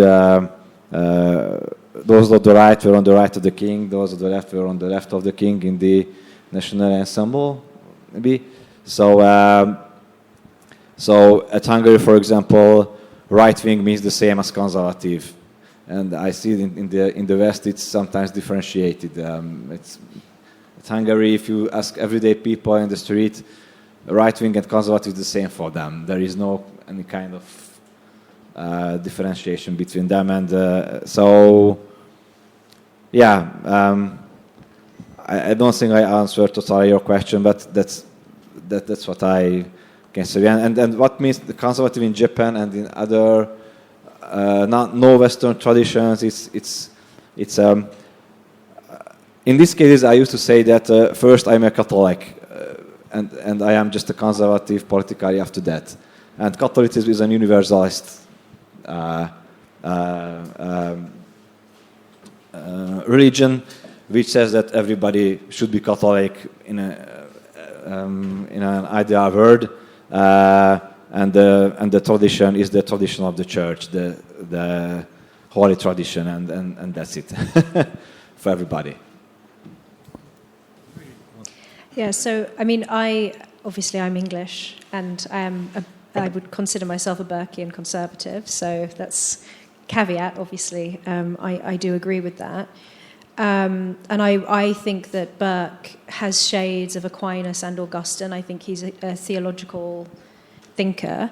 But I'm also coming at this from the perspective of what Raymond said earlier of, the way that, how is it that the Western societies have been weakened in the way that they have? I'm interested in this crisis of authority and legitimacy and the question of, how in Western countries do we articulate the normative authority of tradition? And that will be very different in Western European countries compared to the way that it can be justified in Asian countries, because there is a different tradition there and also a different theological tradition.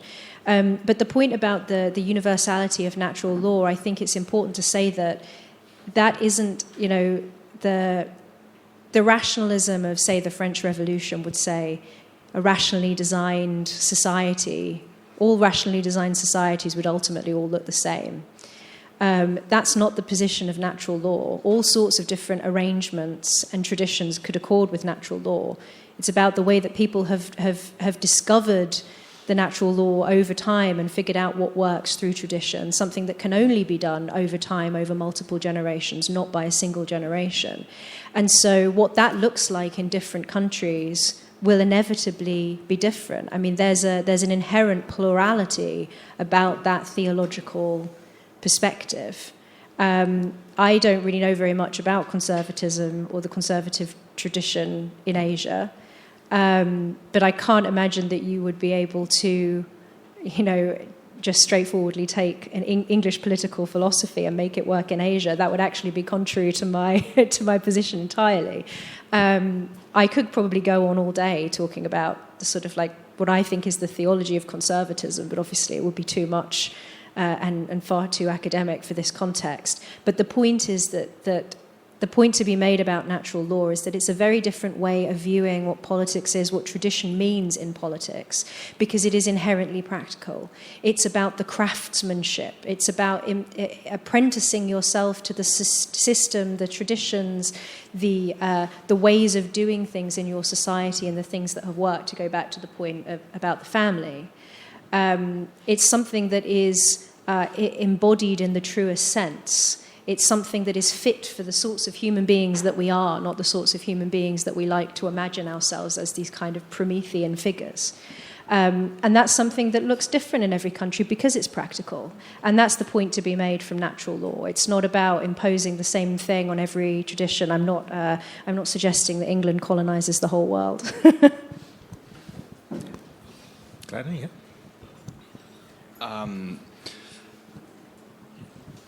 This will be a kind of general comment, but again, I think that English conservatism is very good in context. But all of the seminars on Anglo-American conservatism that have been produced from like 1955 to the present never produced Hungarian family policy.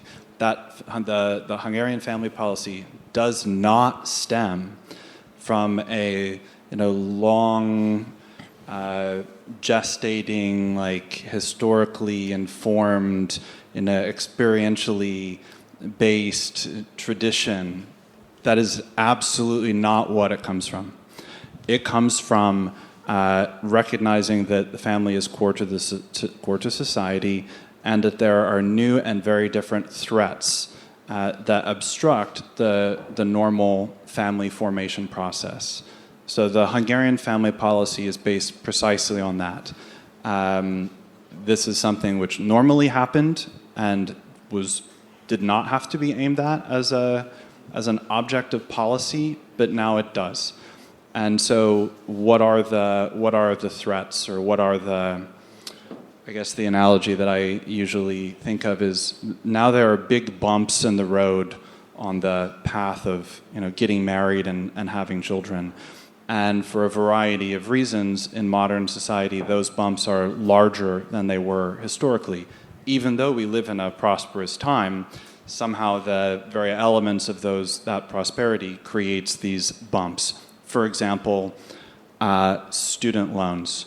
student loans are an important part of modern educational culture. I guess I'm just trying to make something up there. I can't really justify student loans, but anyway. So we have a modern society. It depends upon technical knowledge. We need large universities for that. Those are expensive. People have student debt. Okay, well, when young ladies have a lot of student debt, they're less likely to form families. This is just a fact. Anyone, and particularly in the United States, where we have absolutely astronomical student loans. I know many people in their 40s who are just finally paying off their university student debt. I know, doctors in their young 50s who are finally paying off their medical school debt. Well, it's a different debt situation in Europe. That's a bump in the road, and so there's a policy lever sitting above that called student loan forgiveness tied to family formation. So I won't go through all of them, but this is just an example of the fact that the policy comes from what I would call a specific rationality. Does not come from long-standing tradition. I think it serves a goal. I will admit that it serves a goal which we could call conservative. Again, in the broad, everyday life standpoint, modern society has endangered a lot of things that used to be normal. So I'm not, rejecting the term entirely. I'm just talking about the standpoint of the policymaker. And this wasn't really addressed to anyone in particular, but I wanted to say something about family formation since it's putatively the subject of the conference. Thanks, Gladden. That's great. We need to check the box. Yeah, we did too, indeed. And may I say this question was, I love this question because I'm interested in East Asia, and it's fascinating how the different countries in East Asia understand very different things with conservatism. Then you just sent a delegation to South Korea, where indeed South Korean conservatism is very much anti-communist. And then, of course, in mainland China, conservatism is very much associated, ironically, with Xi Jinping fought for socialism with Chinese characteristics for the new era. So it goes on that term. Melissa had a question here at the front. This question is for Gladden. Gladden, how does the rational Aristotelian statesman explain in emotional language their policies to that part of the electorate that seems to have left their prefrontal cortex on the bedside table?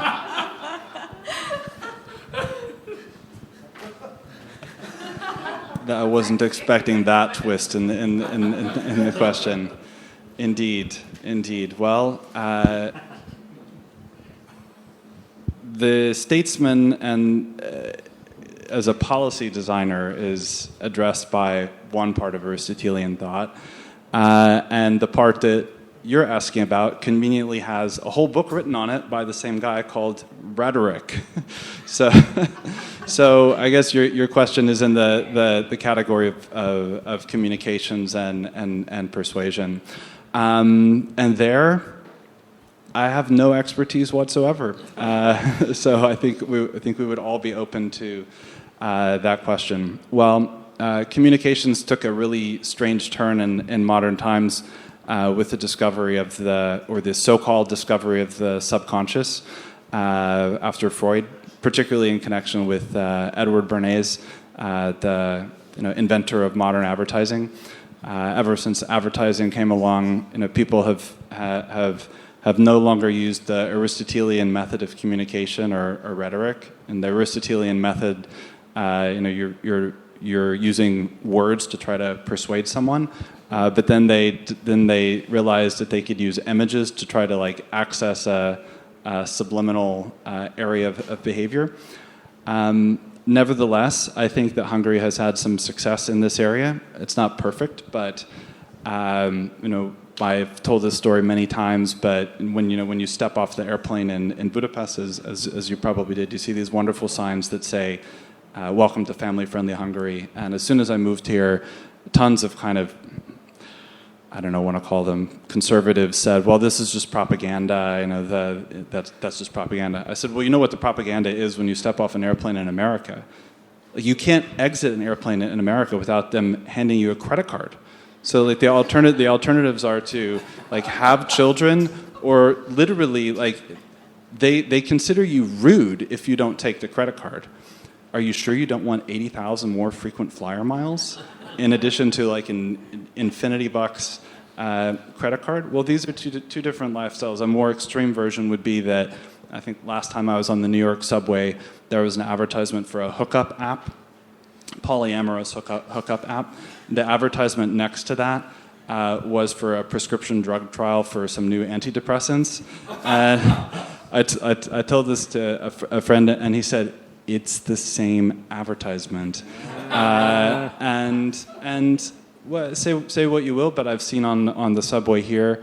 Of course, it's not a perfect society; it's just a real place. But I've seen on the subway here advertisements for private clinics selling care packages for expectant mothers. So, call our clinic, and the package will include this number of ultrasounds and checkups and things like that. Well, this is advertising. It's modern communication. It's not a persuasive argument, and yet, like Emma was saying, when you live in a society which is constantly confronting you with advertisements for grotesque polyamorous hookup apps, I mean, it raises that creates another one of those psychological bumps in the road. Like, well, I guess it's okay to start a family, right? Like, it creates this bizarre psychological element, and even though it's certainly not perfect, I think having a public life which has less of that is a real benefit to ordinary people, and an important part of the communication that you're looking for. So now I'm kind of curious, because I think we've heard from 2 out of 3 of our speakers how they felt when they first landed at Budapest airport. So Hélène, what was your experience getting off that plane? My first time in Budapest was 4 years ago, and I remember that I had quite a shock after, of course, Roissy Charles de Gaulle, which is a piece of Africa in Paris. And the first thing I had noticed were big advertisement for Hungary loves family or something like that. Because it was at the time of the referendum on family, the first time I came here. And so I remember an advertisement with a mother and a father, a drawing with the mother and father and a stroller. And it was so refreshing to see that, because just 2 hours ago I was deambulating in the corridors of Roissy Charles de Gaulle with an advertisement of HSBC, and I don't know what was the motto of the bank at the time, but something like thinking different or whatever, and you had a tree in pink and a tree in blue, and change your mind or something like that. And well, the shift from one ad to the other was just a civilizational program in itself. So of course I was in a very positive disposition when I arrived there. And I remember that back to France, I tried to make some people understand that, what was your experience from Hungary? What did you learn there? And especially, I told some people in the think tank, well, we would like to push some family policies, etc. And we've spoken with people who are making cars that would be fine if we would have more family cars, etc. And I told them, what important thing is, of course, you have to build some very concrete things like cars, but what I think is very important in Hungary is building a family culture in the atmosphere, in the environment. And when you are feeling that the global air, I would say, is pushing you towards a world where family are well accepted, it changes a lot. Thanks, everyone. Thanks for the panelists. Give a round of applause to our panel.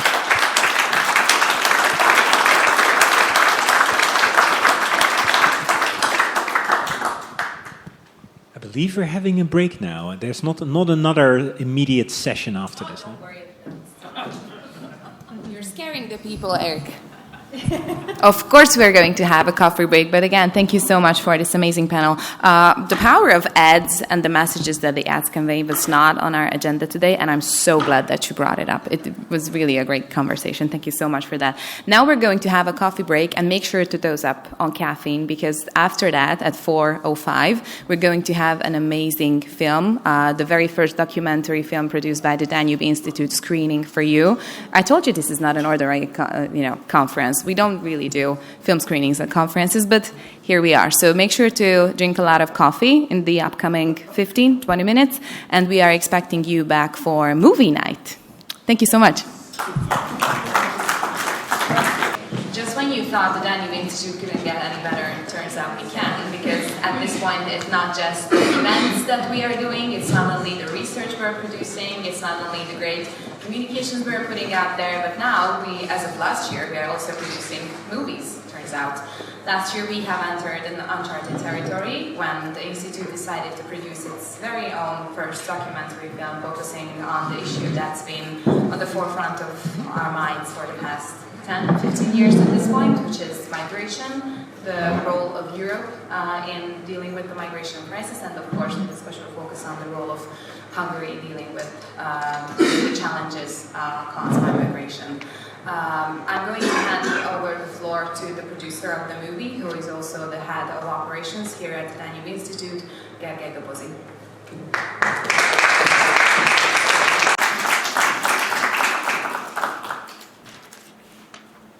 Thank you very much. Thank you, Zsófi, who is, by the way, the co-producer of this documentary. Sorry.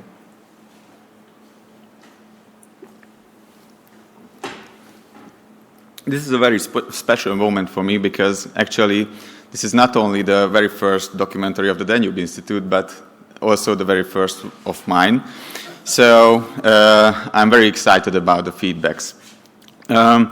To share some insights about the project, when everyone got to know what the current title is, which is The Future at the Gate, it sounded very abstract, and everyone kept asking, what the hell is this? Why do we choose this kind of title?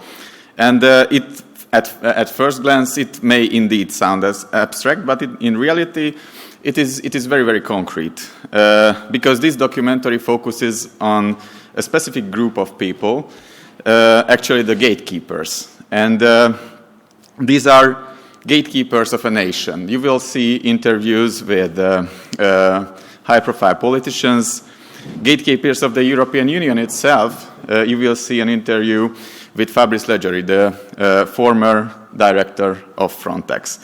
And gatekeepers of culture and society, you will see interviews with representatives of the media, of this very institution, researchers, and so on. And even, we are at a family conf, so you can even notice through the sad story of Claire Giannonimi, the gatekeepers of women's society. Why is this important? Gatekeepers are not just guarding borders and systems. Actually, these are gatekeepers of the future. And this is because every gate represents a decision. A decision about who is allowed to enter and who is left outside. A decision about which voices are heard and which are ignored. And of course, these decisions have to be justified. And they are all made in the name of security, tradition, identity, and stability. But here's a quick question the documentary tries to answer. Who decides what is justified? And this is where the role of the gatekeepers start being crucial. Because not only their actions matter, it is also their attitude.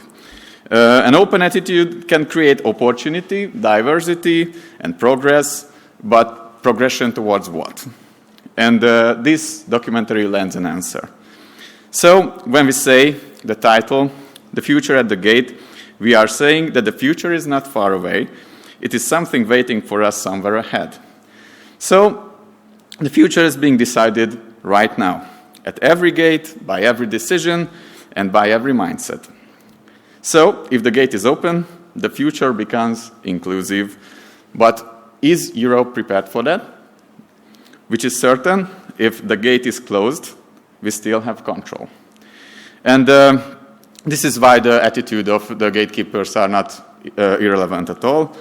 In fact, it is everything, because future is not just happen, it is shaped at the gate.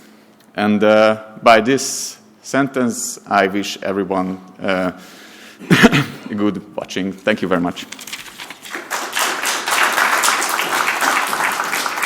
You have seen the credits at the end, but I think on top of that, the Danube Institute staff deserves a huge shout out for making this possible.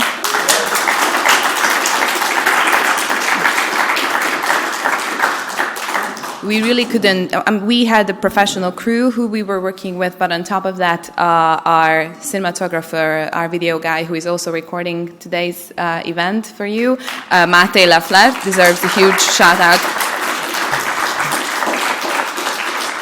He really did his part in this. He was the one who recorded the interview with Tony Abbott, and he really is responsible for putting the Hungarian transcription. So, Máté, thank you.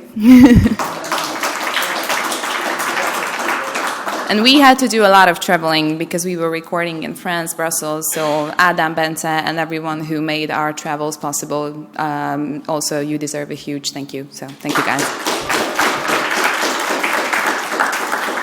We are approaching the end of today's conference, but before that we are going to hear closing remarks from someone who is always a very kind guest at our conferences, and we're always very happy to have him, the professor at the Catholic University of America, Chad Packneld.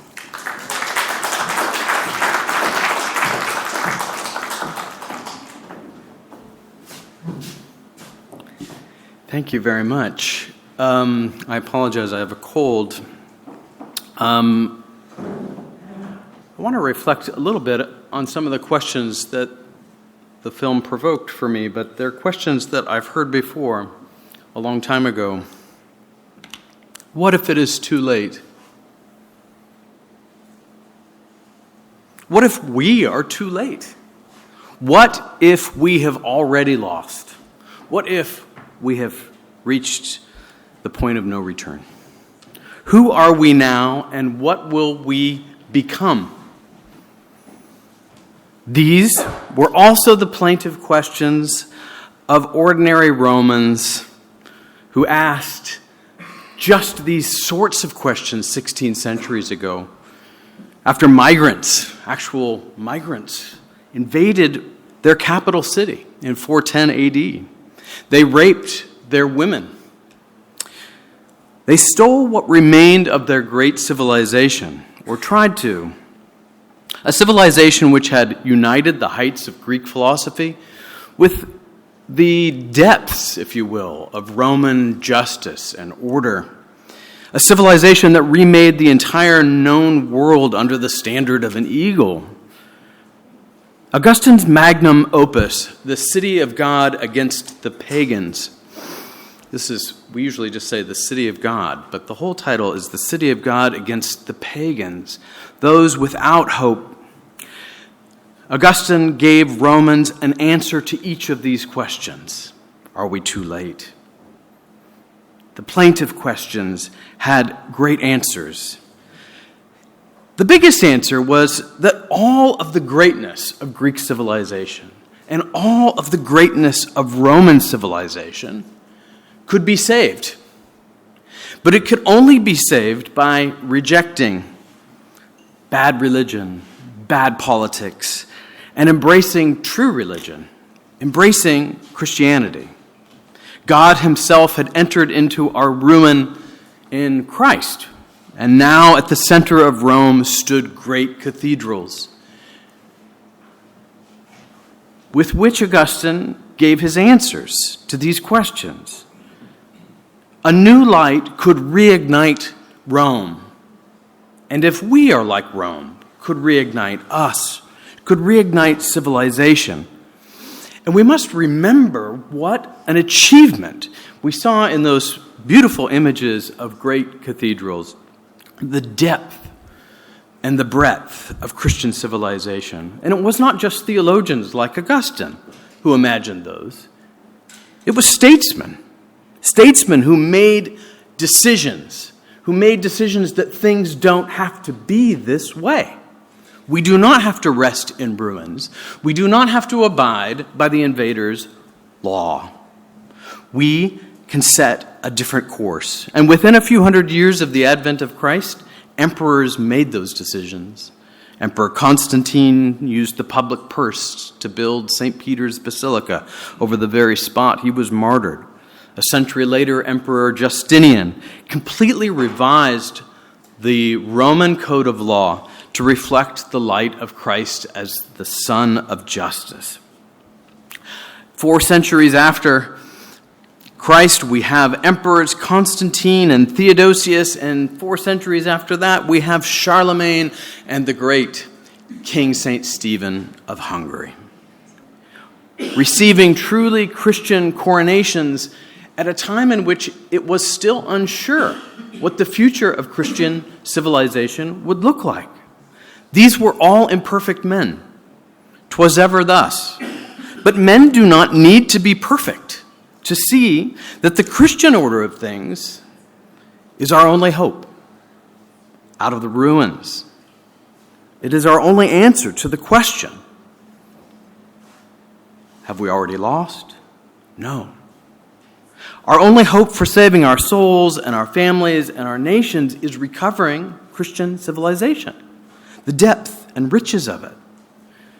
What such men did was to make decisions and to have courage, to fight everything that threatens those goods that God has given.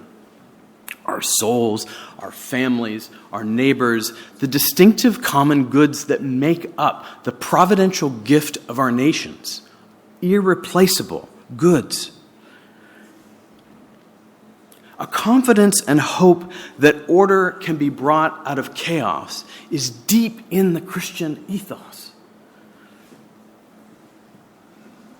That good can be brought out of evil with God's help. Christendom was not dark.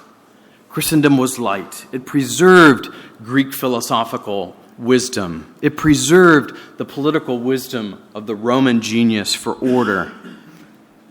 It didn't destroy civilization, but manifested it and defended families and peoples from barbarian hordes who would seek to harm it. It can do so again. So what shall we say now about our ruins, about our invaders, about our people, about our future? President Trump and Prime Minister Orbán have dared to say that the dream of global liberalism is dead.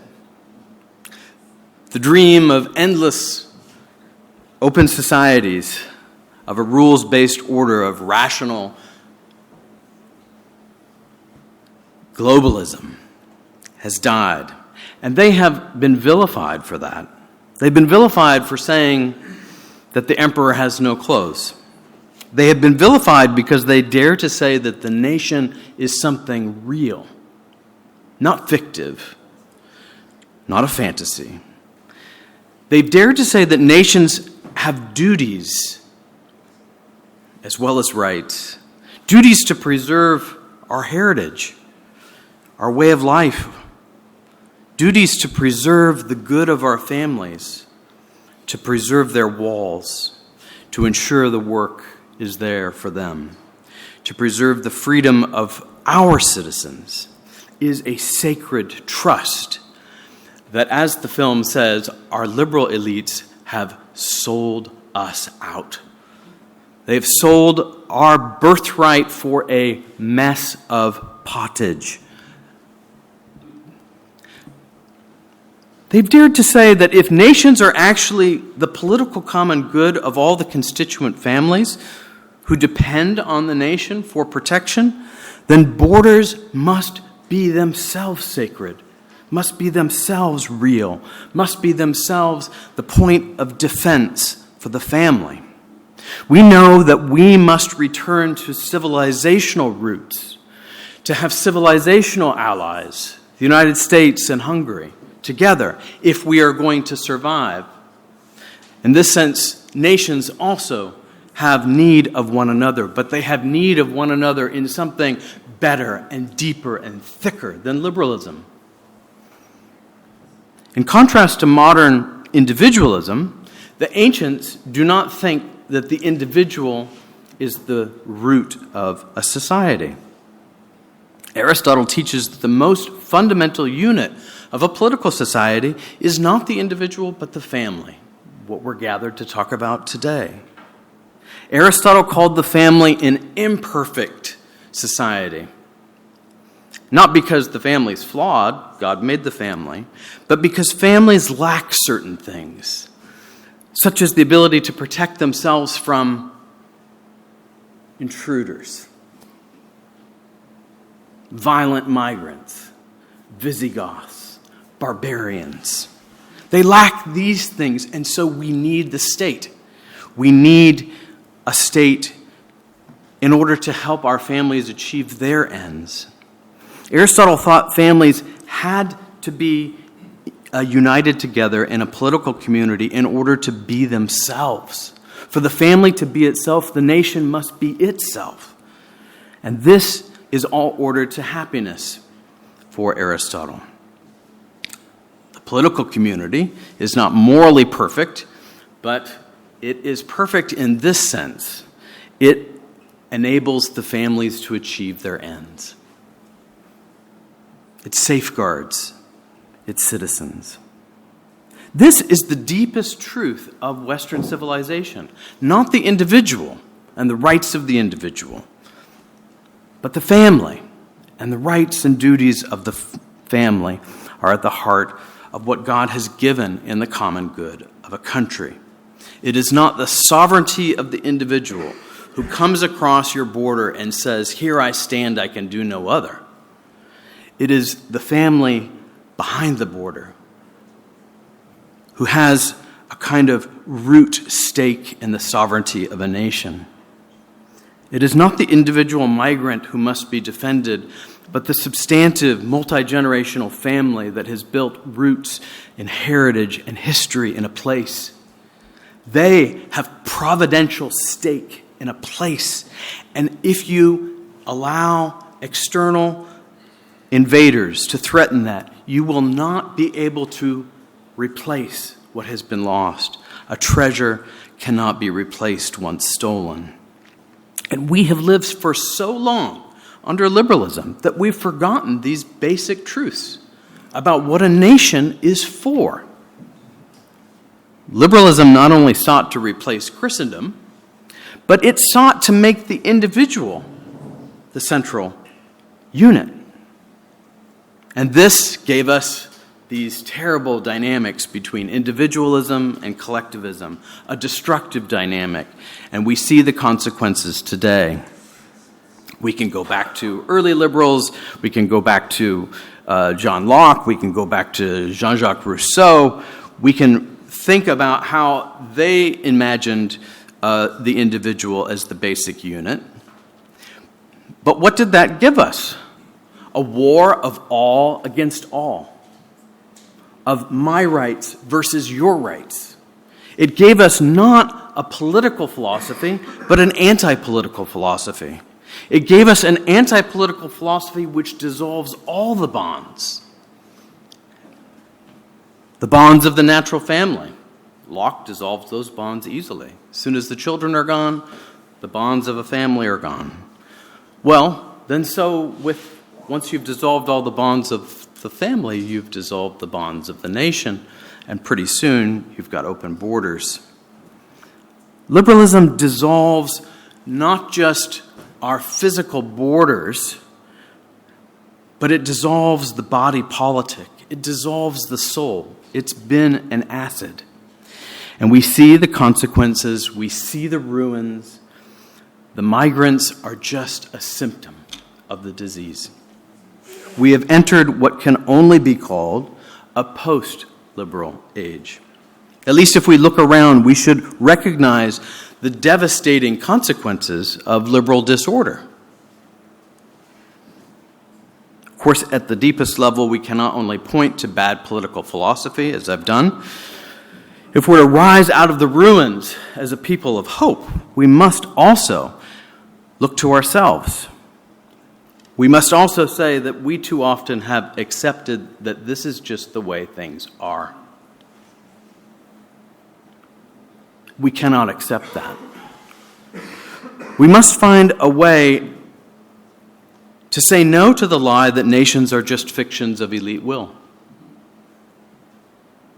rather than real places constituted by real families with real shared history, real shared memory, real shared heritage, real shared interests and ends for their homes, for their children, for their children's children. President Trump and Prime Minister Orban have given us permission, ourselves, to make decisions, to act, to make a new confession. Not just the confession of the sin of liberalism, but the confession of a faith which is ancient and ever new. Confession of the goodness of Christianity, the goodness of Christian civilization. Both Prime Minister Orban and President Trump have dared to tell the truth about what a nation really is, but they've also dared to tie it to the great story, the golden thread of civilization itself. They've dared to say that to their people that we don't have to live like this anymore. We can rebuild. They've dared to say it is not too late. It is not too late. It is not too late.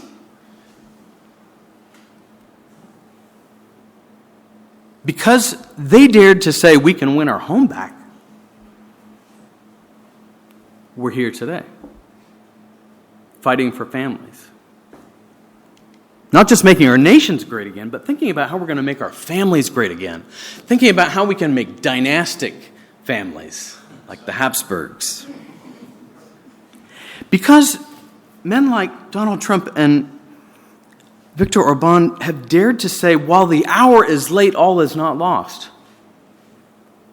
We can send the migrants back to their homes, back to their people, back to where they have had history and heritage. At the same time as we have confidence in our power to do what is right for our people. Because these men have dared to say, we decide what becomes of us, we're getting our moral and political agency back. Okay, sometimes we're hated for it. We're hated for what, though? For stating truths that have been known for millennia.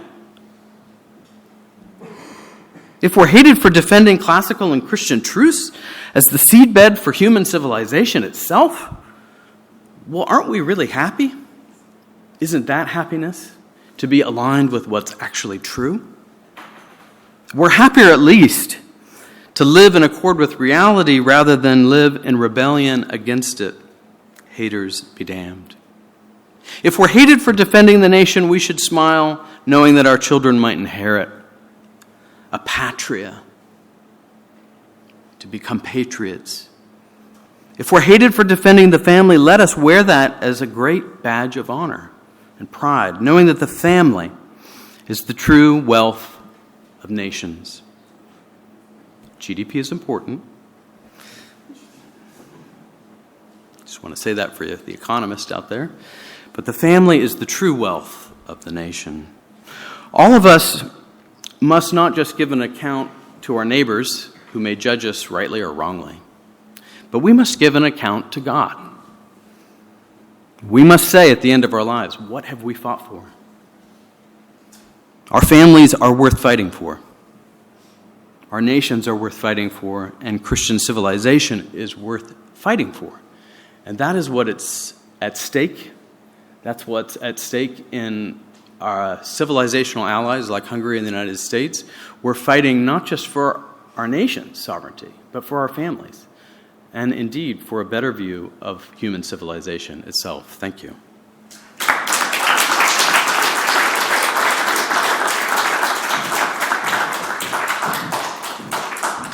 Thank you very much, Dr. Packnold. It's very nice to end on a positive note that it is in fact not too late, so we are happy to take comfort in this. As now we are approaching the closing of today's conference, I would like to thank you for your attention, for being very active. I think we had amazing panels tonight, and we are looking forward to the ones we're going to have tomorrow, which are going to focus on the state and status of the family, love in the time of collapse, and family-friendly policies in practice. So we still do have a lot to unpack tomorrow. And we are ending today now, I would like to call your attention to the fact that tomorrow, once we're done with the conference, we're going to have an open reception for all of you who are here from 4:45, so try to stick around for that if you can. And again, thank you for joining us and enjoy your night. I will see you back here tomorrow at 10 a.m. Thank you.